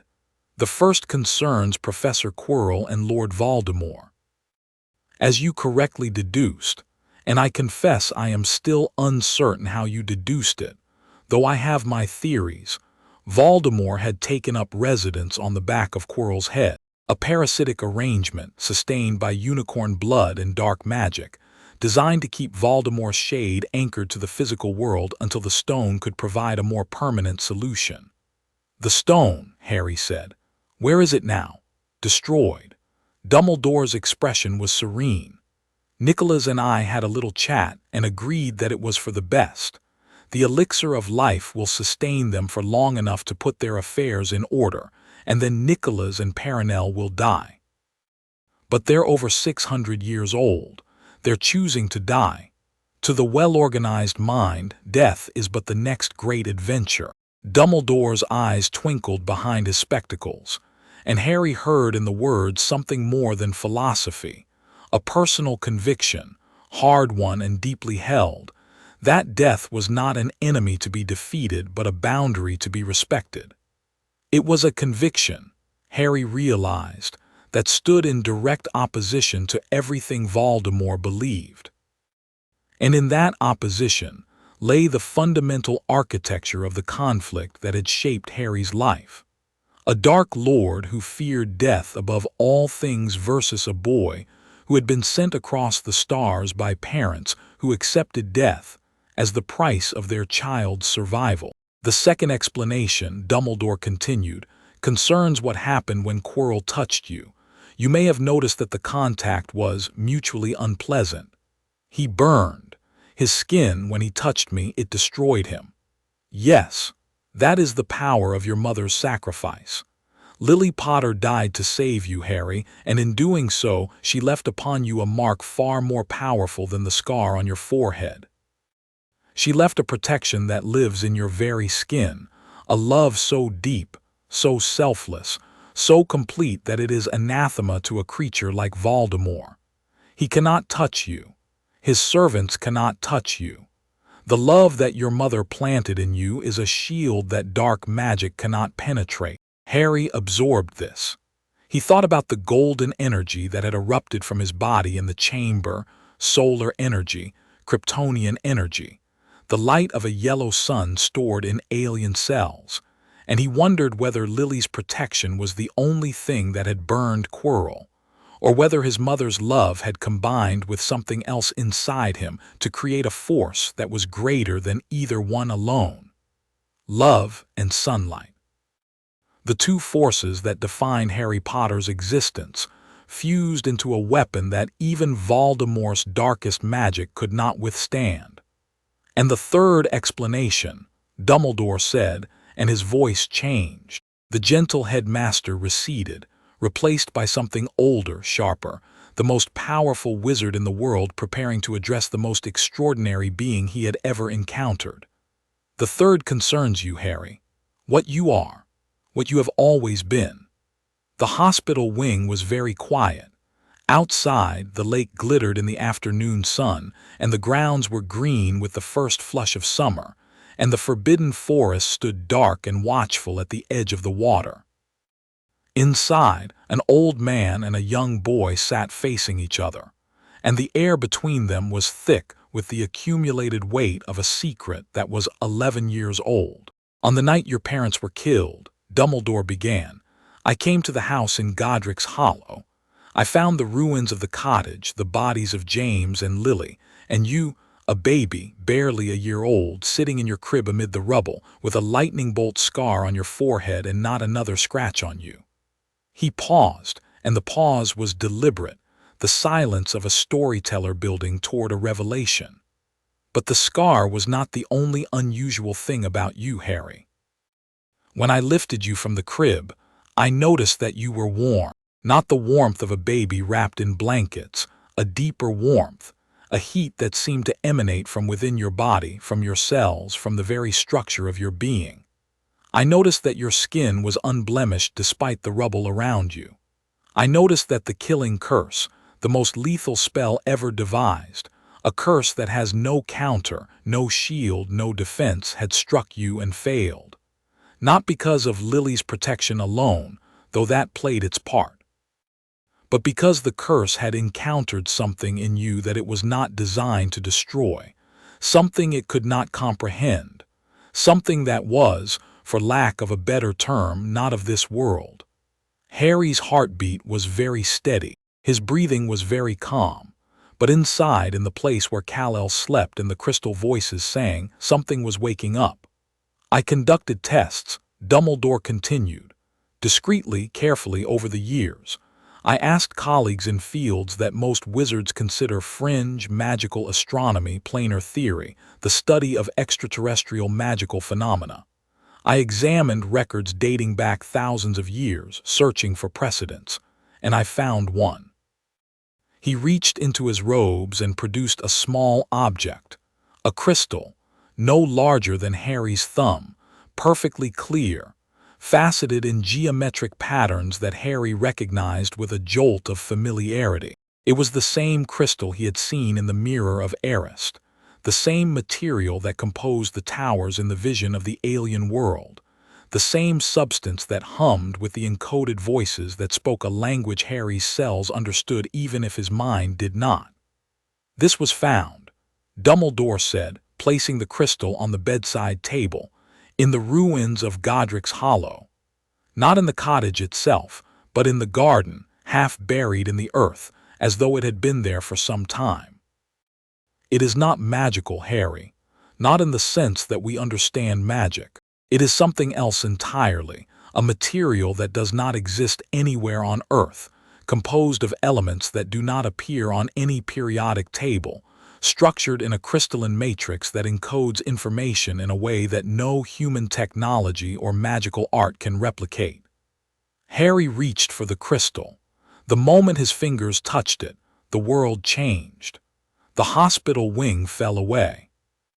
Not physically, Harry was still sitting in the bed, still bathed in sunlight, still aware of Dumbledore's presence beside him, but his perception shifted, expanded, deepened, as though a door had opened in his mind that he had not known was there. The crystal hummed against his palm, and the humming was not random noise but language, dense with meaning, centuries of information compressed into a single, resonant frequency. He heard the voices again, the crystal voices from the mirror, from the depths of his own cells, from wherever the encoded message of a dead civilization had been stored for 11 years, waiting for the moment when its last son was ready to receive it. They spoke in the language that his body understood, and for the first time his mind began to translate. Fragments, impressions, not words but images, emotions, concepts that arrived fully formed, as though they had always been there and were simply being uncovered rather than created. A planet, red sun, crystalline cities that sang with the vibration of a science so advanced it was indistinguishable from magic. A people tall, strong, brilliant, their civilization old beyond human reckoning, facing extinction. A dying world, its core unstable, its red sun failing. And amid the chaos and the grief, two scientists, a man and a woman, their faces blurred by the imperfection of the transmission but their love perfectly clear, building a vessel. A small vessel, large enough for one, a baby. The crystal showed Harry his own story, not as a narrative but as a sensation, a lived experience compressed into a few seconds of devastating clarity. The launch. The journey, years of cold and silence, crossing distances that made the space between stars feel like gaps between words. The arrival. A planet, Earth, with a yellow sun that was to the red sun of his homeworld, what a bonfire is to a candle. A source of energy so overwhelming that the cells of a child from a world of lesser light would drink it in and transform, becoming something that neither world had ever seen. The crystal pulsed, and the vision shifted to show a family, not the Kryptonian parents who had sent him away, but the Earth parents who had found him, or rather, who had been chosen to find him. A couple in a magical village, a man with untidy black hair, a woman with red hair and green eyes. James and Lily Potter, who had discovered a child in a field outside Godric's Hollow on a night when the stars were wrong, and the sky was full of a light that should not have been there, and had taken that child into their home and loved him as their own. The crystal's message was clear, now written in frequencies that Harry's body decoded with the same ease that his eyes decoded light. You are Kal-El, last son of Krypton. You were sent here to survive. You were found here by people who loved you. And you are here now in this world for a reason that you will spend the rest of your life discovering. The vision faded. Harry sat in the hospital bed, the crystal warm in his hand, tears streaming down his face. He was not ashamed of the tears. They were the appropriate response to learning your origin story and discovering that it was simultaneously grander and more heartbreaking than anything you could have imagined. Dumbledore waited. He was very good at waiting. It was, Harry suspected, one of the primary skills of being a great wizard. You knew, Harry said finally. His voice was thick. You've known all along. I have suspected. Dumbledore corrected gently. Suspicion is not knowledge. The crystal provided some answers, but not all.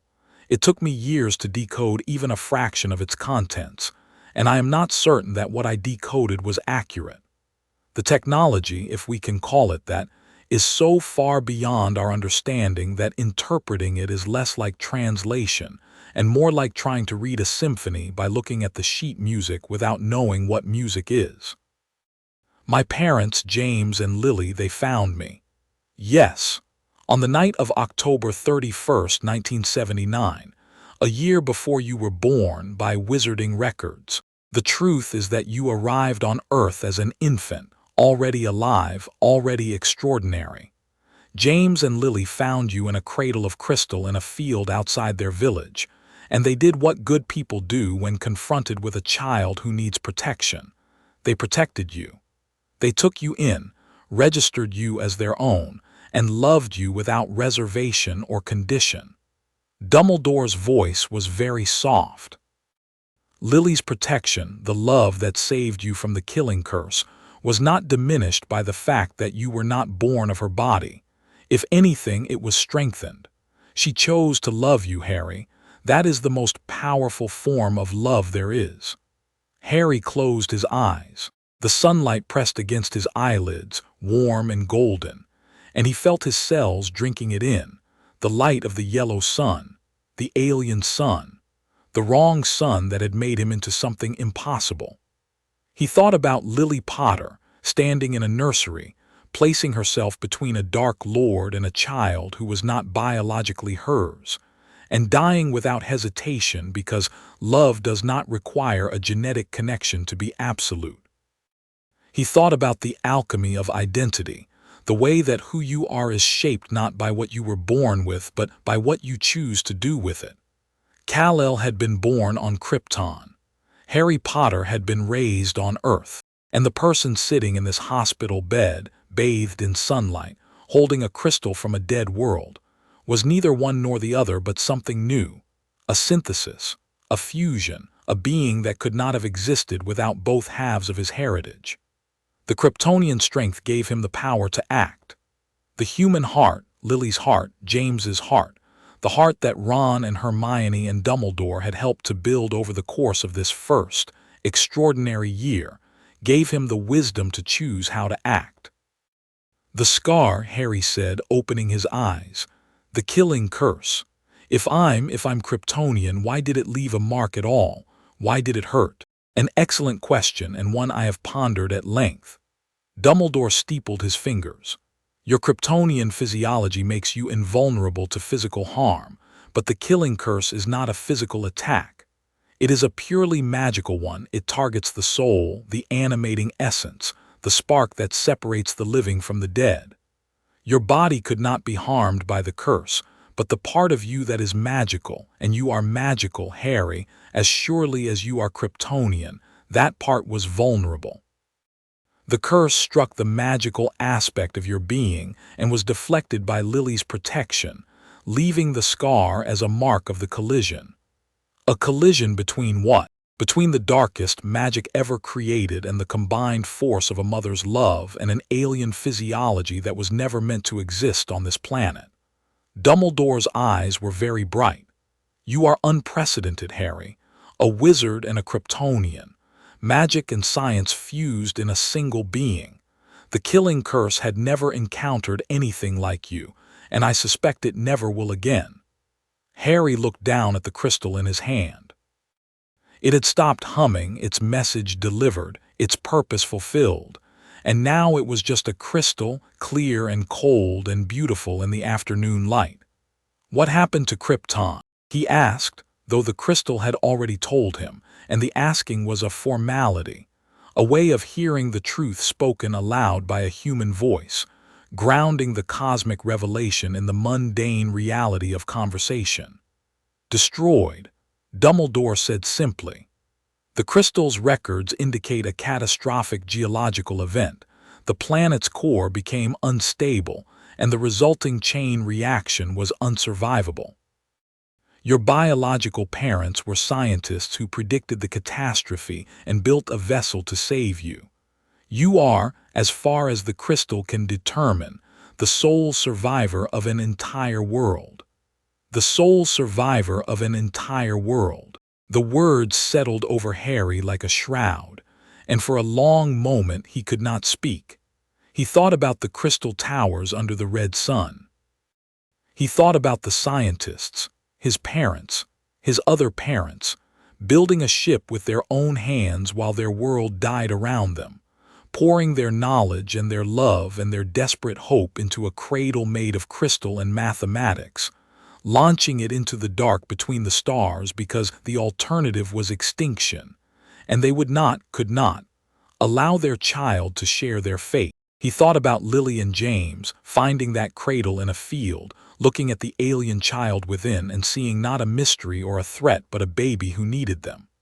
Two sets of parents, two acts of love, one from a dying planet, one from a magical village, both absolute, both defining, both woven into the fabric of who Harry Potter was, as inseparable as the strands of a rope.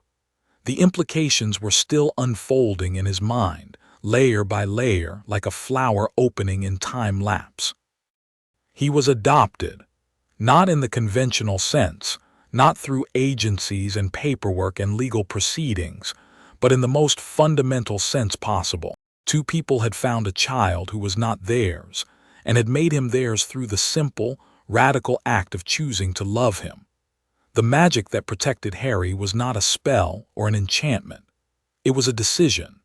Lily Potter's decision to treat an alien child as her own, to give him her name and her home and ultimately her life, had created a bond so powerful that it could deflect the darkest magic ever created. Harry wondered what his Kryptonian parents would have thought of Lily and James. Would they have approved? Would they have been grateful? Or would they have been afraid that their child, sent to this planet to survive, had been placed in a world where dark lords hunted babies, and the protection of love was the only shield strong enough to keep him alive? He thought they would have been grateful. He thought any parent, from any world, who sent their child into the unknown would pray for exactly what Harry had found, a family. Imperfect, temporary, devastatingly mortal, but a family. And the proof of that family's love was written in Harry's skin, embedded in his cells, burning in the scar on his forehead, where the deadliest spell in existence had met the most powerful force in the universe, and the force had won. "Does anyone else know?" Harry asked. This knowledge has been mine alone until this moment, and I have guarded it with every resource at my disposal. The crystal is undetectable by magical means. It registers as neither magical nor muggle to any diagnostic spell I know. Your secret is safe, Harry. It will remain safe for as long as you choose to keep it. Why didn't you tell me sooner? There was no accusation in the question, only curiosity, and perhaps a trace of the loneliness that came from knowing you were the last of something. Dumbledore's expression softened. Because you were a child, Harry. An extraordinary child, but a child nonetheless. The weight of this knowledge is considerable, and I wanted you to have time to grow, to build friendships, to discover your abilities at your own pace, to become the person you are before being told the story of who you were meant to be. He paused. I also confess that I was not entirely certain of the truth until tonight. The events in the chamber, the light you produced, the way Quirrell's body disintegrated at your touch, the nature of your recovery, these confirmed what I had long suspected but could not prove. You are not merely a powerful wizard, Harry. You are something the world has never seen before. Harry held the crystal up to the light and watched it refract the sunbeams into a spray of tiny rainbows on the white hospital sheets. Each rainbow was a different color, a different frequency, and his Kryptonian vision could see wavelengths that no human eye could detect, infrared, ultraviolet, bands of light that the crystal seemed to generate spontaneously, as though it were not merely refracting the sun, but communicating with it. The rainbows were not merely decorative. Each one carried a different band of the electromagnetic spectrum, and Harry's Kryptonian eyes could see far beyond the visible range that human vision was limited to. In the infrared, the crystal glowed with a gentle warmth that spoke of stored solar energy. In the ultraviolet, it pulsed with patterns that resembled circuitry, microscopic channels etched into the crystal structure that served as conduits for the encoded information within. And in wavelengths that had no human name, frequencies that existed beyond the electromagnetic spectrum entirely, in bands that only Kryptonian physiology could detect, the crystal sang. It sang the same song that Harry's cells hummed when the sun was at its zenith, a song of light and energy, and the patient, profound love of parents who had poured everything they knew into a crystal no larger than a thumb and sent it across the stars. "What do I do now?" Harry asked. Dumbledore smiled. It was a real smile, warm, slightly sad, profoundly proud, and it transformed his ancient face into something that was, for a moment, almost young. "You do what you have always done, Harry. You go to class, you play Quidditch. You eat too many sweets and stay up too late and argue with your friends about things that seem desperately important at the time and will be completely forgotten within a week. You live, you grow, you learn. And when the time comes, and it will come, Harry, I will not deceive you about that, when the darkness returns, as darkness always does, you will face it. Not because you are Kryptonian, and not because you are a wizard, but because you are Harry Potter. And Harry Potter does not run from anything. He stood, adjusted his robes, and looked down at Harry with eyes that contained multitudes, wisdom and worry, faith and fear, the accumulated knowledge of a century and a half of life compressed into a gaze that was both a farewell and a promise. The stone is destroyed. Voldemort is diminished but not defeated. His shade fled when Quirrell died, and it will seek another host, another path back to power. The war is not over, Harry. It has, in a very real sense, only just begun. I know, Harry said, but you are not alone, remember that. You have friends who would walk through fire for you, who have, in fact, very nearly done so. You have a school that will protect you. And you have, he hesitated, then placed his hand on Harry's shoulder with a gentleness that belied his power. You have me, for whatever that is worth. It's worth a lot, sir. Dumbledore patted his shoulder, turned, and walked toward the door. At the threshold, he paused. One more thing, Harry, the crystal, keep it. Its message may not be complete. As you grow stronger, as your abilities develop, you may find that it has more to tell you. The technology of Krypton was designed to adapt to its user, and you are only 11. The crystal may have been waiting for you to grow. He left. The hospital wing door closed with a soft click, and Harry was alone with the sunlight and the sweets and the crystal and the knowledge of who he was, and the quiet, vast, terrifying responsibility of what that knowledge meant. Ron and Hermione arrived 20 minutes later, and the hospital wing doors burst open with the force of two 11-year-olds who had been denied access to their best friend for 3 days and were done with patience. Ron got there first. He was slightly limping. The chest injury had healed, but the bruise remained. A spectacular purple-green contusion that covered most of the right side of his face, and that Ron was wearing with the casual pride of a war wound. He dropped into the chair Dumbledore had vacated and immediately began eating Harry's chocolate frogs. You look terrible, Ron said cheerfully. You look worse, Harry replied. Fair point. Hermione was more restrained.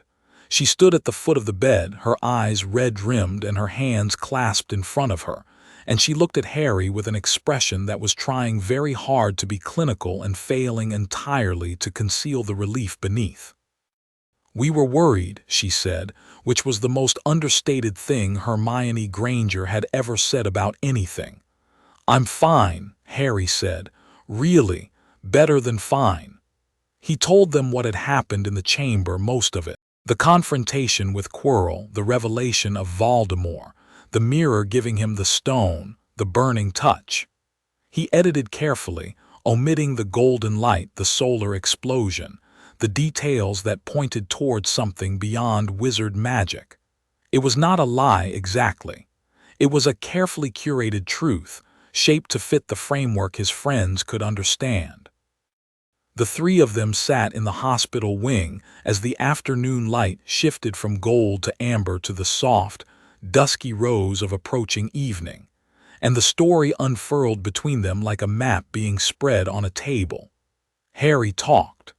Ron interrupted with questions that were sometimes insightful and sometimes spectacularly beside the point. Hermione listened with the focused intensity of a court stenographer, and Harry could almost see the mental filing system clicking and sorting behind her eyes, cataloging every detail, cross-referencing it with everything she had observed over the course of the year. The story he told was true. Every word of it was true. But it was not complete, and the gaps where the full truth should have been, the gaps where the words Kryptonian and solar energy and alien should have gone, hung in the air like the silences between notes in a melody, shaping the story as much as the words themselves. Harry knew that Hermione heard the silences. He knew that she was cataloging the gaps with the same precision she applied to the facts, building a negative space image of the truth from the shape of what was missing.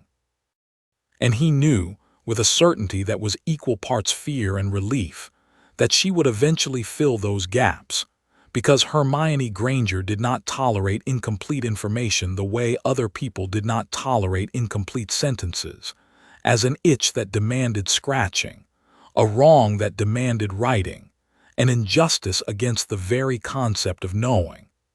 Ron listened with his mouth open and a chocolate frog halfway to his lips, forgot. Hermione listened with her eyes narrowed and her brain visibly processing, cataloging, cross-referencing. "So your mother's love protection burned Quirrell," Hermione summarized, "and Voldemort's shade escaped. That's the gist of it. And the stone, destroyed," Dumbledore and Flamel agreed. Hermione nodded slowly. Then she fixed Harry with a look that was unmistakably the look of someone who had been waiting 3 days to ask a question and was not going to wait a single second longer. "Harry, in the bathroom with the troll, you caught a club that weighed at least 200 pounds. In the chamber, you apparently survived physical contact with Voldemort's host body and produced enough magical energy to reduce a grown wizard to ash. You recovered from what Madame Pomfrey called the worst case of magical exhaustion she'd ever seen in 3 days, which is roughly 6 weeks faster than any documented case in medical literature." She paused. "I am not asking you to explain all of this right now. But I need you to know that I've noticed, and I need you to promise me that when you're ready, when the time is right, you'll tell us the truth, all of it." The hospital wing was very still. Ron had lowered the chocolate frog and was looking at Harry with an expression that was more serious than Harry had ever seen on his face. The expression of a boy who understood that his best friend was carrying a secret larger than either of them, and who was offering, without words, to carry it with him. "I promise," Harry said. And he meant it, not for today, not for tomorrow, but for some future moment when the truth would strengthen rather than frighten, when trust had been tested enough times that it could bear the weight of what he really was. "Good." Hermione sat down on the edge of the bed. "Now eat your sweets. You're too thin." "He's always too thin," Ron said, and bit into the chocolate frog with the decisive finality of a topic being changed. The end-of-year feast was a celebration that Harry experienced with a dual awareness, the surface joy of a boy at a party and the deeper, quieter knowledge of someone who had recently learned the story of his existence and was still processing the implications. The Great Hall was decorated in Slytherin green and silver. They had won the House Cup, or so everyone believed, until Dumbledore stood up and awarded a series of last-minute points that tipped the balance in a way that was either a triumph of justice or a flagrant abuse of headmasterly authority, depending on which table you were sitting at. 50 points to Ron, for the best-played game of chess Hogwarts had seen in many years. 50 points to Hermione, for the use of cool logic in the face of fire. 60 points to Harry, for pure nerve and outstanding courage. And 10 points to Neville Longbottom, for standing up to his friends when it was the right thing to do. Gryffindor won the House Cup. The table erupted. Harry cheered with his friends, and Neville's face was so radiant with shock and pride that it could have served as an additional light source. And Ron was banging the table and shouting, and Hermione was crying, and Harry looked across the great hall at Dumbledore, who raised his goblet in a private toast that said, without words, "This is what it means to live. This is what it means to belong. Remember this." Harry remembered. The Hogwarts Express carried them south the next morning, through landscapes that were shifting from the wild beauty of the Scottish Highlands to the gentler, greener country of England. Harry sat in a compartment with Ron and Hermione, the window open, the June air warm on his face, and he felt the sun pouring into him with every mile, recharging, replenishing, filling the reserves that the chamber had depleted. The countryside unrolled outside the window like a scroll being read backwards, the wild beauty of the Highlands giving way to the softer landscapes of the lowlands, which gave way in turn to the patchwork fields and hedgerows of England. Harry watched it pass and felt, for the first time all year, genuinely relaxed. The dark frequency was silent. The stone was destroyed. His friends were beside him, alive and well and bickering about chocolate frog cards with the low-stakes passion that 11-year-olds bring to arguments about collectibles. He thought about the year behind him. He thought about the cupboard under the stairs, and the letters and Hagrid and the boats on the lake, and the sorting hat's stunned exclamation, and the feel of a broomstick beneath him for the first time. He thought about trolls and three-headed dogs and Quidditch matches and midnight flights, and the mirror of Erised showing him a world he had never known. He thought about Ron, who had sacrificed himself on a chessboard without hesitation. He thought about Hermione, who had walked into danger with a logical argument and a jar of blue flame. He thought about Dumbledore, who had looked at a boy from another world and seen not a curiosity or a weapon, but a child who needed protecting. He thought about his parents, all four of them. The Kryptonian scientists who had loved him enough to send him away. The magical couple who had loved him enough to take him in. 4 people, 2 worlds, 1 child, and a love that had survived the destruction of a planet and the death of a family and the darkest magic ever conceived. The crystal was in his pocket, wrapped in his invisibility cloak, hidden and safe. It was warm against his thigh, warm the way the sun was warm, the way his mother's love was warm, the way friendship was warm.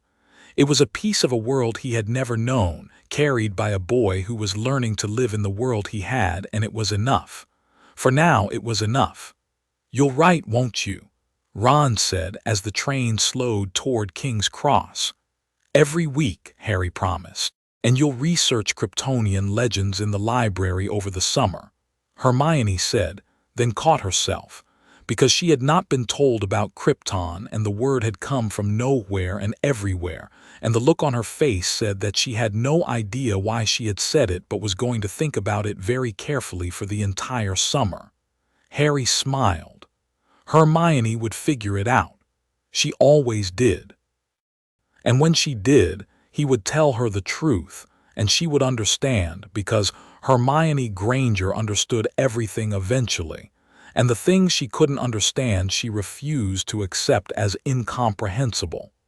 The train stopped. They gathered their trunks and their owls and their sweets and their memories, and they stepped onto the platform where the Muggle world waited, oblivious and ordinary and endlessly, stubbornly real. Harry saw the Dursleys before the Dursleys saw him. Uncle Vernon was standing near the barrier, his mustache bristling with the particular resentment of a man who has been forced to do something he considers beneath him, which in Uncle Vernon's case included most activities that acknowledged the existence of the magical world. Aunt Petunia stood beside him, her neck extended to its maximum surveillance height. Dudley was eating something sticky. Harry hugged Ron. He hugged Hermione. He promised to write, to stay safe, to not do anything stupid, and he made all these promises with the sincere intention of keeping most of them.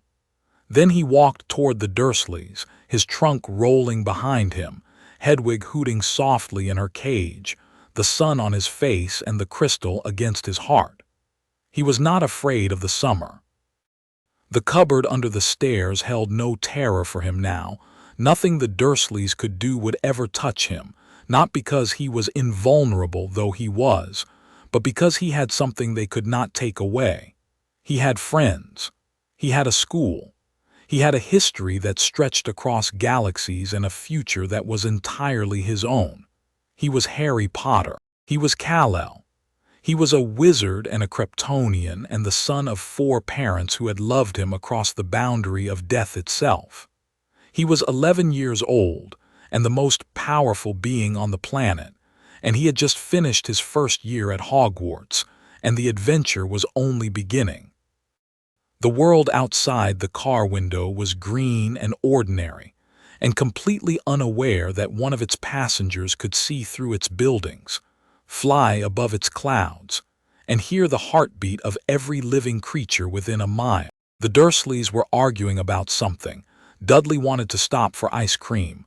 Uncle Vernon wanted to maintain his schedule.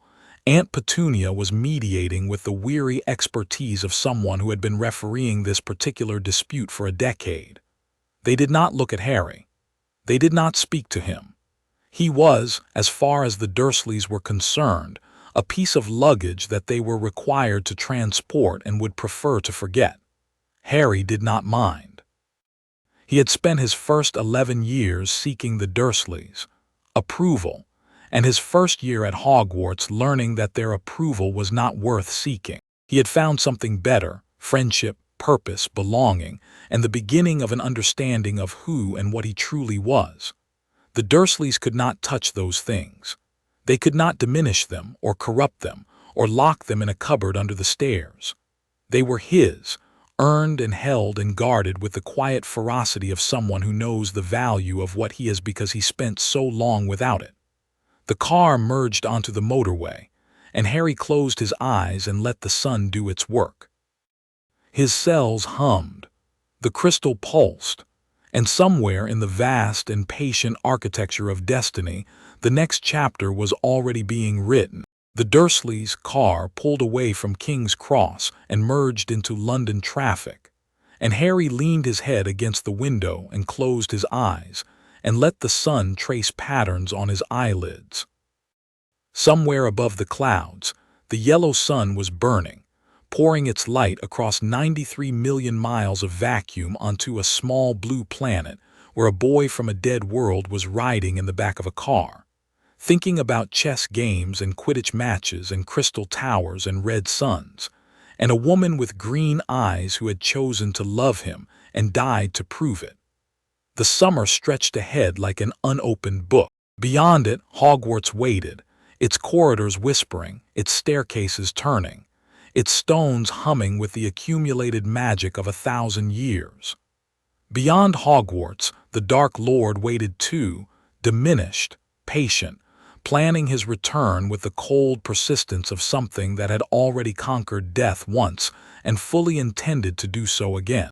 And between them, driving through London traffic in a car that smelled of leather and Uncle Vernon's disapproval, sat a boy who could fly without a broom, who could see through walls, who could melt steel with his eyes and outrun sound and shrug off anything the physical world could throw at him. A boy who had been built by the science of a dead civilization, and shaped by the love of two families, and tested by the darkest magic in human history, and who had come through all of it with his soul intact and his heart full and his eyes fixed on a horizon that was wider than anyone around him could possibly imagine. Harry Potter smiled. The sun warmed his face. The crystal hummed in his pocket, a tiny Kryptonian lullaby that only he could hear, and the car drove on and the world turned, and somewhere far above the clouds, a boy's destiny was waiting with the patient, infinite certainty of starlight. Chapter 6 ends.